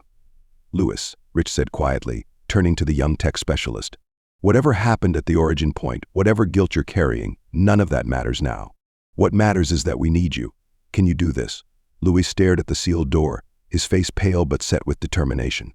The haunted look in his eyes remained, but now there was something else there too, purpose. "I got these people into this mess," he said softly. "Time to get them out." The next moments were a blur of coordinated violence. Vale's override codes got them through the first door. Trevor's charges took care of the second. Rich and Nora moved like deadly shadows, years of fighting together making words unnecessary. When it was over, when the last infiltrator fell, Lewis was already at the controls, his fingers dancing across keyboards as he raced against time. The reactor's pitch had reached a fever whine, warning lights flashing across every display. Come on," he muttered, sweat beading on his forehead, as he dove deep into the systems he'd modified during his darkest days. "Don't fail me now." The reactor's scream reached a crescendo and then suddenly silence. In the quiet that followed, Lewis's shoulders began to shake. But this time as the tears came, they were tears of relief, of release, of redemption. They had won this battle. But as Rich looked around at his battered team, at the alliance forged in fire between angels and peacekeepers, he knew the real fight was just beginning. The network had failed to destroy Angel's Haven, but they had revealed just how deep their corruption reached, all the way to the highest levels of the Council itself. And the Remnant Angels had just declared war on them all. The battle for Angel's Heaven's reactor core had only just begun. Emergency lighting cast everything in a blood-red glow as Rich led his team deeper into the facility's heart, where the real threat awaited them. Multiple contacts ahead, Nora whispered, her scanner showing a mass of heat signatures converging on their position. They're different from the others. As if in answer, a horrifying screech echoed through the corridors, something between animal and machine. Rich's blood ran cold as recognition dawned. Augments, he breathed. They've sent in their elite. Vale's white eyes widened. Impossible. The Council banned combat augmentation decades ago. The network doesn't play by Council rules, Louis said, his voice shaking but determined as he worked on a nearby terminal. These readings, they're not just augmented. They're like nothing I've ever seen. The first one burst through a ventilation shaft above them, a nightmare of chrome and twisted flesh moving with impossible speed. Trevor's blast caught it in mid-leap, but the creature barely slowed. Fall back, Rich roared, unleashing a barrage of covering fire. Louis, how long do you need? 3 minutes to stabilize the reactor remotely, Louis called back, fingers flying over the keys. But we'll need to reach the main control panel to prevent another override. The corridor erupted into chaos as more augments joined the fight. They moved like liquid metal, their enhanced bodies shrugging off conventional weapons fire. One of Vale's peacekeepers went down screaming as chrome-plated claws tore through his armor like paper. Nora switched to ionic rounds, an experimental weapon they developed after the Origin Point incident. The blue-white bolts finally had an effect, shorting out the augment systems in crackling bursts of electricity. This is what they've become, Vale said grimly, watching the twisted creatures convulse under the ionic assault. The network isn't just about cannibalism anymore. They're trying to transcend humanity itself. Look out. Trevor's warning came just as the ceiling collapsed, bringing down a massive augment twice the size of the others. Its chrome-plated skull housed multiple eyes that glowed with malevolent intelligence. The Overseer, it spoke, its voice a grating metallic whisper. We remember you, angels. Remember your interference, your meddling. Rich's response was a barrage of ionic fire, but the creature moved with impossible speed, closing the distance in a heartbeat. Its enhanced strength sent Rich flying against a wall, his armor cracking under the impact. Rich. Nora's cry was drowned out by the chaos of battle as more augments poured in. But then something unexpected happened. Louis, who had been working frantically at his terminal, suddenly stood. His eyes held that same haunted look they'd carried since the Origin Point, but now there was something else there too, fury. You want to see some real meddling? He snarled, typing a final command sequence. Throughout the reactor level, hidden speakers crackled to life, emitting a high-pitched tone that made the augment stumble. What did you do? Vale demanded, watching as the chrome-plated warriors clutched their enhanced heads in agony. Fighting fire with fire, Louis said grimly. Their augments use network protocols, the same ones I studied at the Origin Point. The same ones I've been having nightmares about for weeks. The Overseer fought through the sonic assault, its multiple eyes fixing on Louis with murderous intent. You dare use our own technology against us? No, Louis replied, his voice steady for the first time in weeks. I'm using it to shut you down. The sonic attack reached a crescendo, and augments began dropping like puppets with cut strings. But the Overseer kept coming, fighting through the pain, its claws extending toward Louis's throat. Rich intercepted it with a tackle that would have broken a normal human's bones. Together, they crashed through a glass partition into the reactor's main control room. The fighting became desperate, primal, enhanced strength versus years of combat experience. The reactor.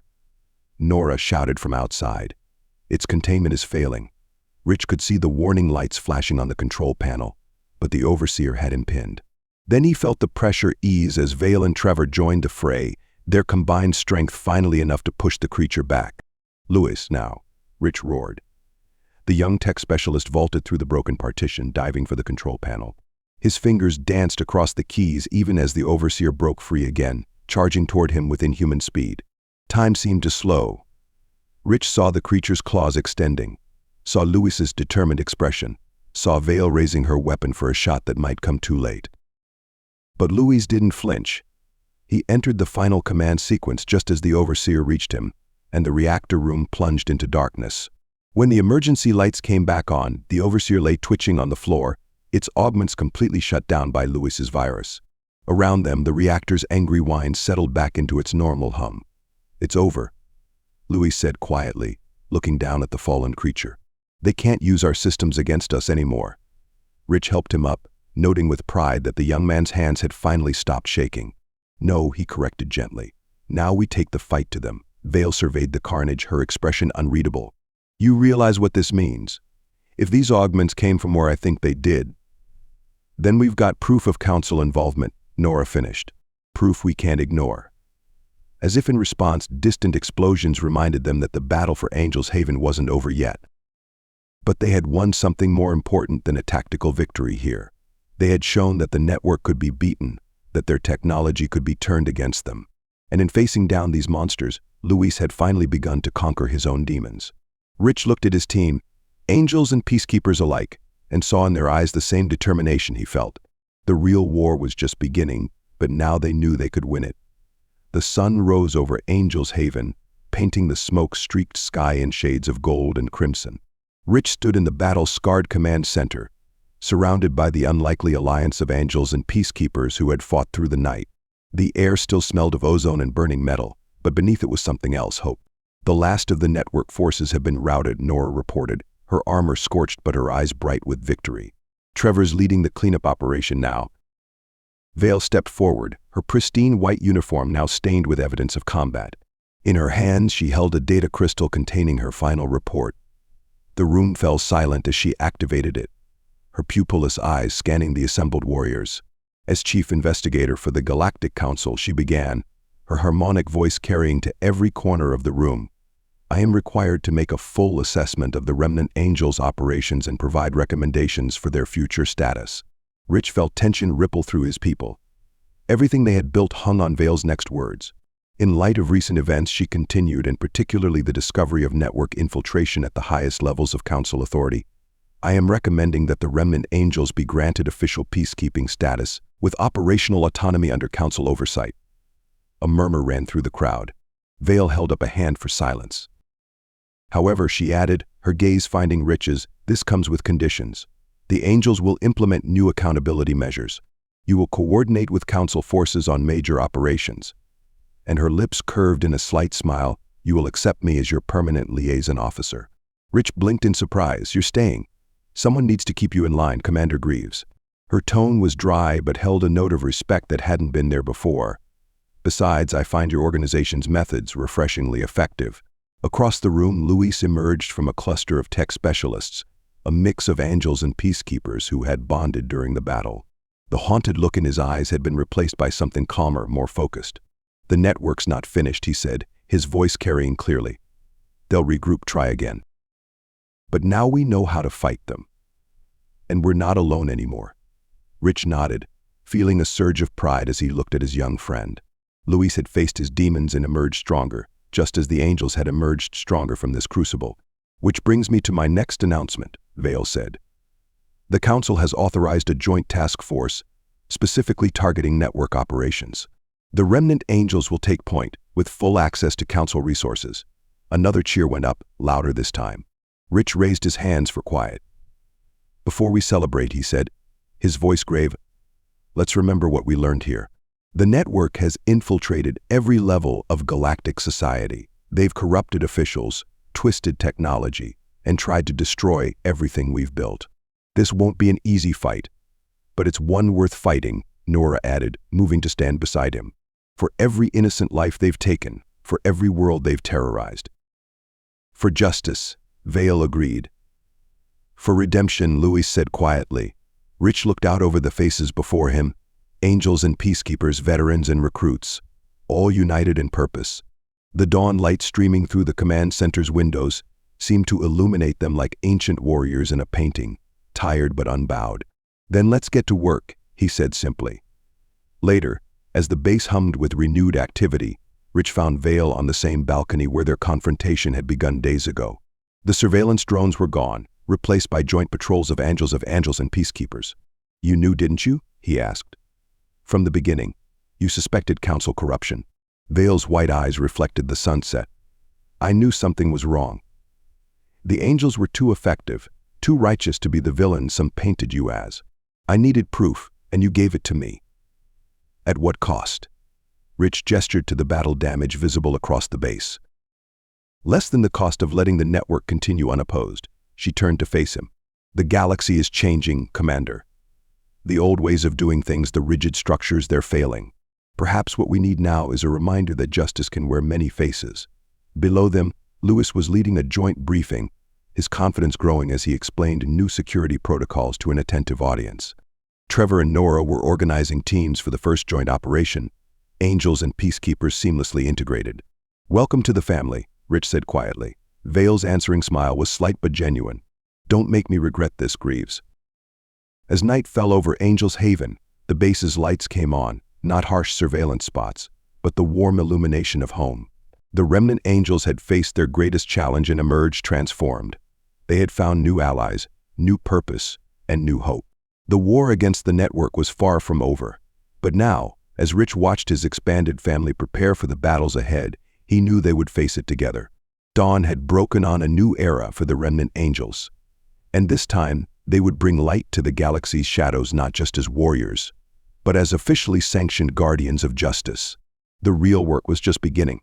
Rich stood at the podium in Angel's Haven's main assembly hall, his dress uniform pristine, his expression radiating sincerity as he addressed the mixed crowd of angels and council representatives. The morning light streamed through the high windows, casting an almost theatrical glow over the proceedings. "Together," he declared, his voice carrying to every corner of the packed room, "we stand at the dawn of a new era. The Remnant Angels and the Galactic Council, united in purpose, dedicated to justice and peace throughout the galaxy."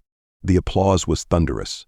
Rich saw Vale in the front row, her white eyes gleaming with approval. Beside her, Nora smiled proudly at her husband, every inch the supportive partner. Trevor and Luis flanked the stage, looking sharp and professional in their formal uniforms. The perfect picture of unity and cooperation, and all of it a carefully crafted lie. His mind drifted to the meeting in his private quarters just 12 hours earlier, where the true face of the Angels had emerged in the secure confines of Lewis's surveillance-proof shielding. Trevor had paced like a caged predator, his fury barely contained as he growled about the Council's inevitable betrayal. Lewis, hunched over his datapad, had revealed the true extent of their oversight, a systematic documentation of every weakness, every pressure point they could exploit against the Angels. Rich had shared their anger, though his burned colder, deeper. He'd seen this pattern before, they all had. The Council would use them to root out the visible corruption, then either absorb or eliminate them. Just like they'd done to the Stellar Guardians, the Nova Corps, and every other independent group that had grown too powerful. But Rich had been preparing for this possibility since the Angels' formation. He had a plan, multiple plans, layered like the armor they wore into battle. A temporary sanctuary waited in the shadows of space, a place where they could regroup and plan their next move. Beyond that lay something else, something he kept even from his closest allies. The fewer who knew the final destination, the better.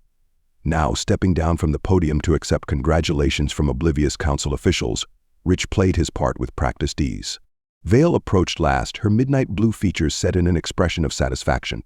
"Excellent speech, Commander. You've done much to ease the Council's concerns about integration." "Just doing my part," Rich replied smoothly. "We're all on the same side now, after all." He watched Luis at a nearby terminal, seemingly absorbed in routine systems maintenance. In reality, the young tech specialist was laying the groundwork for their grand deception, a fictional threat that would give them the distraction they needed to vanish into the stars. Nora appeared at his side, sliding her arm through his with practiced ease. "The Council representatives would like to discuss the new joint training protocols over dinner," she said, her performance flawless. Rich nodded, already composing the secure message he would send to their hidden allies. Throughout the galaxy, other independent groups waited for their signal, ready to help create the chaos that would cover their escape. As they walked through the halls of Angel's Haven, Rich maintained his facade of dedicated cooperation. But inside, a fire burned, not of revenge or hatred, but of pure determination. The Angels would be free again. Somewhere in the vast expanse of space, whether at their temporary sanctuary or the secret final destination he held close to his heart, they would rebuild everything they had fought for, this time without compromise. He just had to get them there first. The game of deception had begun, and Rich Greaves intended to play it to perfection. The holographic star map cast eerie shadows across Rich's face as he studied the complex web of fabricated terrorist activities Luis had created.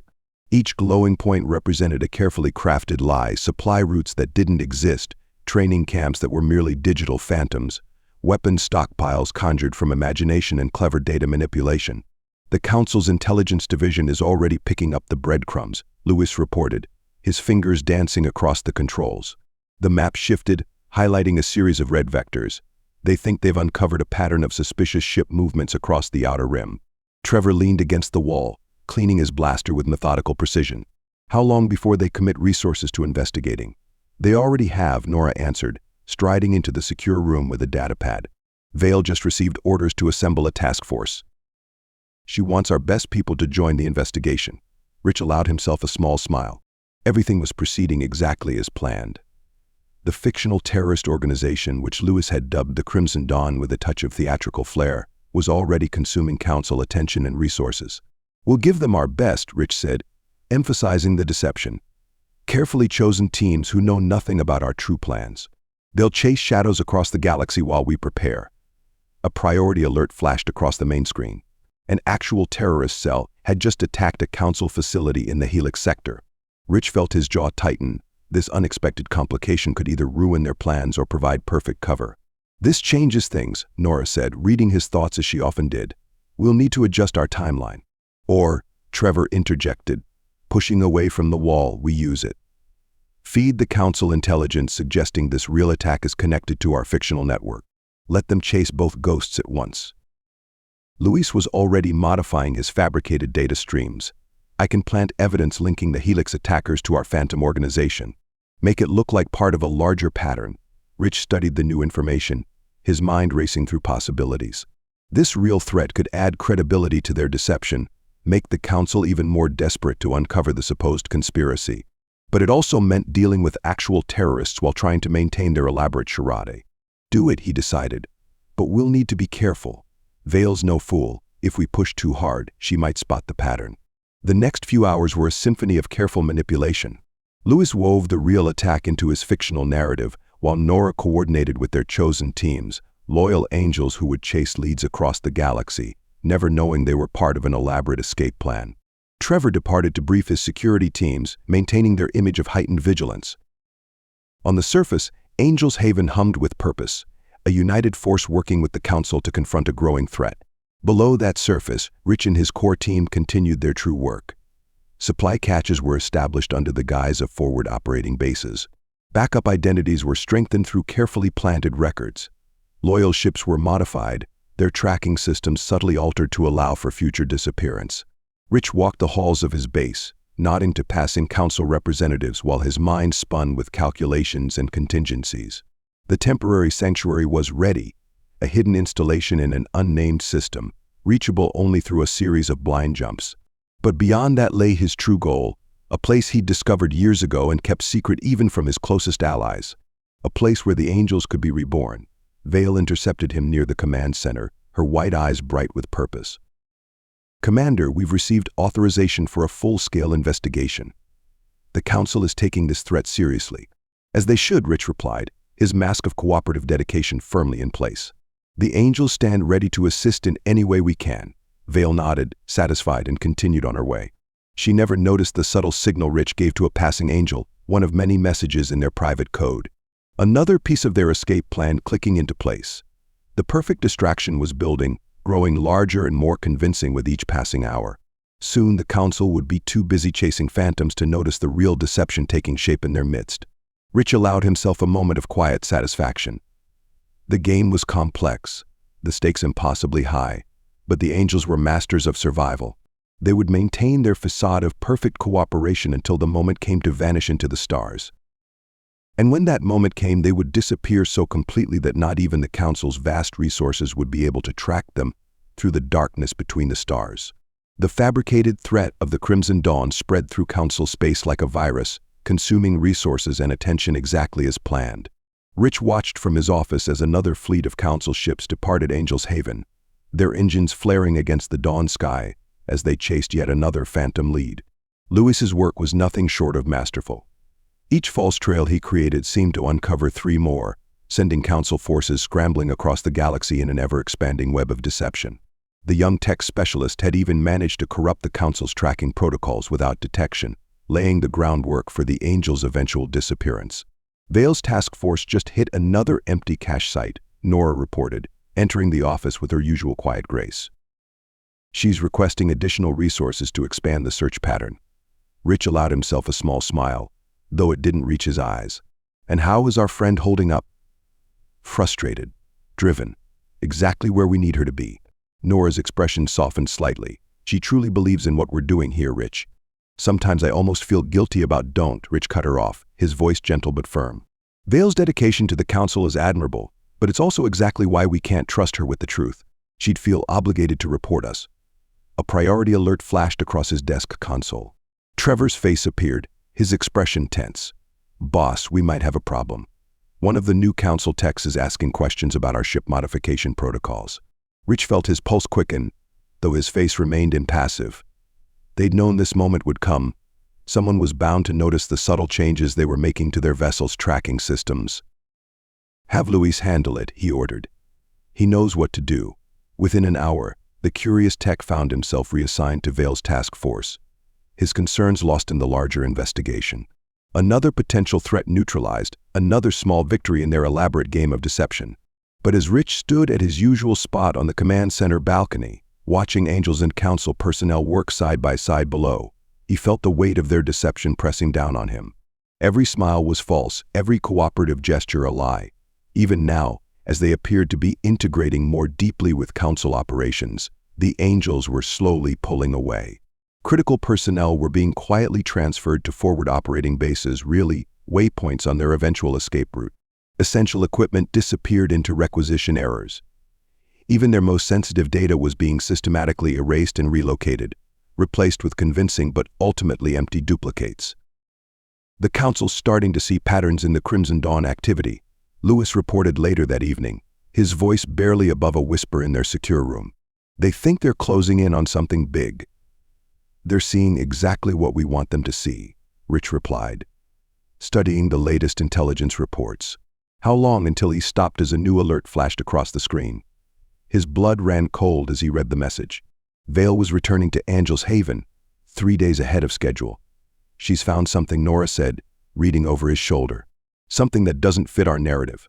Rich's mind raced through possibilities. Vale was too intelligent, too experienced to fool forever. If she'd spotted a flaw in their deception, move up the timeline, he ordered, his voice carrying the quiet authority that had led the Angels through countless crises. Begin final preparations. We may need to disappear sooner than planned. As his team sprang into action, Rich allowed himself a moment to think about their temporary sanctuary waiting in the darkness between stars.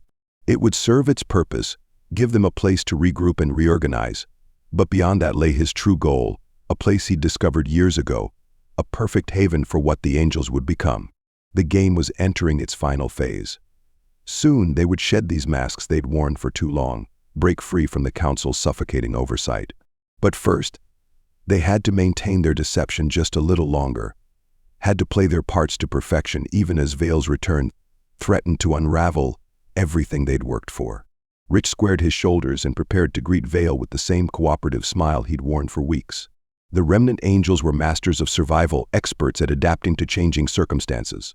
If Vale had indeed discovered something, they would adjust, adapt, overcome. After all, the best lies were built on foundations of truth. And there was one truth that would never change: the Angels would be free again, no matter the cost.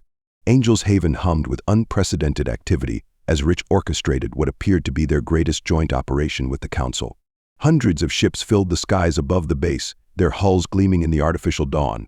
To any observer, it looked like the culmination of everything they'd built together, the perfect partnership between the Angels and the Council. The deception was absolute.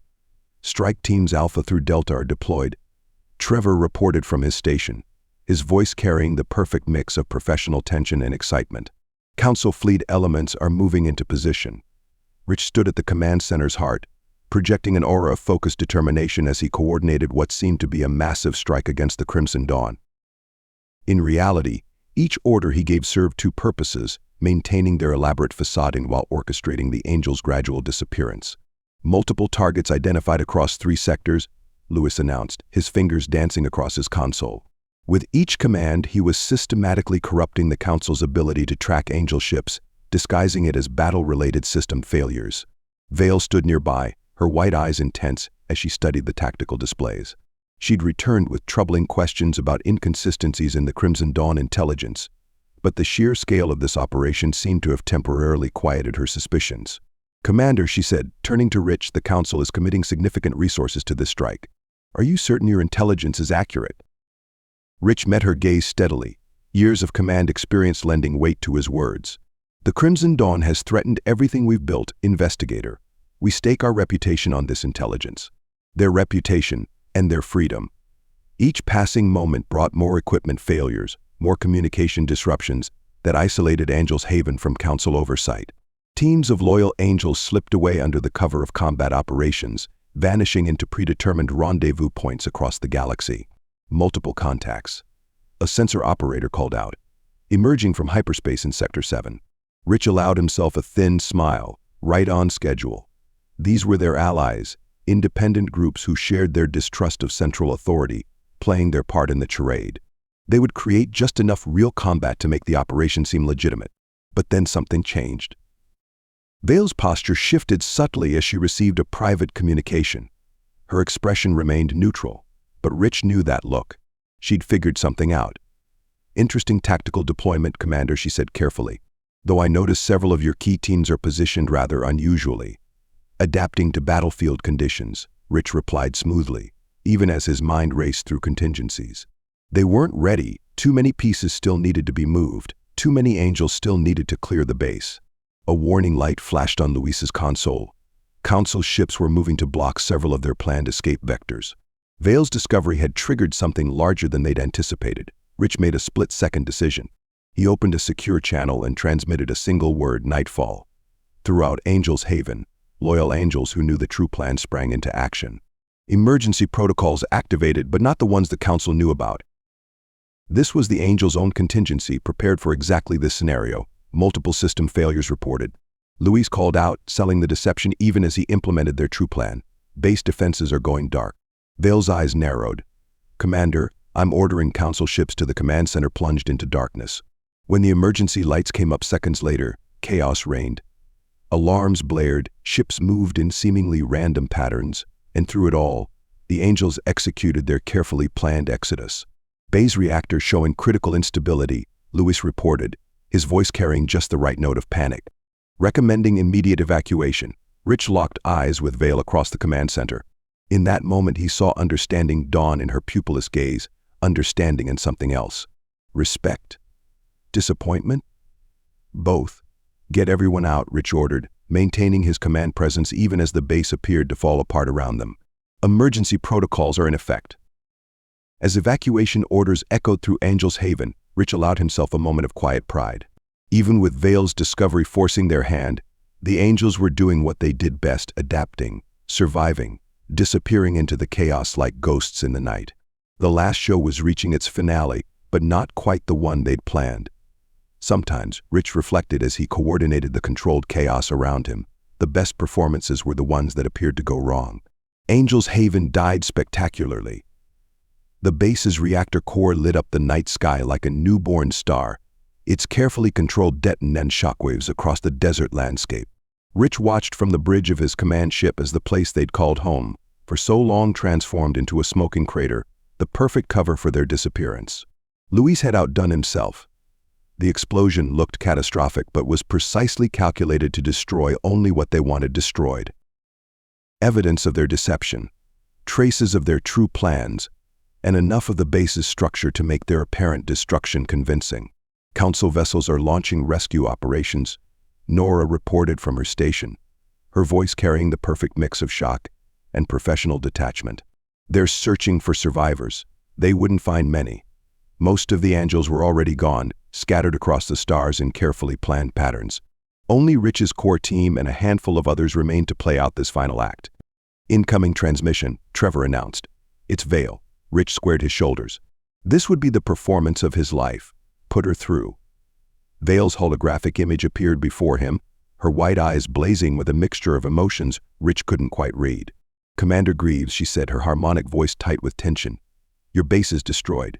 The Crimson Dawn never existed," Rich finished for her. "You figured that out, didn't you?" "But not soon enough." A ghost of a smile crossed Vale's features. "How long have you been planning this?" "Since the beginning. Rich allowed some of his true feelings to show through. The Council's corruption runs too deep, Vale. We won't be controlled by another failed system. You realize I have to try to stop you. You can try. Rich's smile was genuine now. But first you'll have to find us. As if on cue, Lewis activated his masterwork. Throughout Council space, tracking systems suddenly lost their lock on Angel vessels. Communication networks experienced mysterious failures. Identification protocols scrambled. Multiple hyperspace signatures detected. Someone on Vale's end shouted, They're everywhere. Rich's team had launched dozens of automated ships, each broadcasting false Angel signatures, each jumping in a different direction. In the confusion, their true escape vessels slipped away like shadows in a storm. Goodbye, Vale, Rich said softly. You're good at your job, but we're better at ours. He cut the transmission before she could respond. Around him, his bridge crew worked with practiced efficiency, their movements sure despite the weight of leaving everything they'd known behind. All teams reporting successful jumps, Nora announced. We're ready. Rich took one last look at the burning remains of Angel's Haven. They'd built something remarkable there, but perhaps they'd needed to lose it to become something greater. Take us out, he ordered. Jump pattern Omega 3. The stars stretched into lines as they made the first of many calculated jumps. They would rendezvous with the others at the temporary sanctuary he prepared, a hidden place where they could regroup and plan their next moves. But even as they fled into the darkness between stars, Rich's mind was on another place, a secret he'd carried for years. A permanent home that even his closest companions didn't know about yet. When the time was right, when they were ready, he would lead them there. They'll hunt us, Trevor said quietly, breaking the silence on the bridge. Let them. Rich's voice carried absolute conviction. The galaxy's a big place, and we're very good at disappearing. As their ship raced through hyperspace, carrying them toward an uncertain future, Rich felt a weight lift from his shoulders. No more masks, no more pretending to believe in a corrupt system. The remnant angels were free again, ready to rebuild, to become something new. The irony wasn't lost on him. In appearing to die, they had found new life. In seeming to fail, they had achieved their greatest victory. Somewhere in the vast expanse of space, a new home waited for them. But for now, they were together, they were free, and they had all of creation in which to hide. The remnant angels had disappeared into legend, and legends Rich knew were far harder to catch than mere fugitives. Thank you for listening to the Remnant Angels series. This is the final episode, and I hope you enjoyed it thoroughly. The author wanted to leave the ending open-ended like he did to let you all think about the future adventures of the team yourselves. If you like the series, please be sure to leave this video a like and comment. Share the story too, if you'd like. With that all said, I will see you all in the next one.